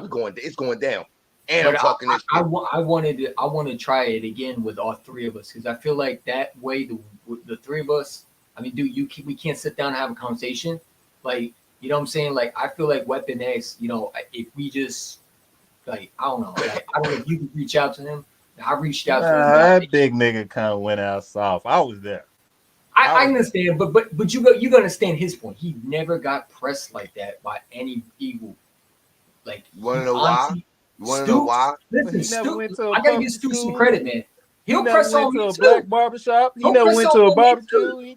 He don't care what's going on here. That's the thing about it. That's the thing about it. Ready Red said the right thing. He ain't never been to if he ain't never been pressed like I pressed him or you pressed him. He obviously ain't never been in a barbershop in the hood because they gonna press you every time you open your mouth about something. That's how we go. Like Ready Red.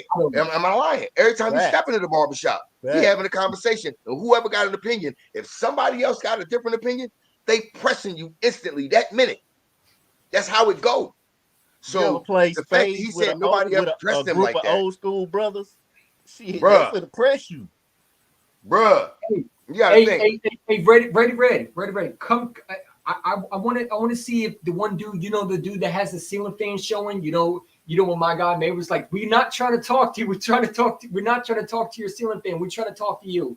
This, you know what I'm talking about, Stu? Like I'm trying to get that dude on. What's his name? The guy that be on my chat that shows the ceiling fan.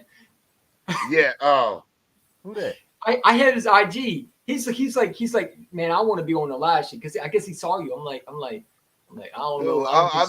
Look. I'm trying to recruit. I don't think Stu would allow you to show your ceiling fan and talking. Look. I'm at the point now where I'm just like, you know what? Oh, I'm waiting. I'm here for the shit now. Fuck it. I'm here for the shit. At some point, like me when Ready Red can vouch for this. When we was younger, nigga, we jumping head first in the shit. But now we look at it now like fucking letters. This ain't Sesame Street, boy. Right. So look, no, we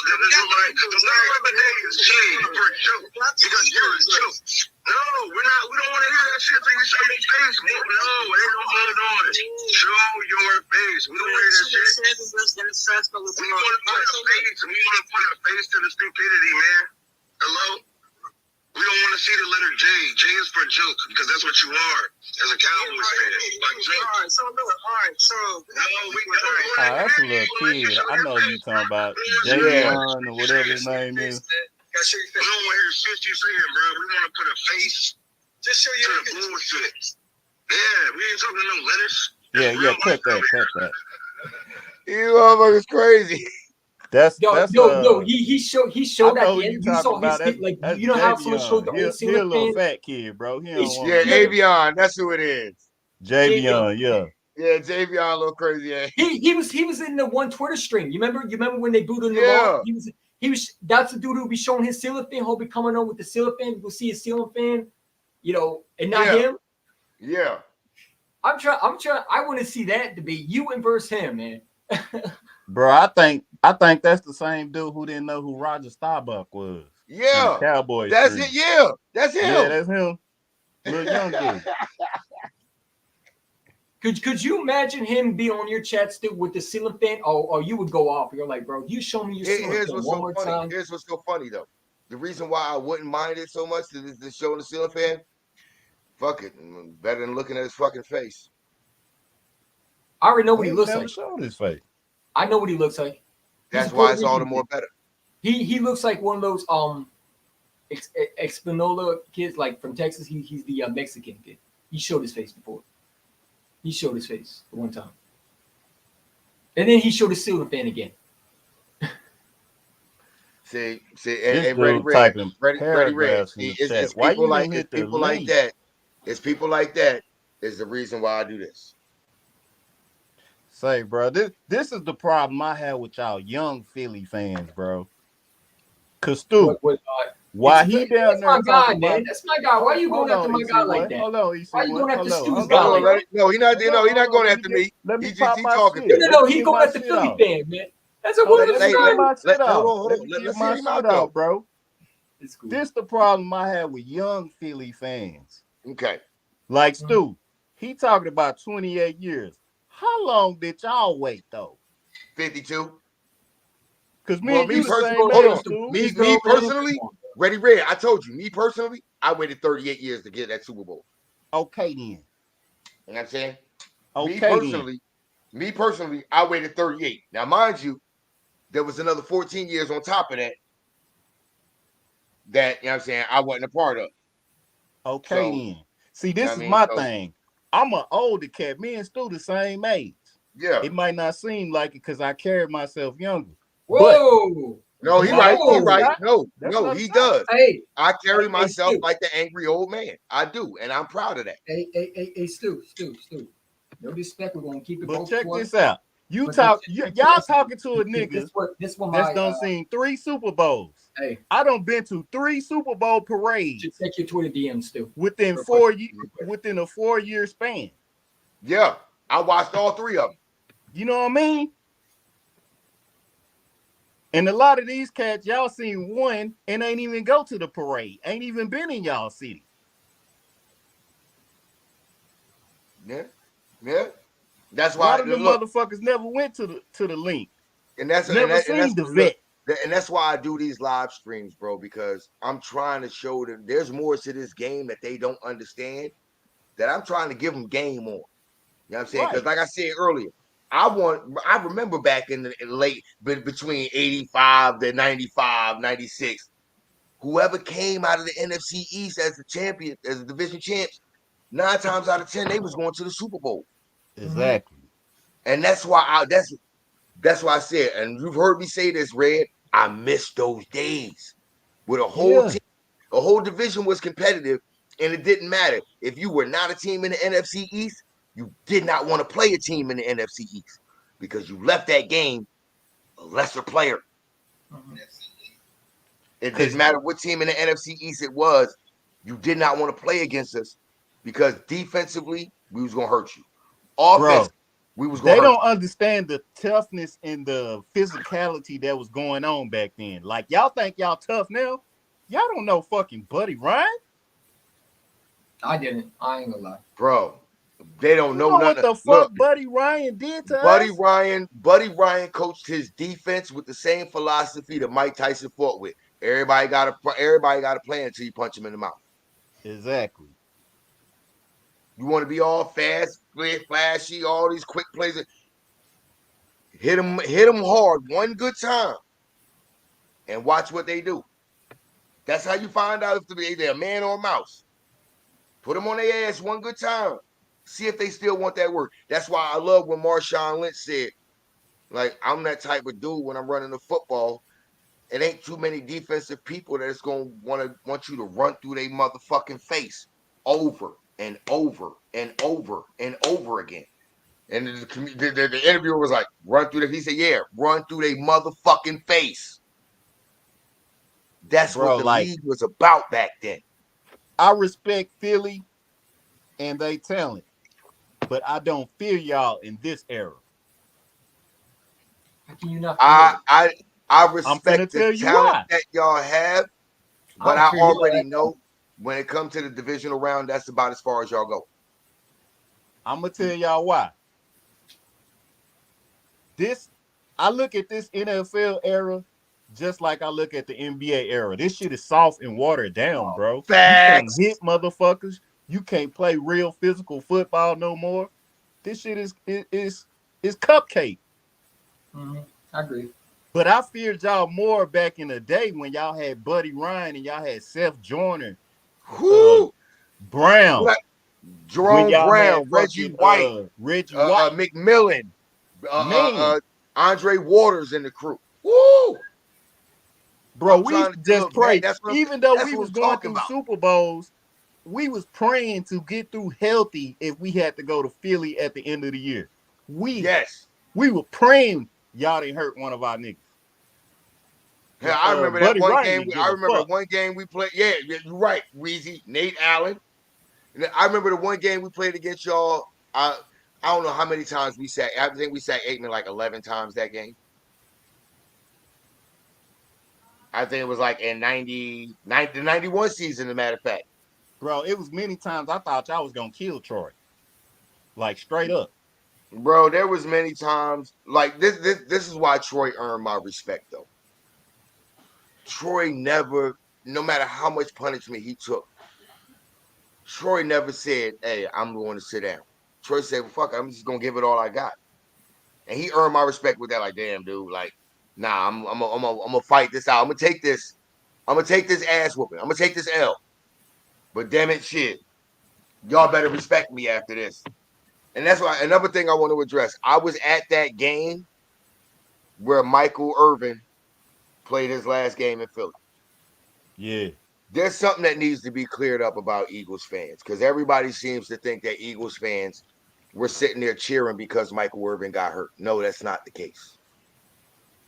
We started cheering when we realized we seen his hand moving. We seen his hand because remember when he first went down, he didn't move at all. Nah, he didn't.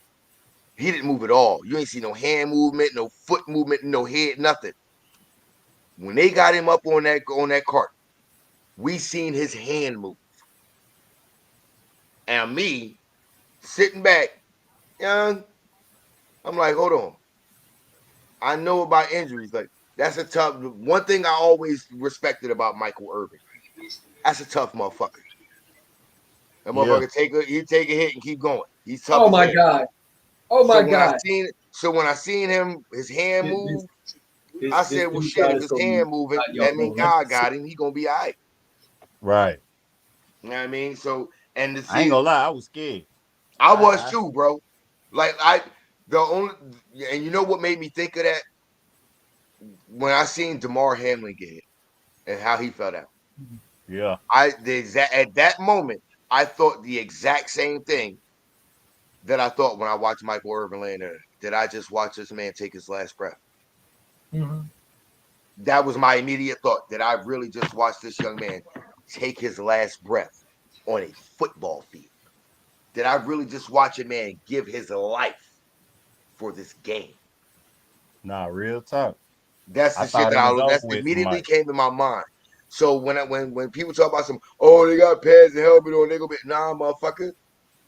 Your body can still go through physical trauma and that will literally shock the system to the point it will shut your system down. Facts. So that's why I say when they talk about, oh, we're trying to promote player safety, cool. Why the fuck you keep trying to add games onto the season then? Because you can't say we're trying to keep you safe, but we want to put you in harm's way more often. They want to add 18 games now. Exactly. That's what I'm saying. You want to add another game now. Or we want to keep you safe, but you want to put me in harm's way at least one more time. Just so y'all can get that money. See, this is why I say I don't, if I'm a player, I'm not mad at any fucking player for trying to get the max amount of money from whatever fucking team fucking they play for. I wasn't mad at Hassan Reddick. He wanted a fucking pay raise. He earned a fucking raise. I can't believe y'all dealt him, bro. I'm pissed off with you. Bro, on that trade right there, I said it in my very first ever live stream on my channel. On that trade right there, Howie Roseman, you got your cheeks clapped. Yes, love. Because honestly, that was y'all pass rush. When it came to y'all playing us, that was y'all pass rush, bro. Yeah. Because everybody else is unproven. Y'all got them young boys from Georgia who ain't earned their stripes yet. Yeah, but I think I don't think it's more so we're looking for, you know what I'm saying? That's why I think we drafted, that's what I said earlier, I think we drafted Jalen because he needs guys, Vic Fangio needs edge guys or guys that can drop in coverage. Right. Jalix Hunt, that third round pick we picked up, he started off as a safety in college. Then when he transferred, he switched over to become an edge rusher. Well, Vic Fangio, noticing his skill set and athletic traits that he has and his ability that he's seen on tape already, you're basically getting, as an edge rusher, a slightly lesser version of a Von Miller. But as far as coverage-wise, as an edge rusher, you're basically getting a free safety at the edge rusher position in coverage. And that's what we need. Now, I look at Fangio's scheme the same way I look at Quinn's scheme. You got to have the pieces. Yeah. He got to have the pass rush, and he got to have the coverage on the back end. If he don't got that, then his scheme going to look trash, bro. Yep, that is true. Because that's why these last places he went, it didn't go so well because he didn't have the pieces. Right, because he was getting injuries all season long last year in Miami. Right. So Miami really don't have a pass rush. Yeah, and they secondary, you had a lot of games where you didn't have Ramsey, and then when he finally got back, Howard was out. So you basically most of the year you're working with your third and fourth corners and stuff out there, and that's not what his system is built for. Hey, Weezy, come back up, bro. Let me holler at you, bro. Tell your boy to come back up, Stu. Oh yeah, Weezy. We ain't tripping, man. We ain't tripping. We keep it clear. Yeah, man, that's the thing I had with Philly fans. It's like, bro, y'all ain't done enough to sit up on a perch like you can look down at the star. Like, nah, y'all ain't there yet. That's the thing about it. I don't ever look down on it, but here's the thing about it. I don't never look up at it either. You ain't got to. I just look at it and say, okay, Cowboys cool. Like that's what I expect. But it's like I be in these spaces, bro, not just in YouTube. It's a lot of Philly fans that just actually think they can look down, bro. And I'm like, come on, fam, y'all ain't done enough. And that's facts. We haven't. But at the same time, though, we have earned enough of a stripes to say, hey, look, don't look at us like we chop liver either. Bro, you ain't never heard me say that. You see what I said back in the 90s? I know. I feared y'all more than I feared Lawrence Taylor. That's bad. You and Weezy go ahead and talk, Red. You and Weezy go ahead and talk. Yeah, big dog. I really wasn't even talking to you, though, bro. You know what I'm saying? But I apologize if you took it some type of way, my nigga. It's all good, man. It's all good. I ain't fucked up bad no more, man. It's all good. Yeah, he'll hit that blood down. Oh yeah, it's straight up. I'm good, but hey, it's all good, man. Fuck it. Yeah, I ain't the enemy, bro. You know, I fuck with a lot of these boys. Yeah. This Man, what's up? we all family here, man. We all family. Yeah. It's all Even good, though man. Reddy Red a Cowboys fan, Weezy. That's even worse. I'm from Dallas though. I'm from Dallas though. I'm not like that's why we got to give him that. He is from I'm not like these out of town niggas though. Yeah, well, I ain't gonna lie to you. I'm from Tennessee, boy. I hate the Titans, but look, I've been watching the Eagles since the '90s. I'm 37. You know, I'm 37 years old, but ever since I know what football was, playing football, man, it was always been the Eagles. It ain't never been nothing about the Tennessee. wasn't always there though. Titans, I know. There was the Oilers. There was the Oilers and shit. I know. Yeah, they was the Oilers. The damn Oilers. Get y'all too, man. You forget all that, man. Yeah, but it's always been the Eagles, man. So yeah, it's all good, OG. Nah, I respect it, bro. When you a fan of your team and you down for your team, you stand up for your team. I respect it, bro. That's what's up. I already know. Yeah, I already know you gonna stand up for the other Cowboys. You feel me? Hell yeah, man. I was bored of this shit, bro. I ain't got no choice. Yo, hold on, man. You always got a choice. Nah, I ain't got no choice. You always got a choice. I know people that live down in Dallas that is not Cowboys fans. So you got a choice. Nah, it's a lot of them. I went to school with San Francisco fans during the rivalry, bro. It was tough, bro. Damn. Damn. Imagine being a Philadelphia Eagles fan in Philly, and you literally sitting in class in high school next to three motherfuckers. All of them got one of them got on an Aikman jersey, one of them got a Michael Irvin jersey, and one of them got an Emmitt Smith jersey on. Oh, it's a fight every day. It's a fucking nightmare. I used to slap the shit out of them every time I walk past them in their chair. It's a goddamn nightmare right there. Right in the fucking head. And what the fuck you doing? Fuck you mean? What am I doing? What the fuck you doing? Being in Philly in a goddamn high school with a Cowboy jersey on? Hey, it's horrible, man. That'd be terrible right there. Hey, check this out. My stepdad from Louisiana, he was a Saints fan. Bruh. Now, like I said, if y'all watch this on the playback early in the beginning of the stream, I mentioned my cousin, Martin Stewart Jr. I started watching football. Me and him both started watching football with his dad. His dad's a lifelong Dallas Cowboys fan. He's a lifelong San Francisco 49er fan. Imagine how his dad spends Thanksgiving and Christmas every year with us talking shit to him. Oh, that's horrible. It's horrible. Somebody. And then what makes it so bad is his youngest son, Xavier. His youngest son, Xavier, he an Eagles fan too. Oh yeah, I gotta move. I gotta go to my own room. I can't be in the room with y'all. Can't be in the room with y'all niggas, man. But look, that's the thing about it is that's what makes our Thanksgivings and our Christmases so great. It's because we go at each other. We all go at each other. We go at my Uncle Marty. I go at my cousin Marty. Now, mind you, our cousin, their brother Jason, he a Chiefs fan. He been a Chiefs fan his whole life too. So we all just all in there talking shit, bro. Yeah.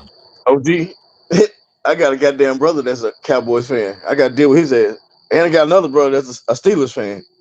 I got a brother my mom is a Steelers fan. My oldest brother is a Giants fan, and my youngest brother is a Raiders fan. I think my sister's a Steelers fan, if I ain't mistaken. My sister-in-law and one of my nephews are Browns fans. I got another nephew that's a Bengals fan.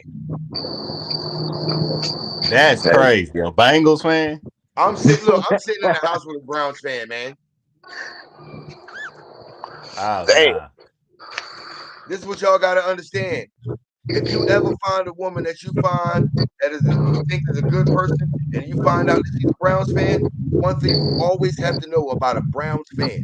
The same thing I say about an Eagles fan. And it's the same thing that Kendrick Lamar said with Rihanna. Loyalty, loyalty, loyalty. In order to be a Browns fan, you got to be loyal as hell. Bro, I used to date a Steelers fan, bro. That's for like 10 years. My mama's a Steelers fan. I tell my mama every time she starts talking about Steelers, hey, shut up, mom. We won't talk to you. Shut up. Hey, look at her, too. She had 2 terrible towels, right?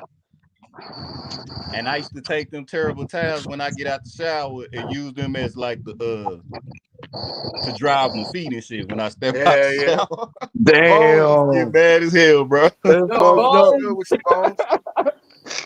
My brother killed me. Hey, still, he's a cool ass Giant fan. He cool Giant. My brother would stab my ass if I did that shit right there. Yo, my brother would kill me if I did that. Listen, bro. I don't mind the jerseys. They could have gave us better pants. Yeah. But nah, bro. Earlier on Twitter, Hear me out on this shit, bro. I said those jerseys, those uniforms make y'all look like 1980s Kmart employees. We are 19, dude. It's 1933, bro. Bro, 1933. I understand that it was normal back in the day, and I know that it wouldn't stand for today's, but that's just how it was, and that's just how I see it. And I know the perfect jersey to get if these jerseys actually sell. I'm getting it custom made, and you're looking at the jersey right now on my icon here. My nice. avatar. I'm getting number 49, Tom Landry, bro. That's nice. That is my ultimate jersey idea. And that, you know what? That's another person that I gotta say that, you know what I'm saying, was ahead of his time. Because Tom Landry, coaching Roger Staubach, the efficiency in their offense with Roger Staubach at the quarterback. Yeah. That's why I said I put Roger Staubach in that same category that I put Jaworski and Terry Bradshaw and guys like that. Bart Starr. They were ahead of their time because the statistics they had for quarterbacks in a league that was built on running the football, for them to have those statistics, man, you got to tip your hat to those guys, man. Yeah. And even guys like Dan Marino and John Elway, because even then it was still a running league. Hey, Joe Tom Montana, Landry, all of them. They was still Tom a running Landry league. so to watch those guys bro. get the numbers that they got. So Bones, you bringing up Landry was a hell of a player, but as a coach, Tom Landry could put together a game plan. Dude, he was a giant player, bro. He could put together a game plan. And going back to 1933, I might as well have a tribute jersey, and it's Tom Landry. For the jerseys that y'all like to laugh at and that Cowboy fan. Dude, if we play the Cowboys in these jerseys and I'm repping this Landry jersey, bro, forget it, bro. As a coach, forget it. Landry has some shit for your ass. He'll have defenses confused. Hold on, let me ask Bones something. So, Bones, if you wear that Landry jersey, you think that's going to jinx us or something? I don't know what the hell it's going to do, but it's an idea I have, and I want to make the most of it. Respect to that. I respect that. I want to make the most out of this, bro. I'm getting a Tom Landry customized fucking ice cream jersey, whatever the fuck you want to call it, bro. I'm getting it. Hey, Ready Red. You said something earlier, and it reminded me of something. So I'm sitting here with my Kelly Green jersey on, and you know Kelly Green. That was the only jersey. That was the only color jersey. That and the white ones, the only ones we had back in the day.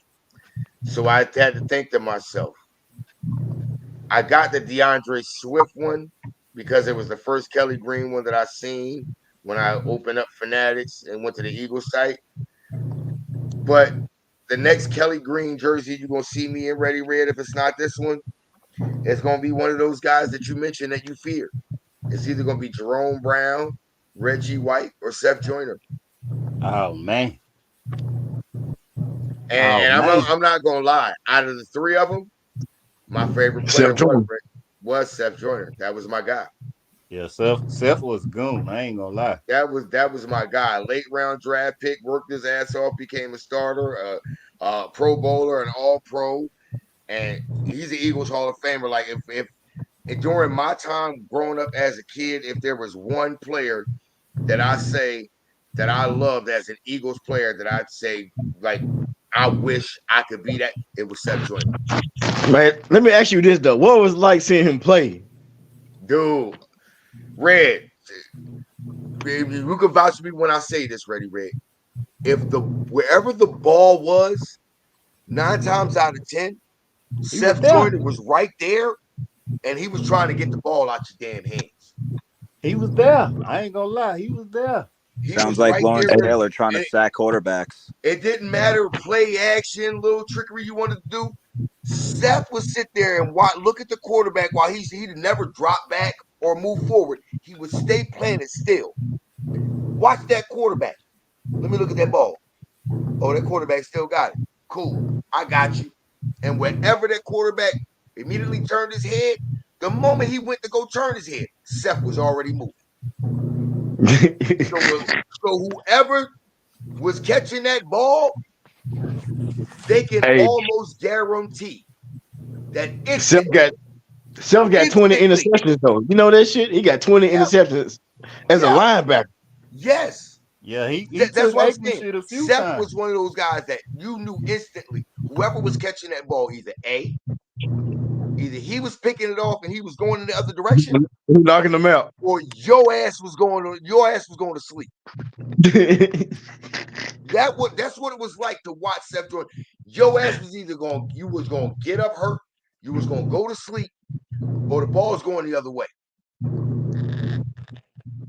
Man, dog.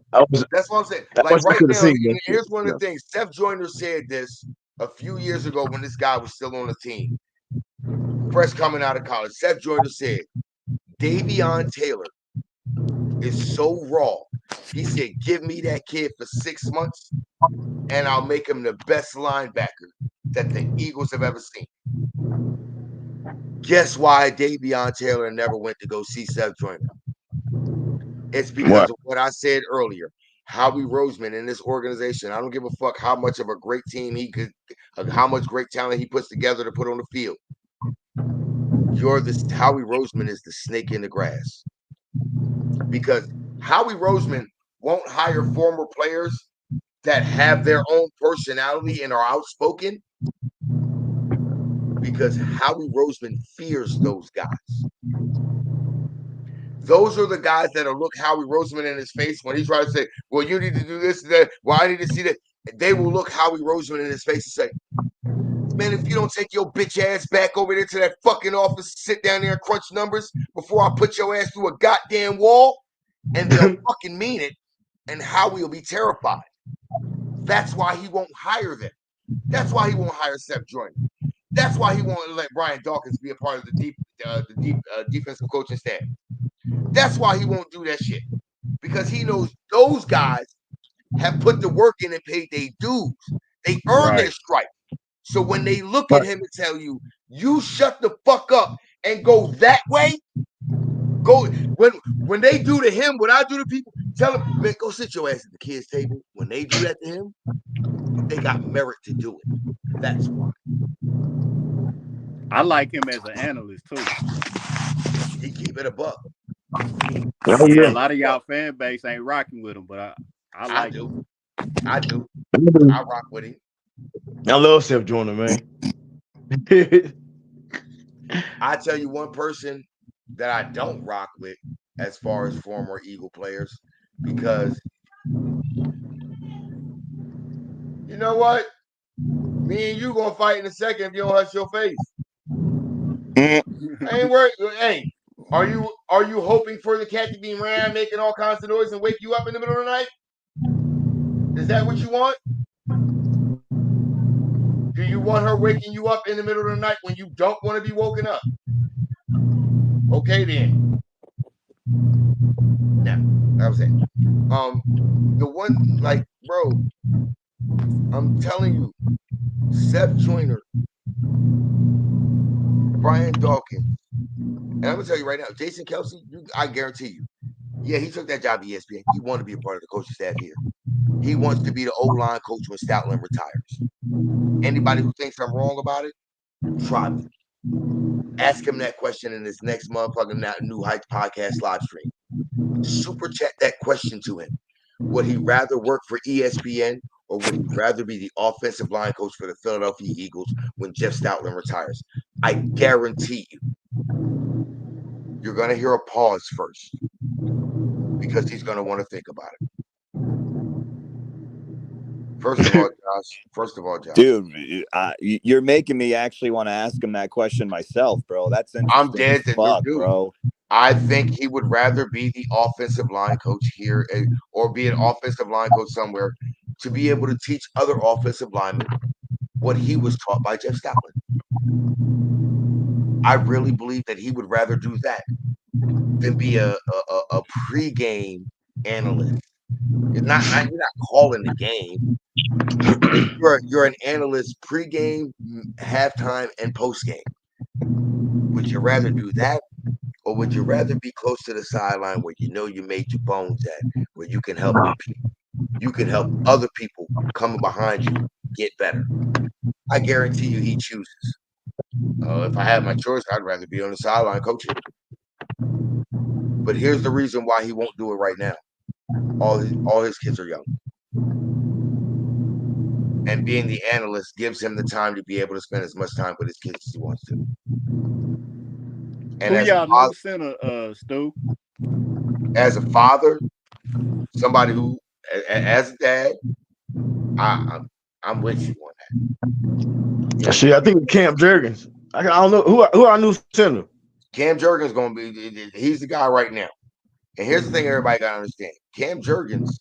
Yeah, I know we drafted his kid, Dylan McMahon, as our last pick, and he plays center. Basically same size as Kelce and everything that's at a third. People seem to forget. Jurgens was handpicked by Kelce. Yeah. He said he's just a bigger, more physical version of me. So if that guy was handpicked by him, he sat behind Kelce for a year, and then said, okay, yeah, I can play guard too. So I'll play next to you for a year and see exactly what you see on the field as you're seeing it. So I can see it at the same time you do. So I know when I take over for you, I'll be able to know what I'm looking at. And on top of that, what did I say, y'all? If they coach by Stout, I have no doubt. Fact. If they're coached by Stout, I have no doubt. You come into Stoutland University, I don't give a damn what round you were drafted in. I don't care if you went undrafted. If you went undrafted, I'm gonna give you 2 years at Stoutland U. Guarantee you a starter. If you were drafted anywhere before the 6th round, I guarantee you in a year you're gonna be a starter. You got the skills to do it. Stoutland University. Anytime you take a guy who never played a snap of NFL football in his life, and snap of American football in his life, and 6 years later, he is literally one of the best left tackles in the NFL. And then you just grabbed a clone like him this past offseason in Lincoln Bakalahi at 21 years old, ain't never played football, but you get another rugby player. Yeah, we just got another rugby player, bro. Yeah, that was my other one. Him a tackle. And you read Mekhi Becton was a first-round draft pick at tackle. And now you get ready to put him in Stoutland U. He about to play guard, right? And it's a dog jam there because we got 3 different people that play center and guard. You got Matt Hennessy that plays center and guard. You got Cam Jurgens that plays center and guard. And then you got the last draft pick I just talked about, Dylan McMahon, who plays center and guard.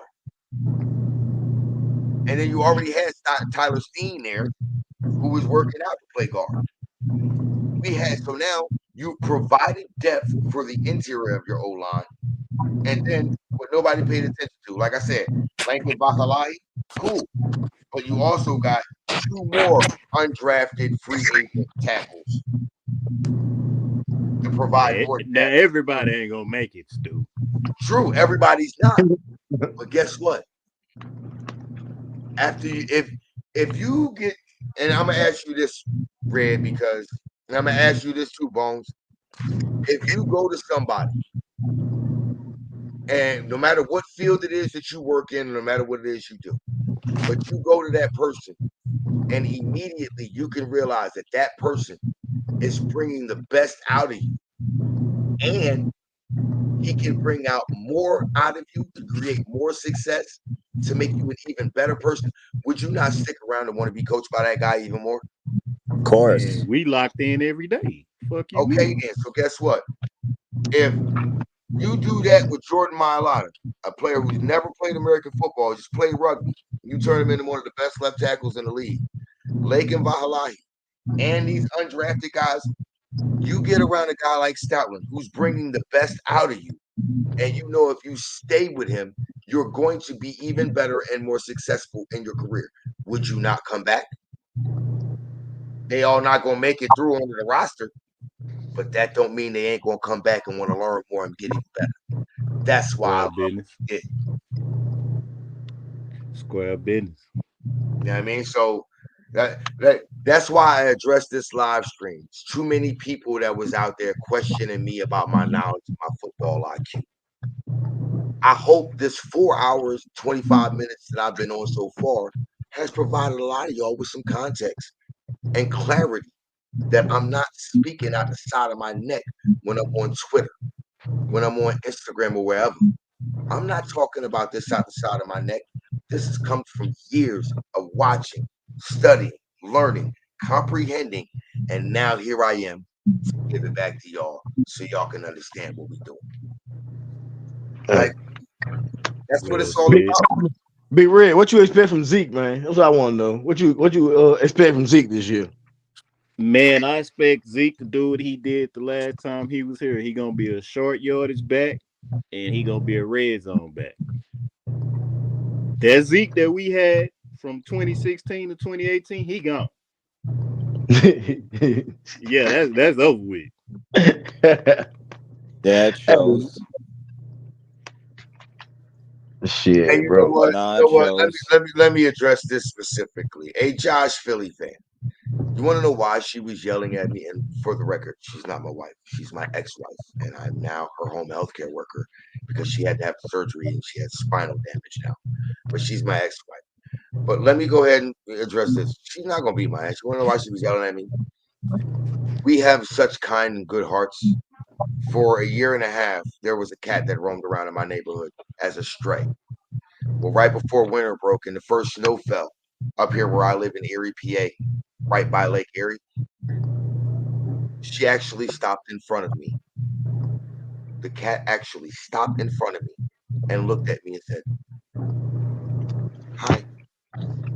So I picked her up and I brought her in and I kept her in. And the very next day after I brought her in, I got 3 feet of snow out where I live at. So I kept her in all winter so she didn't freeze to death out there. Well, Jen grew attached to the cat. She complains about the cat always wanting to go out. Well, don't let her out of the house. Well, remember, we got her from outside, so we got to let her back out. She wants to be out there where she originally came from. She knows how to survive out there. Well, guess what? She was yelling at me because earlier I let the cat out.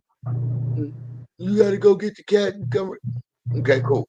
She knows where she needs to come eat. She knows where her food is. She knows how to come out. Do you want me to go out there? Are you tired of her waking you up when you don't want to be woken up? Because if not, that cat gonna be back. Exactly. That. Hell yeah. She gonna be. I know she's coming back. You want to know what? She's been here for the last 5.5 months. She ate good. She never had to worry about where she was going to the bathroom at, and she slept in comfort. That cat will be back. I'm not worried about it. Even if she doesn't come back tonight, you want to know where she will be in the morning? I'll walk out the goddamn bedroom and I'll open my back door out at my fucking garage, out of my basement garage, and she'll come running in to go to her fucking litter box and her food. That's what that was about.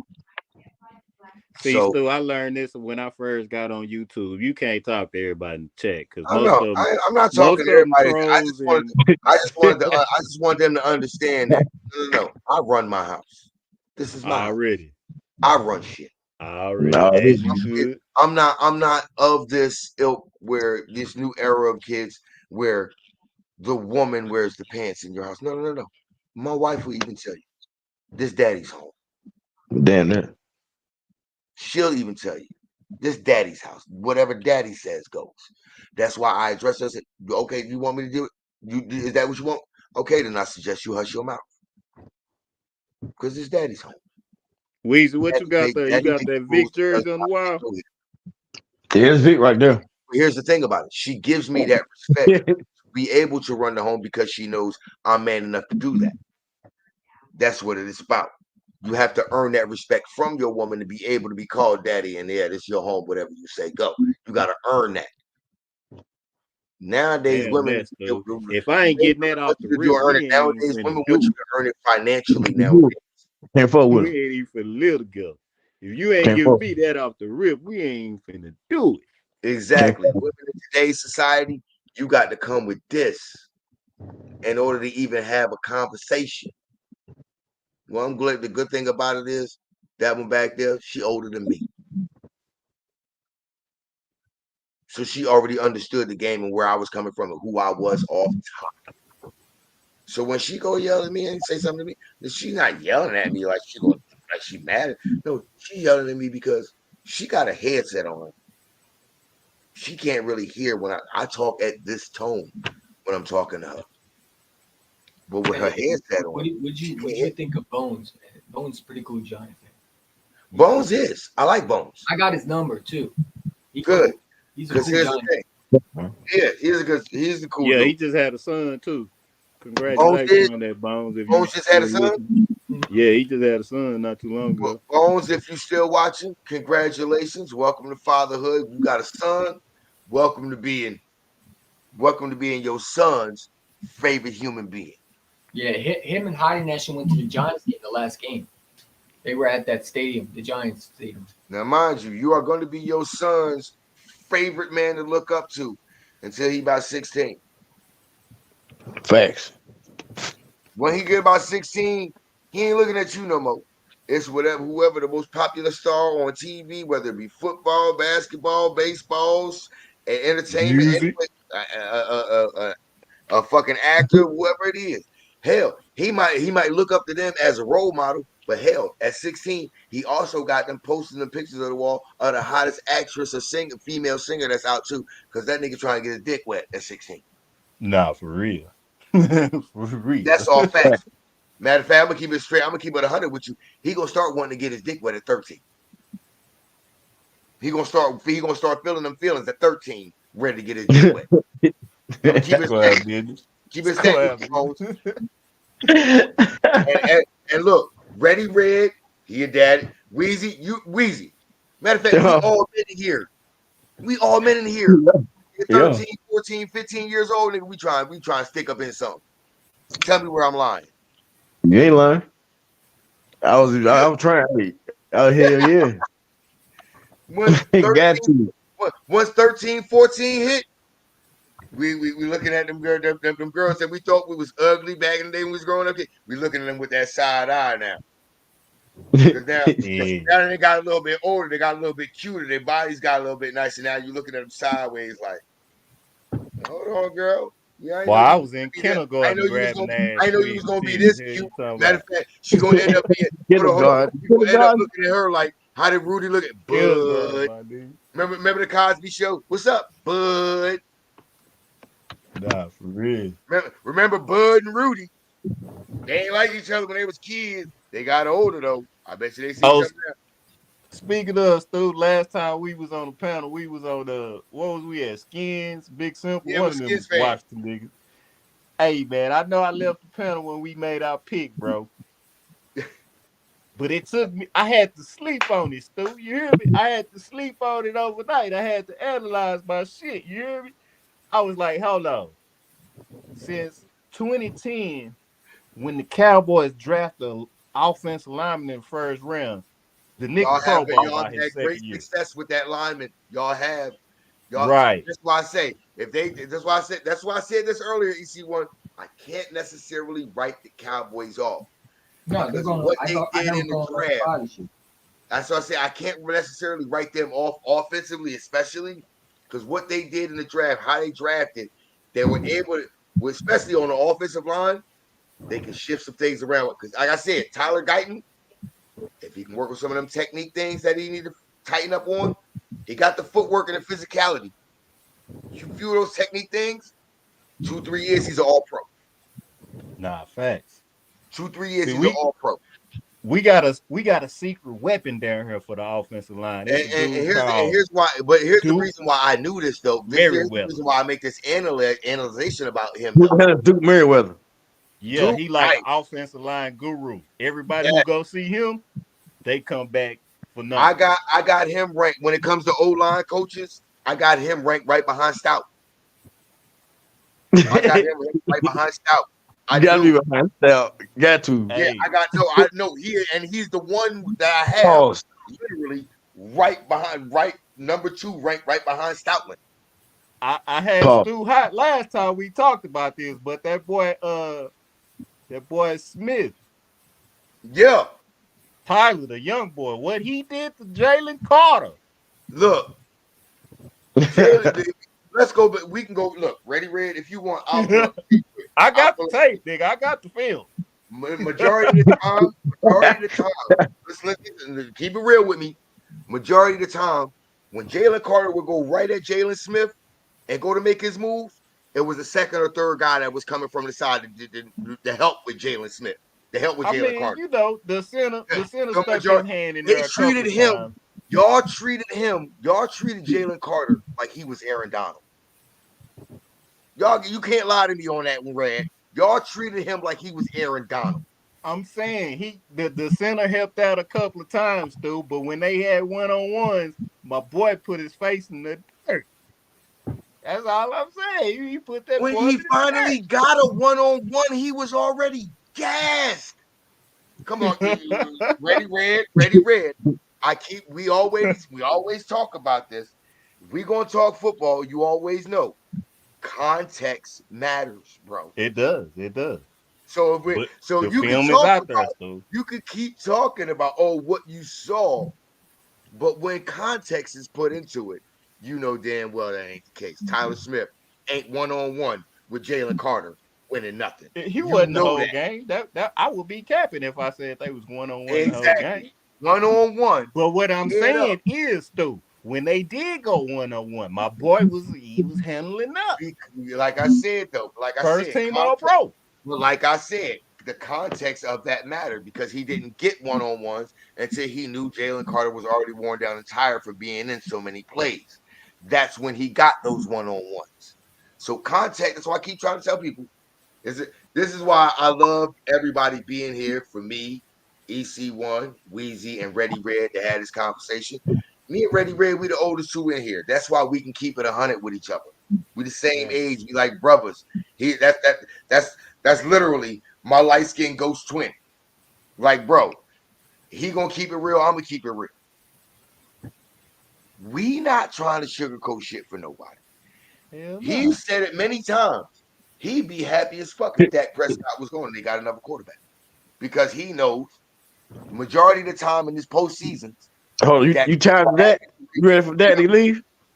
Oh, yeah. Ready said that. I'm tired of the whole situation. It's a combination of Dak, and it's the combination of the situations they put Dak in and want Dak to be the one to pull us through. And he don't got the support in Dallas to do that, bro. It's true. And he's not lying. Because I even said this, and I want to shout out my guy Rome from Cowboys Fan Talk. I want to shout him out because I said this in his live stream. Dak Prescott needs to be the dog. He needs to show that dog that's in him. But the problem is, he cannot show the dog that is really in him because Jerry and I'm not gonna let him be the dog that he needs to be. In those moments in the postseason, when he knows that what he's hearing as a play call ain't working, he need to be that dude in the huddle. Say, man, fuck that. What they calling me, I already know. This he shit need ain't to gonna go work. Willie beaming and say, "Fuck, we gonna do run the same play again." No, exactly. Fuck that. He need to be that dog. But if y'all notice, it was established, and Dak Prescott let it be known that this was established to him from Jerry and the higher ups. Remember when remember the whole kneeling situation, kneeling for the anthem and everything. Right. America's team, right? You're the quarterback of America's team, right? Who the hell in this planet in the NFL, if the quarterback, the on-field general of America's team, if he takes a knee, ain't nobody gonna say shit. Ain't nobody gonna bat an eye. Everybody, it's fan. Look, I'm sorry, y'all. My brother, family, other family members in the military, they've confirmed there are Cowboys fans all over in every nation, in every country in the fucking world. Real spill. This is absolute fact. I don't give a fuck whether we like it or not as Eagles fans, Giants fans, or Commanders fans. The Cowboys have fans in every city, every country, every nation, and every continent all over the world. If Dak Prescott says, fuck what the hell Jerry and him talking about, this is for the culture, and he takes that knee regardless, do you really think, and I want every Cowboys fan that even listens to this, and now or in future days if you see it, do you think Jerry Jones is really getting rid of Dak Prescott? Or do you think Dak Prescott is still the quarterback of the Dallas Cowboys? I beg to say, matter of fact, I'm guaranteeing it. Dak Prescott is still, till this day, the franchise quarterback for the Dallas Cowboys, still in the same position that he's in right now, holding these motherfuckers for ransom for over $60 million a year. But this is what I want. This is what I want, Stu. This is what I want, because I'm down here and I know what it is. Because you're right about what you're saying. Because Tony Romo had free reign to do what the fuck he wanted to do. Change plays. He controlled the personnel of what's going on the field, what's coming in and out. He had all of that. Dak ain't got that, bro. They got the cuffs on Dak.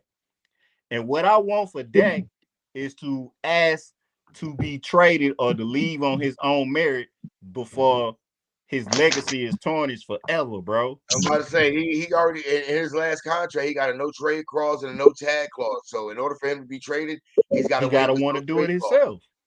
He got to waive it. He got to waive that no trade. Now, here my thing is this, and this is the thing I said earlier to my man Cole's Cowboy. Cole, if you're watching, shout out to you. Sorry you was at work later. You didn't want that. I wanted you to wish you could have jumped on.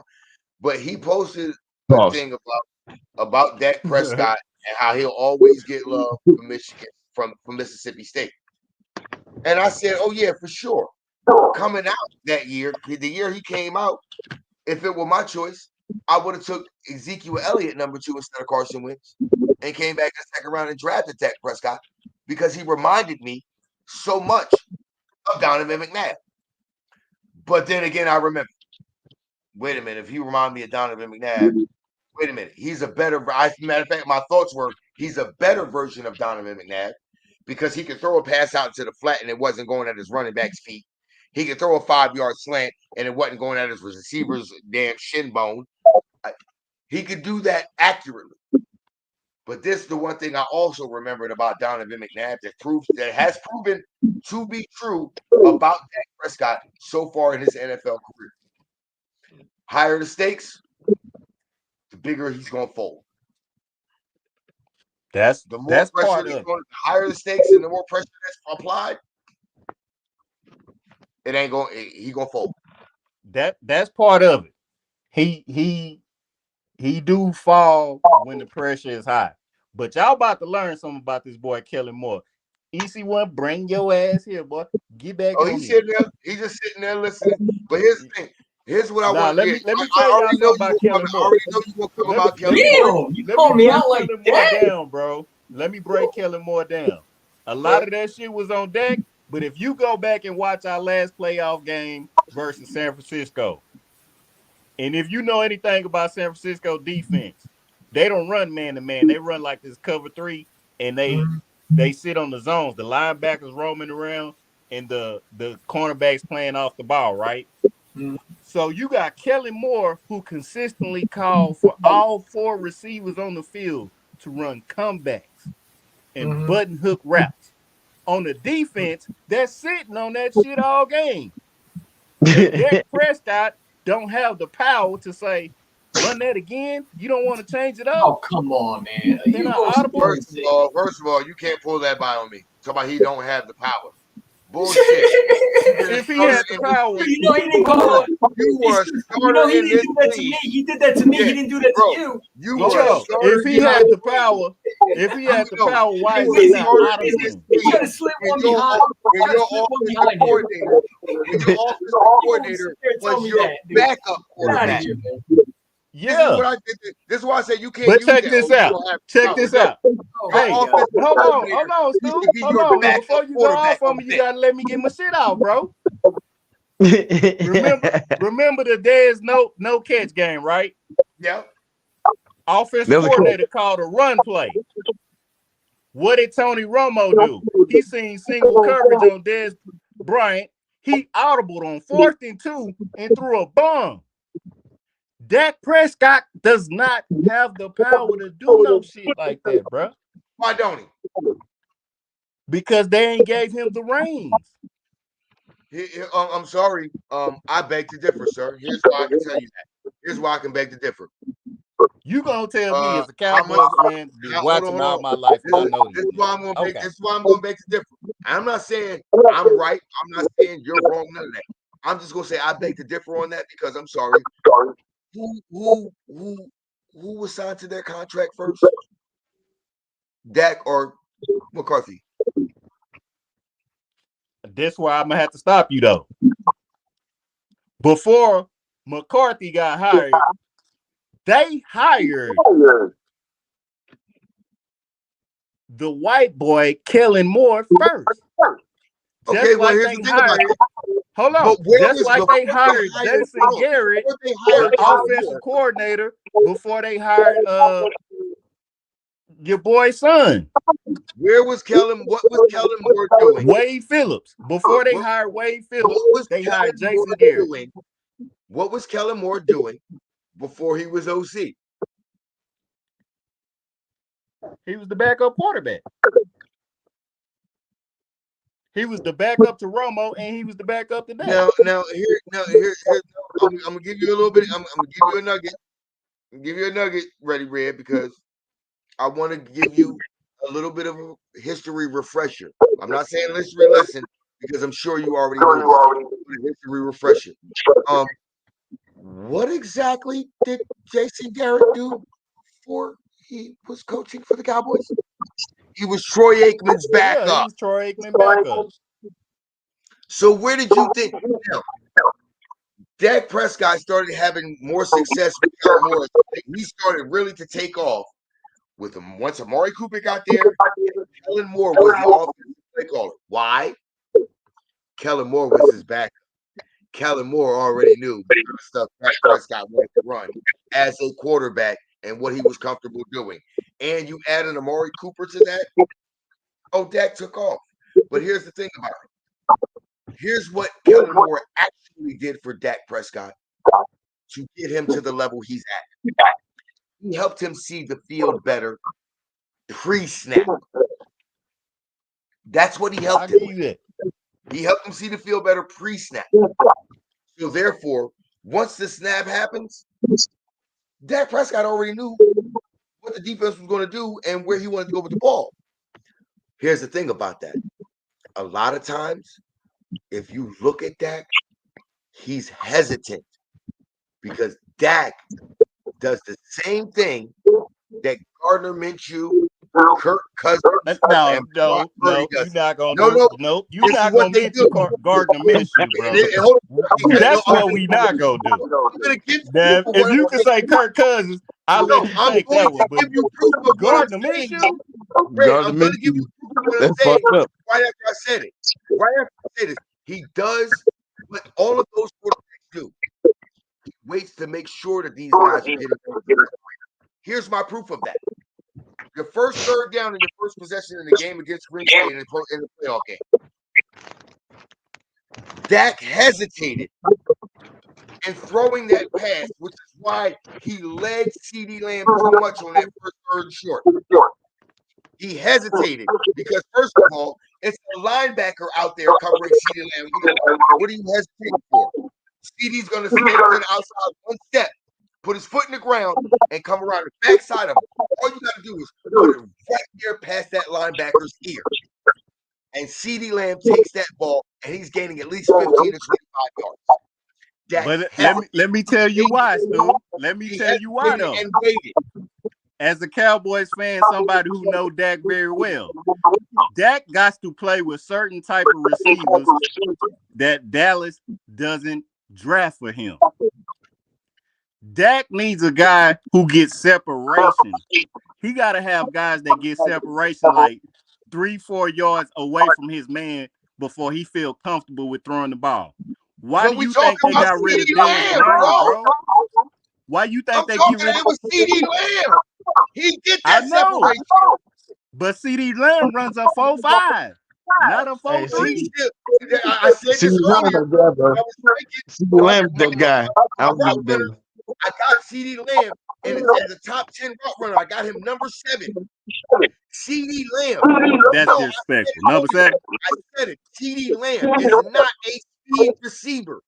But when it comes to knowing how to run his routes and create separation early in his route, CeeDee Lamb is one of the best. And he catches the ball. But check this out. Outside of CeeDee Lamb, who the hell else getting open on our team? But if you know nobody, third and short, that guy is going to get separation. You know he's going to do it because he always does it in those moments. Why are you not trusting that? You hesitated and waited to make sure he cleared behind the linebacker before you threw the ball, which forced you to lead him too far. Why he did not complete that third down catch? I'm not sitting here talking. You know we do this all the time. Hold on, Stu. Who was the receiver that you mentioned that said changed everything for Dak? Amari Cooper. Why you think they got rid of Amari Cooper? Why? Because they were stupid. Because Amari Cooper was bucking the system and saying Kellen Moore don't know what the fuck he doing. And same thing. What happened with Hassan Reddick and why he was traded in subordination is the same reason why Amari Cooper is in Cleveland. And I'm gonna tell y'all right now. I'm telling you, Red, you know he taking that game personal. Oh hell yeah, he is. You know he taking. So he's gonna try to put foot on. He's gonna try to put the ass on you. Bro, Amari Cooper was going to Dak and telling him, bro, they calling the same concepts and the same shit that ain't working. Me and you ain't tell no lie neither. Can do what we can change, bro. Man, are you really going to sit there and blame the receivers? What are you talking about, bro? No. See, no, what Ready Red is doing is Ready Red is exposing how, just like I'm doing, he's exposing how these organizations do things to maintain control because they are being called out by the people who know better than they do. And that's the players on the field. That's my fault. Bro, Kellen Moore was calling the same route concept. That's why Amari Cooper was traded from Dallas. And we're going to keep it a stack. You want to keep it all the way 100? Can I ask you somebody got some feedback. I can't hear what y'all saying. Can I ask you, Red, something? Do you think Kellen Moore is an upgrade for what we had last year? No. I have to beg differ with you. Here's why. Here's why I have to disagree with you, Ready Red. You know me, I'm always going to explain myself.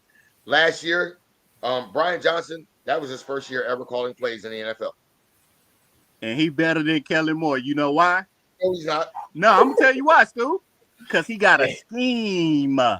No, he did not. He has a scheme. No, he did not have a scheme. No, he did not. Kellen Moore got a sheet of plays. This is what I want. Ready, Red. Kellen Moore got a sheet of plays, and he just randomly called shit. Ready, Red. This is what I want you to do after we done this, bro. I promise you. Go back and look at the routes ran by the receivers in Brian Johnson's play calling last year. I guarantee you'll basically see 3 to 4 routes. The entire route tree, you don't see any drag routes. That's the same shit y'all about to have this year. No, it's not. I guarantee you, bro. Here's why. Because even if we have even if those are the only routes we run, at least we'll have a better scheme and pre-snap motion to get people to find the mismatches, which is something that I actually had to give Kellen. What's up, we them boys? What's up, my guy? When y'all had him there, he found the ways to get the mismatches. He found mismatches where there were times where I'm sitting there saying to myself, like, how is Michael Gallup making this catch? But he was schemed open by using pre-snap motion, getting guys out of position on the defense and finding that mismatch. Things like that. Dude. That's that dude, EC1. That's him right there.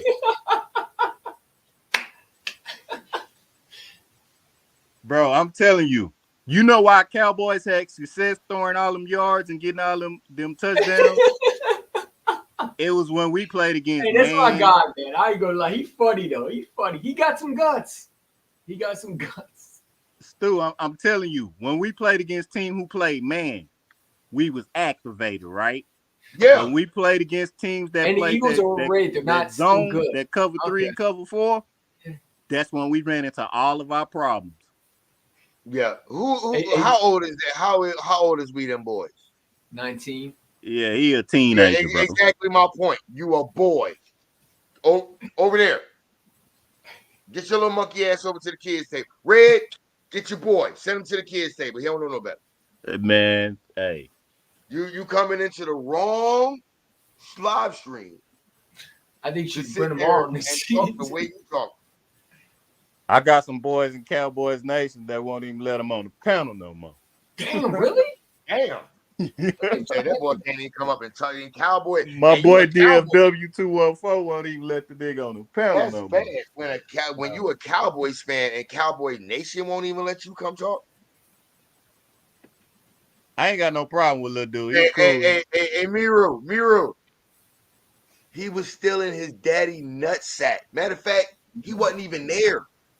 He wasn't even in daddy's nutsack. Daddy must have bust off when he literally the last time his team won a Super Bowl. I guarantee you, his daddy bust off at least 1,000 nuts before he was born. I'm telling y'all, Stu, EC1, go watch the playoff game in San Francisco and look at the shit Kellen Moore called, bro. He called it all game. It didn't work. Okay.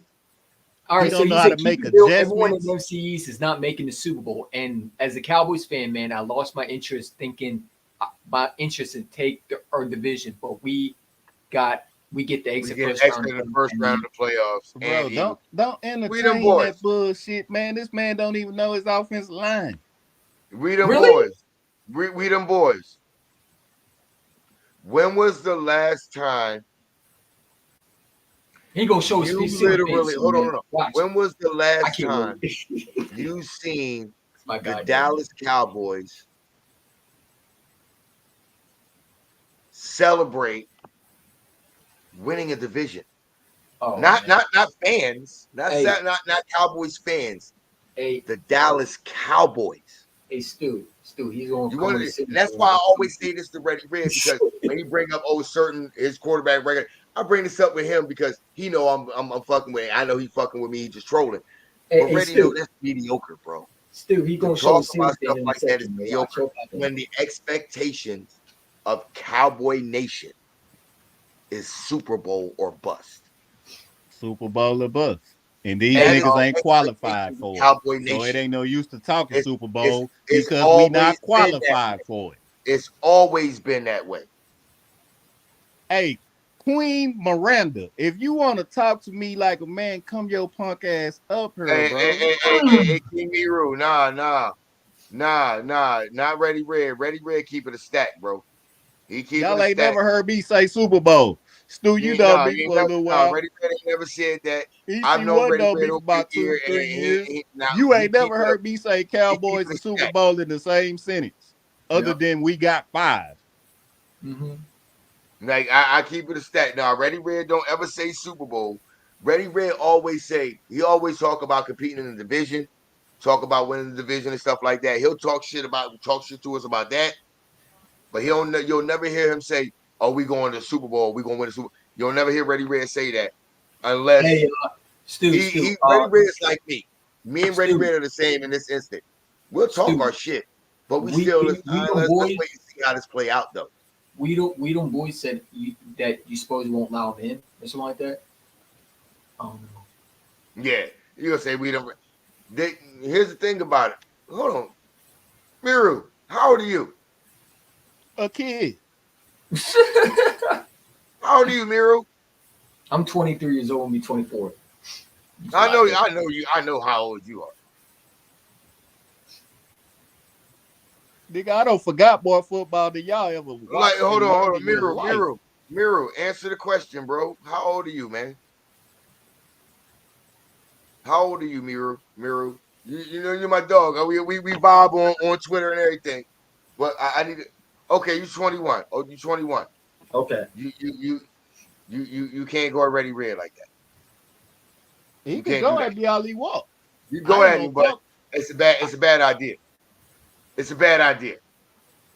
If you want to drop your nuts, young boy, and bring your ass up here and talk some football like a man, I bet you won't do that. I don't like the 49ers, but the 49ers are the best team in the NFC. That's just me. Keeping it real, I think what's holding us back is our organization. I respect that. Actually, I think the tide turned. I think the 49ers over with. No, but I can respect that, but I don't think the 49ers are the best team in the NFC this year because I think there's going to be some controversy offensively. I think it's going to be Detroit. You know what? I'm not going, and I'm not sneezing at that. Detroit, I think Green Bay. The NFC North and the AFC North. They coming. Watch out for them motherfuckers. They like Prime say, they coming. Them Detroit and them young Packer boys are coming, bro. Detroit, the Pack, and I'm telling you right now, in about 2 more years, them Bears is gonna be there too. And I think, as a matter of fact, I think in about 2 or 3 more years, the Bears and the Vikings will look. The Bears, the NFC North, in about 2 to 3 years, Ready Red is gonna look like the NFC East back from 85 to 95. Bro, you know why? Because they got young, innovative coaching. This old style of coaching. They got a bunch of dog players on that team that won it. Yeah, it's all about this is the thing that I say about players nowadays. A lot of these dudes, they want the bag, but they want to get the bag, but they don't want to earn the bag. In Detroit, them young bucks there in Detroit, they don't just want the bag, they want to earn that bag. And I'm telling you, what I seen with them in Green Bay last year, them boys is trying to earn that bag. And they one of my favorite football movies all the time. Remember the Titans when that boy said, "Attitude reflect leadership." 9 and 8. Attitude reflect leadership. Look at their head coach. Attitude. Look, Dan Campbell. We them boys. Stop commenting. Just come on here, man. The link is everywhere. I think don't bring him up here, bro. No. I'm gonna trust what Ready Red said. Ready Red said even Cowboy Nation don't even let him on the panel to talk no more. I mean, y'all can bring him up here. No. Ready Red. I'm trusting your judgment. If you tell me Cowboy Nation don't even let him up on the panel no more, then bro, that tells me all I need to know. Other than my uncle, you don't probably one of the few Cowboys fans I'm maybe Ready can teach him something. Nah, I can't help that boy. Ready Red said I can't get to it. Ready Red already said he can't. He can't. Probably put it to you like this: Ready Red can't. He can't dumb himself down that low. I can't, bro. He can't dumb himself down that bad. You can't get that low. I mean, no offense to the Generation Z, Gen Z, I can't deal with them like that. Gen Z and millennials and all that. You don't like when he was a Steelers fan? I think it's hilarious. Nah, see, like that trolling shit. I don't come from an era of trolling. Like that shit is yeah, it's not of my cloth. That's like I say, Cole's Cowboy. He does a lot of trolling on Twitter. I literally enjoy when he does it because he sets himself up every time. Because as soon as he puts something out there, he says something. I'm like, but did you forget about this? Or did you forget about this? Hey, Cole, Ernie, you know Ernie the Twitter troll? Yeah, Cole's Ernie. Cowboy. Oh, I'll be getting him. Cole's Cowboy. And then what I really want to tell Cole's Cowboy is Cole's Cowboy, if you watch this and you watching this back, Cole, get your peoples and your followers on X. They don't get it. Me and you, Coles, me and you can have fun. How is Gen Z top? Y'all ain't done shit. But Cole, your followers on X, boy, you probably still live in your mama house. You probably might want to tell your followers on X, they ain't ready to come at it with me. They really the ones that need to be sitting at the kiddie table. If your followers come at me with adolescent dumb stuff that they say as comeback, like literally, I had one dude literally when I talked about that McNabb post about how that reminded me of McNabb coming out of Mississippi State. Yeah, McNabb, but McNabb couldn't never close the deal. I looked at him and said, "Did you really just say that?" I literally said that McNabb, that Prescott reminded me of McNabb coming out right there. It's like 1:30 in the morning. Yeah. It's actually 1:16, and I think if Dak would have got drafted by a different team, his career probably would have been way different.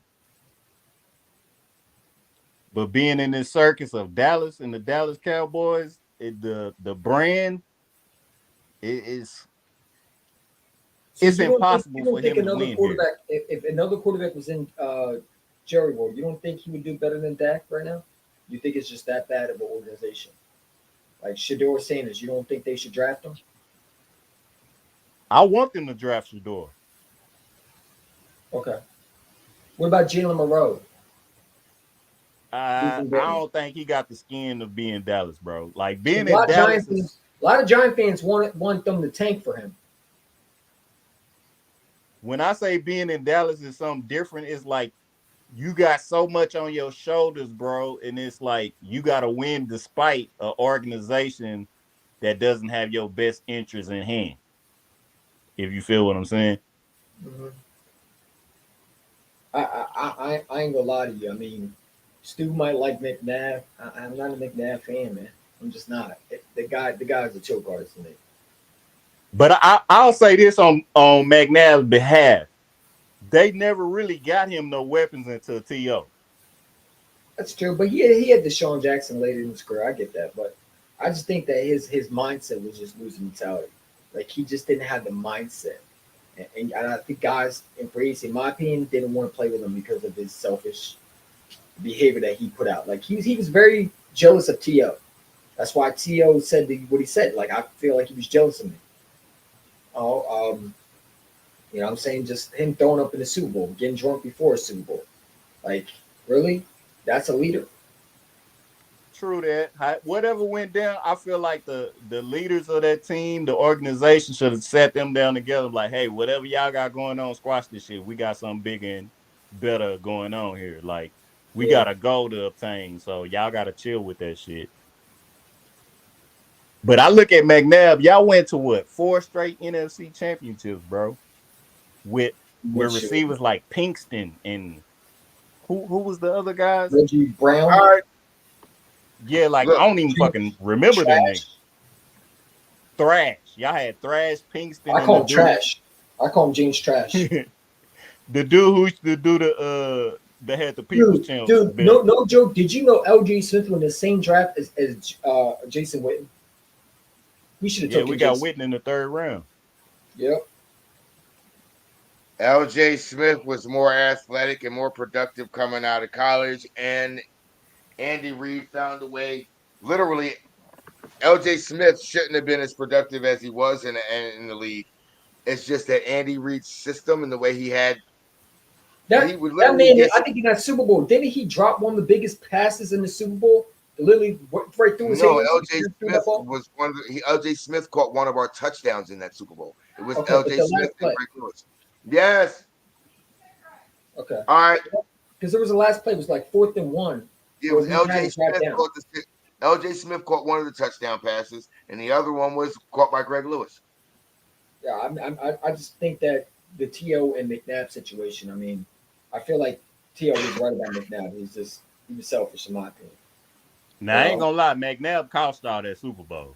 Because T.O. played in that motherfucker with pins in his legs, came back. Yeah, he was a baller. In that game, even though we lost that Super Bowl, T.O. was the best player on the field. On the field. Threw the ball to him more. He didn't want to throw the ball to him more. Because he wanted to stop. Here's what's so funny. This is why a lot of Eagles fans are so, AJ Brown's a diva, because they're still so. I got you.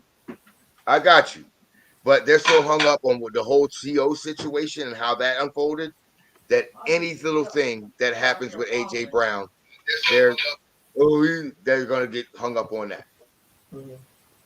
Nah, AJ Brown gave y'all life, bro. Absolutely. The whole scenario of y'all offense changed when y'all got AJ Brown. Man, I really want to hear what we don't. And that's why. Hold on, but that's why I say people say, AJ Brown, Jalen Hurts, nothing without AJ Brown. Okay, cool. You can make that assessment. Well, Josh Allen wouldn't have been shit without Stephon Diggs. He wasn't shit too. They got Stephon Diggs. Dak Prescott wouldn't have been shit until they got Amari Cooper. Let's keep it. We keeping it all the way 100, right? Because he had Dez Bryant. Dez Bryant left that year. Was going to be that good. I called him Joe Galloway. Y'all traded to get Amari Cooper. All of a sudden, y'all took off that year. I didn't think Amari Cooper was going to be. That's what I was telling you earlier, Stu. Dak Prescott need receivers that can separate 4 or 5 yards on the route. Oh yes, sir. Yes. Dez Bryant was all pro for 3 years straight. He couldn't throw a high point pass to save his life. He couldn't throw a back shoulder to save his life. That's why they got rid of Dez and brought in Amari Cooper. Hey, Ray, I agree. In the comments, man. Look what he just asked. We them boys, why your own people don't like you? Oh my God. Oh. No, you know what though? I've come to this realization. A lot of people on social media, they do some shit just because they want people to hate them. Here's the thing about it. And here's the thing about it. As a man, fuck that. Hate me all you want. Fuck that. I love it. Opposites attract. So I love haters.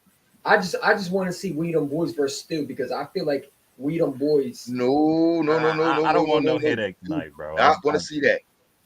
No, just sit back and laugh because I think no. We're not going to see that because we are not going to witness any massacres in here. I will not be because what'll happen with me and that kid? I'm gonna fuck around and catch a goddamn charge. I'm gonna catch a charge. You gonna break his skin? I'm gonna get a charge for verbal abuse of a fucking minor. How old is he though? Is he 19? How old is you, We Them Boys? Are you old enough? I think We Them Boys said he's 21. He 21? Nah, he gotta be in his teens, bro. You 21 years old? If you're 21, then you should be able to handle verbal abuse. I ain't gonna lie to you. But see, this is the thing. Like I used to give EC1 a hard time, right? No, that's Miro. That's 21. My bad. He crazy ass takes. EC1 used to say some of the craziest shit. But as more and more as I listen to EC1, I noticed the young cat can talk football with substance. Appreciate And that. see, a lot of his generation can't do that because they just casual fans. They just watch highlights in the but game. a lot of They also a can't lot of them break down enjoy trolling. football, bro. That's why sometimes I tell Cole, man, you got to stop doing it because you making people think like you some young buck. Because Cole's he be on Twitter and he be trying to troll like, dude, the trolling thing that's for the young bucks, man. What's the guy? Leave the young bucks, man. Streams. You know what I'm saying? Yeah, I don't troll. I talk shit. That's what I do. That's what I do. That's why me and Reddy Red got along from the gate because we understood we talk shit. This is what we do. Right. Reddy Red, I think he was responding to you, bro, in the comments. Nah, I'm through talking to the comments section. He be trolling, but he can't be serious. But he chilling right now. He not trying to troll no one right now. You know what I mean, and plus he got respect for people's streams, and some people don't care. And some people do. I respect that. I can get that. You know what I mean? Me personally, you know what I'm saying? I don't care. It don't bother me. I enjoy. Here's what the thing about it with me. The reason why I don't care because the engagement. We get to have conversation. We get to talk back and forth. Whether I'm reading what you saying in the chat and I'm talking back to you, or you hearing what I say and you got a response to that. The engagement matters. You know what I'm saying? See, a lot of these young cats, bro, they can't tell you the difference between man, zone, cover 3, cover 4. They don't know what a twist and a stunt is. They can't tell you none of that shit, bro. Can't tell you what a TE stunt or an ET stunt is. None of that. You know what I'm saying? So that's why I keep saying, and they and none of them know what did about I say? that. Hold up, Kimaru, don't sit there and say that I said that. I never said that in my lifetime, man. I wasn't talking about him. I was talking about KG3, aka the dude that was chubby. What's his name? KBG. You remember that guy? KBG? I was talking about him. Yeah. Because he wanted to come on here and talk about my weight. And talk about how I'm skinny, dude. You're fat as hell. You look like a chubby hamburger. Nah, for real. That nigga, my 600 pound life. Reddy Red. I don't know if you friends with him on Twitter or not, or on X, whatever. Will Spencer. Nah, I don't be on Twitter, bro. I'm not on Twitter, Facebook, IG. I don't do none of that social media shit. This is my social media right here. YouTube. Getting on the live stream talking with us. That's the extent of what you do. I'm not going to try and troll no one right now. All right, bro. But here's what's so funny. I keep trying to tell Cole because I know Cole's be trolling, and that's cool. I get it. He be trolling on Twitter or whatever. Okay, cool. But then his followers, and then the people that don't pay attention to the responses that I give out, they just immediately just look and go, "Oh, say this." Let me say this to you, Cole's Cowboy. Get your people. He got to get himself first. Followers, bro. He got to get himself first. Let them know that the man that they come at this guy. He got to get himself first. He can't get the other people until he get himself checked first. No, because Cole already know what it is with me and him. Me and Cole, we've done this multiple times over the course of the last few years. Cole's already know. That's why I keep trying to tell Cole, I'm not one of them dudes. You can't troll me. He's 19. I will literally. 19 years old. So you're adult. Okay, so you can handle pure abuse from still. This will kill me, bro. Here's the thing. If you're 19 years old, man. Look, this is why this is why EC1. This is how I know how I'm dealing with you. He's 19. My son, in less than a month, is getting ready to turn 21. That's him. And you're 24. My daughter, my oldest, is 2 years older than you. My youngest daughter is a year younger than you. Mm-hmm. So dealing with that whole area of age range, it's all too familiar for me.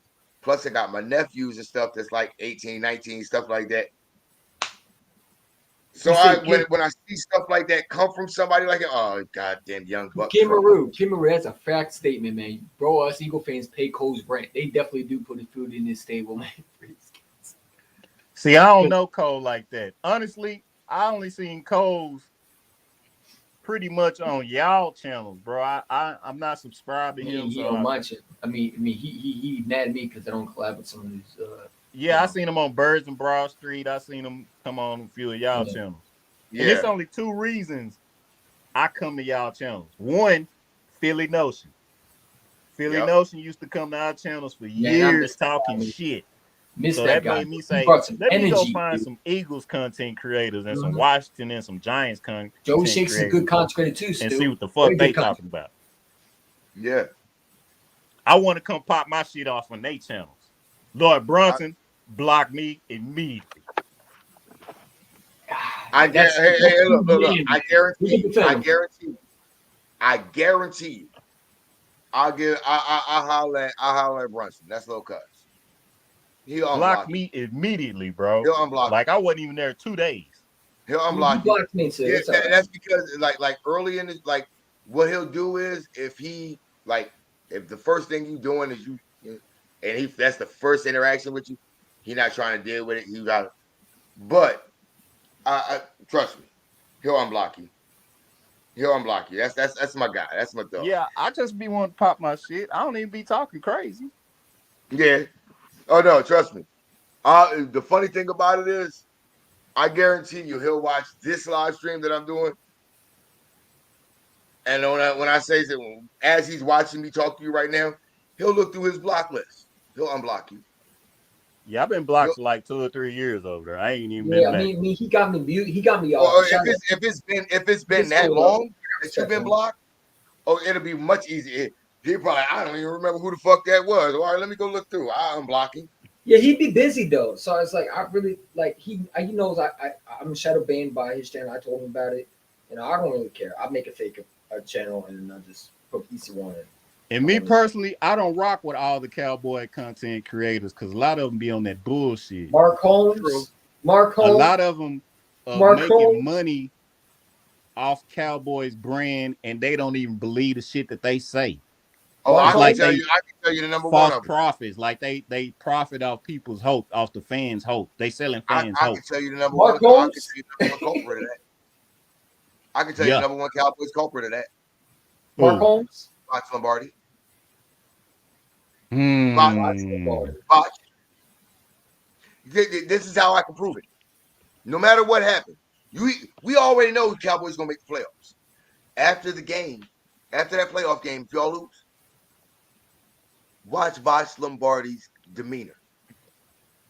Every time, it goes right back to being the same as what it was at the beginning of the offseason the year before. Go watch it. Because Law Nation, them niggas gonna be straight. He's paid. They gonna be straight regardless.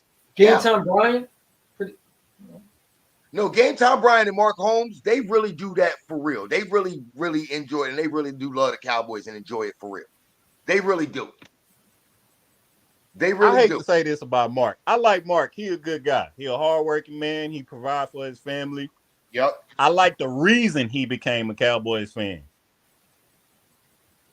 When he said when he was young, Washington didn't allow black players, so the Cowboys did. So that's why he became a Cowboys fan. Like, I like all of that.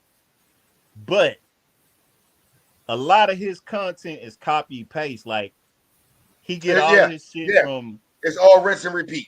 Yeah, DallasCowboys.com, and when the insiders drop shit on Twitter, he just posted and make a video about it.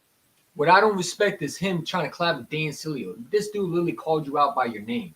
Literally called you out. I don't even know the funny thing about it. No, here's the funny thing about it.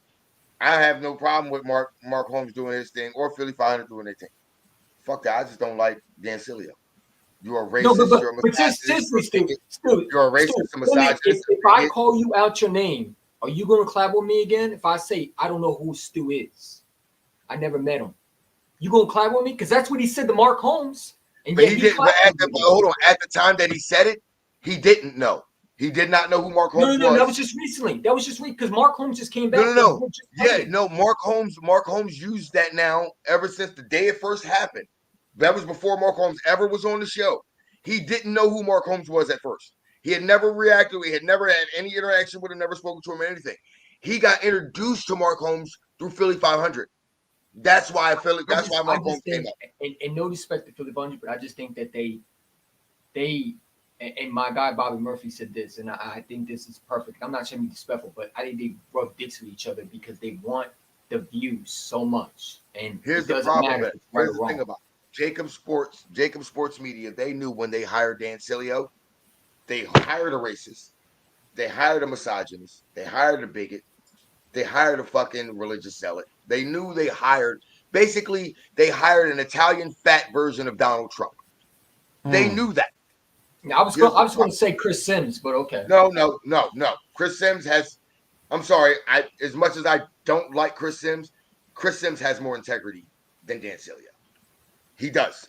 Integrity. He has more integrity as a decent human being than Dan Sileo does. I don't know. I mean, Don. I didn't know I'm not talking about. I'm putting sports aside or anything. I'm talking about integrity as a decent human being. Chris Sims is 100 times better than Dan Sileo as a decent human being. And this I can say because guess what? I've met Chris Sims before. I don't know why he covers the Eagles, man. I didn't see him cover when we were. Chris Sims doesn't cover the Eagles. He covers No. the He talking about Dan Sileo. He talking about Dan Sileo. You don't know why. Because we were the only fucking market that would hire him. We was on his last leg. He's a Tampa fan. They fired him from down there in their market because he got sued and fucking things that got filed, fucking misogynistic statements, sexual harassment, bigotry, and everything at the fucking market he was in down in Tampa. He used to be out there in fucking San Francisco in the market out there in California. Once he got sent out of there, he was in New York, and then he got sent out of that one, and then he got down to Tampa. We are the only market that will fucking hire him, and he still gets basic Philadelphia sports facts wrong. Yeah, I mean, I don't know the dude. So right now, Mark Holmes and Philly 500, they don't realize that Mark Holmes is using them to get views. Literally, right now, Mark Holmes, when it comes to YouTube content creation, in order to get views, he is the Drake of YouTube content creation. He is the Drake. He is the Drake of Jacob Media Sports. He is. That ain't a good thing. If you think I'm lying, go and look at everybody that he has actually had on his show that is a YouTube content creator. Every single one of them have more subscribers and more viewers than Jacob fucking Media Sports. Yeah. Philly 500, Mark Holmes, Lord Brunson, all of them have more fucking viewers and subscribers. You know Dan Sileo has a YouTube channel? You know he has a YouTube channel? Yeah. Like a regular YouTube channel? Who? Dan Sileo. Literally has a regular YouTube channel. No. And all these subscribers. Here's the thing about it. It don't mean shit to me. I didn't hear about it because I don't like the motherfucker, so I'm not paying him no mind. I know exactly. I'm trying to get him on my channel. It's a stupid. He talks so much shit like he knows football so much. I did this when I was in the motherfucker. You lasted a year, and in your second year, you didn't even make it through the halfway. They cut your ass off the goddamn Giants. And let's be real about it. You were a practice squad. You were a practice squad and a fucking kick and a special teams player. Hey, Joey Shakes embarrassed him, man. That man could not handle the truth, man. Joey Shakes caught out Dan Sileo and said, dude, you talk about everybody else, but you be doing the exact same thing to the players. You know what I'm saying? He went after him. You saw Dan Sileo. No, here's what I think is funny. You notice Dan Sileo wanted to try to talk shit about Elliott Shore-Parks and an article he wrote on Deshaun Jackson back in the day. Deshaun McCoy retweeted it too. Elliott Shore-Parks is one of your fucking best friends. You still follow him on fucking Twitter and fucking talk to him all the time. Deshaun McCoy retweeted that. Come on, bro. He's doing that shit to get in good graces of players because he has literally lived off the reputation of, I played with Jerome Brown and Michael Irvin and all these guys when I was in college at Miami. When I was in college at Miami, University of Miami, and I played under bro, he's a fucking clown. He got drafted in the 6th round. He didn't even make it past the second year of his fucking contract. He was a special teams and practice squad player who got booted. And ever since then, he's been living off the reputation of, oh, I know these Troy Aikman and Michael Irvin. And he's been living off of that. Hey, Stu, just remember, Najee Harris was the right pick over Devontae Smith. Hey, let me ask y'all this before I bounce, bro. Who is y'all favorite Eagles content creators? I really don't got one. I got a lot of them I really want. Besides yourself, don't name yourself. Oh, I don't think I'm the best. I wouldn't even consider myself. I have to go with my little cousin. I have to go with my little cousin. Who? Lord Brunson. Brunson? Yeah. And it's not just because he's family, he's like family and everything, but it's not only that, but he literally, when he started, he knew who he wanted to be and how he wanted to build his following. And he used to curse a lot too when he was first started. He stuck to it. We say he used to curse a lot back then, man. Oh yeah, You remember the playoff game when he's like rise up in the shower. Exactly. Yeah, like back then, like he came into this and he knew who he wanted to be. He stuck to it, and he claimed, like literally when he proclaimed himself. He gave Lord Brunson, when he say this to you, when he really says this and he believes it with full confidence, Lord Brunson back at you with the back at you. He really believes it. He is the best reporting on the Eagles. Fake ass. He really believes that. Member. He says that with full confidence and belief in himself, and he's been like that from the beginning. And look, I've not known him to be anybody else other than who he is. Army vet, 17th in York, North Philly native, loud talker, stand 10 toes down, and not lying about anything he tells you he's been through or has done. I've never known him to be anybody else. So when I say Stu, you watch Joey Shakes? You watch? Yes, I do watch Joey Shakes. I watch. Look, I like his honesty. I like his content. I like that. Look, there's Eagles YouTube content creators out there that I still probably don't even know about, that I haven't even watched, that I will gladly sit down. I don't care what team you're a fan of. If you do this YouTube content creation, I got nothing but support and love for you, because this ain't easy. It ain't easy for you to sit here on a live stream in front of however many people are watching you.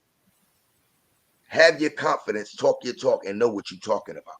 I gotta send you one of my old videos, Stu. I guarantee you, back then, you would have called me a clown for shit that I said back then. Because I'm not even who I'm supposed to be yet on doing. No. Have you seen my old videos? I don't even know why it's on YouTube, but I remember sitting there. Do you remember this, Ready Ray, when I said that we should trade all the way up to get Saquon Barkley? Remember that video? Yep. You were tripping. I don't know what I was thinking. Bro, what tripped me out about y'all fan base is a lot of y'all shitted. I ain't saying YouTube, but a lot of y'all shitted on Hurts his first year.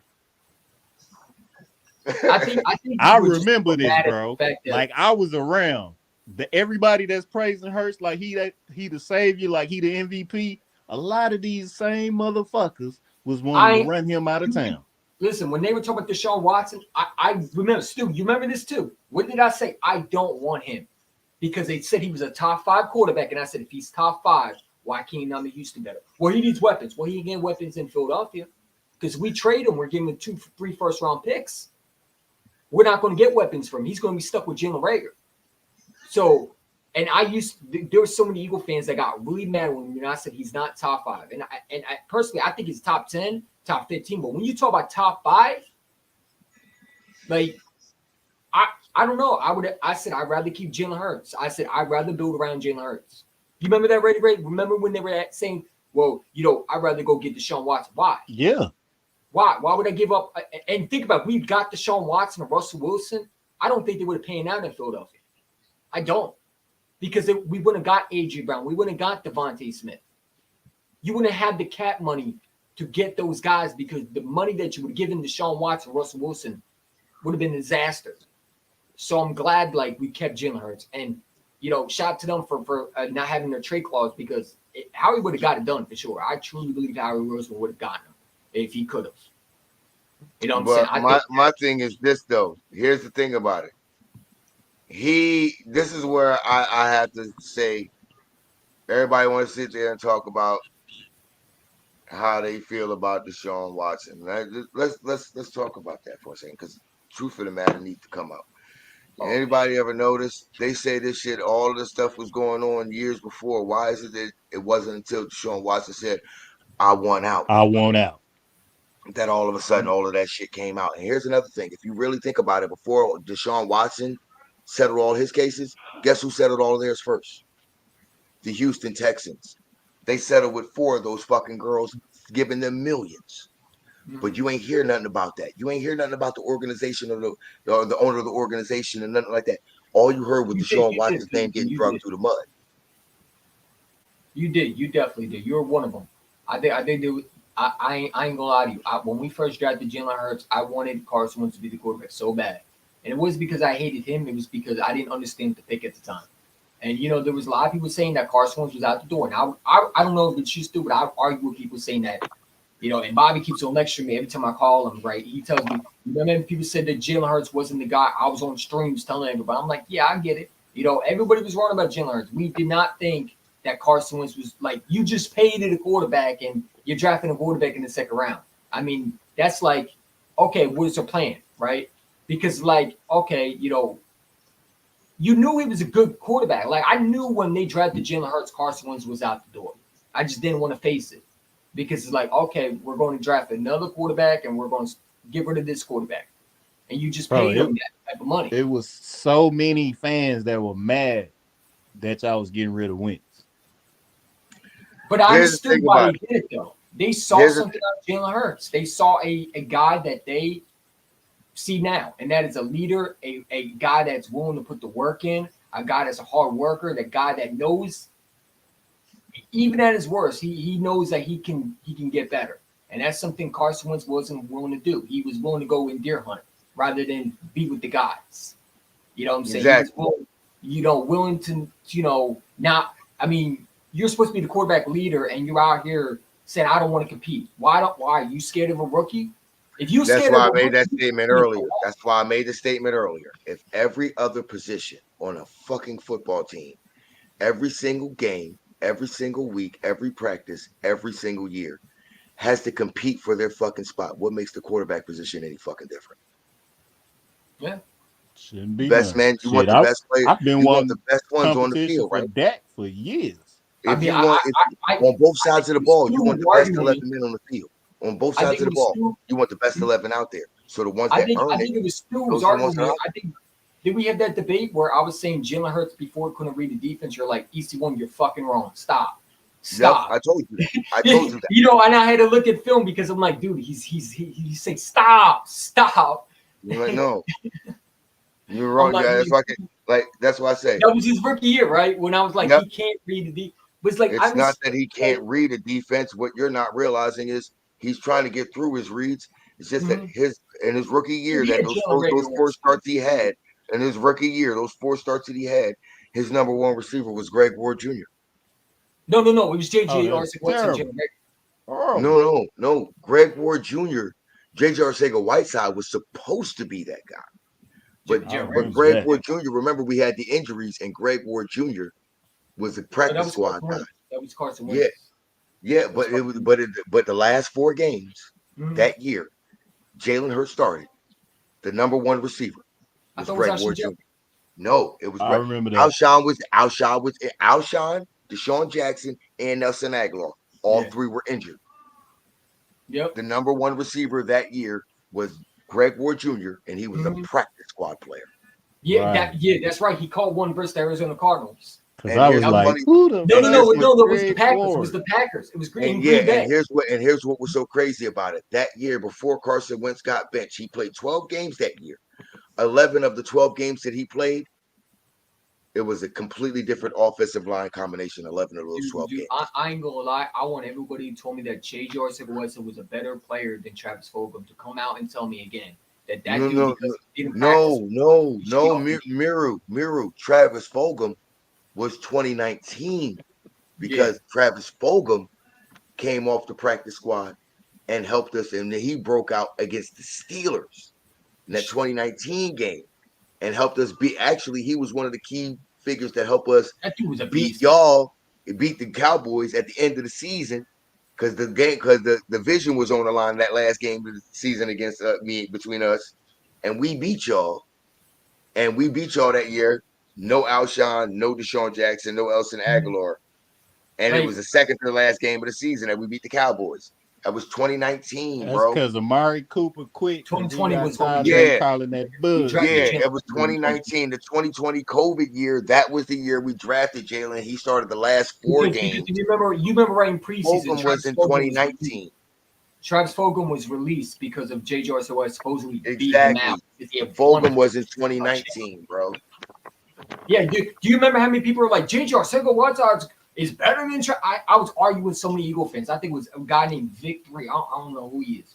But I was arguing with that dude when he was telling me, well, Travis Fulgham is not good at practice. Who gives a shit? Derek Thomas wasn't good at practice. They literally said he was the most lazy player in practice. He's pretty good in the game day. Like if you watch the football, Tony Dungy said Derek Thomas was lazy in practice. He did not want to tackle at all. He would sit there and yawn. They didn't get rid of him. So it's like you getting rid of a guy because he wasn't good at practice. And you keep a guy who was good at practice, and that's J.J. Arcega-Whiteside. And I feel like here's what Tony Dungy should have learned when it came to talking about things about practice. He should have listened to Allen Iverson. Talking about practice, not a game, but practice, not a game. Game that I go out there and I give my life for, not a game. We talk about practice, bro. If you worried about that, I'm sorry. Some people don't take practice seriously because guess what? In a professional level, anything can get yourself hurt. Practice, taking it too seriously in practice, especially in NFL where everything is where it's 100% guarantee injury risk in the league. So no, I'm not going to take it serious in practice either because guess what? On game day, I want to be available because the best ability that any player ever has, care damn how good or bad they play, the best ability is availability. And if I'm not available to be out there, to be a playmaker, they don't practice enough in my eyes, dude. When they took away the tour days, would have been really good. When they took away the tour days from practice, that's what made this fucking league soft. It's not only did it make it soft, it's actually slowed down the development of players. That's nothing. We got right, and you're not hitting. You got to stop that, man. You slow down the development. Here's why. But here's the thing about it: the players negotiated that in a collective bargaining agreement. Why? Because those veteran players knew if these young dudes that's coming up, that's younger, more athletic, just as high as football IQ. If they have the same amount of practice time that we had when we first came in the league, I'm not going to have my spot anymore. Facts. So they negotiated that less practice time, less time on the field, doing all of that. So these newer guys that's coming along, they don't get that same time on the field that they need out there to be able to develop fully. So when they first step out there on the field, you got to think about it. Back in the day when we were younger than this, the rookies back then, they were way better for their first game in their first rookie year. You didn't hear about a rookie wall because back then you had 2-a-days and 3-a-days. You was going to be out there to make sure you got it right. Yeah, and I truly believe last year, and this is my thing, and maybe you disagree, maybe you agree with me, Stu. Do you feel like the reason why this offense didn't get going the way it should be is because they were never in rhythm, because they never really had preseason under the belt? Remember, we didn't start any. No. Hear me out, right? First year offense coordinator really didn't have any time to gel with these guys, right? Because the joint practice, you're not really hitting, you're not really seeing what you have. You're pretty much it's like you can't even touch the quarterback. In preseason, you're actually hitting, and I feel like these players, if they had one little snap, maybe just Jalen Hurts, like one little snap, it could have helped. Here's why I disagree. It's a corporation now. These all company men we dealing with, bro. Exactly. And here's why I have to disagree with you there too, is because in a joint practice, here's what you don't got to worry about the tackling. You don't got to worry about the hitting this and the third. But what you do get with your starters is your starters get the look of a different defense that's going to look similar to some of your opponents that you're going to face during the season. So whatever defenses you're running in those joint practice that they're running in those joint practice, you're probably going to see them somewhere along the lines of the season. It's good for the memory bank. That's number one. But here's my thing, right? And it's a good look to match up with something different that you don't see every day. When Jalen Reagor had that one-hand catch, you remember he had that one-hand catch, and everybody, oh, this guy's going to do it because really, no one was really hitting him. Like in real games, they were actually they were defending it, and I feel like joint practice don't really tell you anything until you actually match up with the real players, and a lot of times they're just playing. They're not really playing hard. You know what I'm saying? They're not really hitting. Yeah. That's why Jalen Reagor looked good. That's why J.J. Arcega-Whiteside. Remember, but at the same time, better than Fulgham. But at the same time, the reason why they do that in the preseason and the early offseason programs is because you get to keep at that point. If you do it that way, you get to keep who is most likely going to be your starters or that you're going to need. You keep them healthy. You keep them out of the risk of injury. I don't like it. I don't like it when we were ruled by dictatorship. I don't like it either. I don't like it either. I like them boys being out there on the field. Let's separate the boys from the men. Let's separate the good from the great, and let's goddamn get this shit going. That's how I like it. I'm spoiled, bro. That's why I love Jimmy Johnson and Bill Parcells. Jimmy Johnson, Bill Parcells. You like Jimmy and Parcells. I like Buddy Ryan and Dick Vermeil. That's what I'm saying. Dictatorship. And hold on, and Jim Johnson, our defensive coordinator. I like it when it was ran by a dictatorship. It's my way or the highway. I don't give a fuck what them Joneses tell you up front and who signed your check. I run this shit down here. Exactly. That's the type of coach I like. Yeah, I mean, I feel like these players, like what did Javon Hargrave say? He said we really weren't practicing the way we should be because in San Fran we're actually hitting, we're actually practicing hard. But here's the he said what it looked like we're practicing soft. Here's the thing about it though.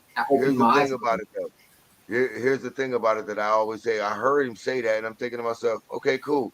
But what has been something that has been a problem with the 49ers over the past 4 or 5 years? People can't stay healthy. Coaching. Can't stay healthy. Nah, it's coaching. Not only coaching, but a lot of players can't stay healthy. As soon as they get in the you got Kittle missing, Super Bowl, Kittle missing. Everything they did to win, they stopped doing. I think Kyle Shanahan is just, I don't know, like everybody calls him a genius and this and that, but I don't see it. I see a guy that has some okay play calling, can call some plays, but it's like when you need him to come through in the biggest game, you're a 49er fan. He's good at calling plays. It's just situational play calling he lacks at. I think he lacks in situational play calling. Like, there are certain, like, I'm gonna go ahead and tell you that Super Bowl where Jimmy G was the quarterback and they were up on the Chiefs by 10 points. He decided to throw the ball too much instead of putting the ball on the ground. Let's run the ball. Let's run this clock out. Give him as less time as possible. Use the entire play clock, every single snap. You know what I'm saying?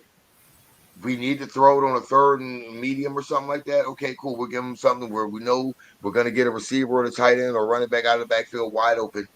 But he decided he wanted to throw it most of the time in the second half. Why? Run the ball. Same with the Falcons, right? All you had to do is run the same thing with the Falcons. And you're going to put it in Matt Ryan's hands, and it got picked off. But here's the thing about it. Matt Ryan, at that point, though, that's why I put some of it on Matt Ryan, too. Because Matt Ryan, guess what? You've been at this point, you've been in the league. Oh man, you know who Sleeta is? The Atlanta Falcon fan that'll be on Where You Hiding's channel. He's in love with Matt Ryan. The only respect I give Matt Ryan is, hey, bro, you did your thing in the league for as long as you could. You played to the best of your ability. You a hometown native. Salute to you for making it to the league and making the area proud, doing your thing. So, hey, it's all good, Ready Red. Hey, Purdy, Kyle Shanahan choked in the Super Bowl. Dude, Kyle Shanahan's a choke artist, man. That's his DNA. He's nothing like his father, though. His father actually won shit. Here's the thing about that, though. Imagine you actually thinking your defense coordinator is the problem. You fired your defense coordinator. The 49ers fired the defense coordinator when it should have been the head coach. This should have been booted. True. Like, think about it. You fire, what's his name? You fire, what was the defense coordinator they fired? Saleh was one they had first time. Robert Saleh. Last year they fired him, and he was pretty good. Oh, Steve Wilkes. Steve Wilkes, yeah, they fired him after the Super Bowl loss. And they kept Kyle Shanahan. Yeah, that was crazy. Like, hey, man, look, 5 hours, 49 minutes, bro. Mm-hmm. It's my longest live stream. And I literally had all intentions of really only being here for 2.5. Yeah. But hey, started at 8 o'clock, 2 in the morning. Hey, Daddy. You said it was nice. And hold on. I'm like I said, 2 in the morning, guys. For everybody who's still here, appreciate y'all for coming out. Make sure you hit the like. Make sure y'all subscribe to either me. We gotta do this again, man. This was fun. Thanks, Ready Red, for coming through. We them boys. Again, we them boys. The next time, pay attention for the next time I do a live streaming in EC1. Definitely bring you up in here. I didn't bring you in because I really wanted to shut this down and get out of here. But everybody that showed up, stayed in. Lil Marty, Cuzzo, appreciate you. Isaac, nephew, EC1, always a pleasure, nephew. To everybody here, Abby, y'all know what it is. It's always go Birds regardless. It's go Birds regardless. You know what I say, Weezy?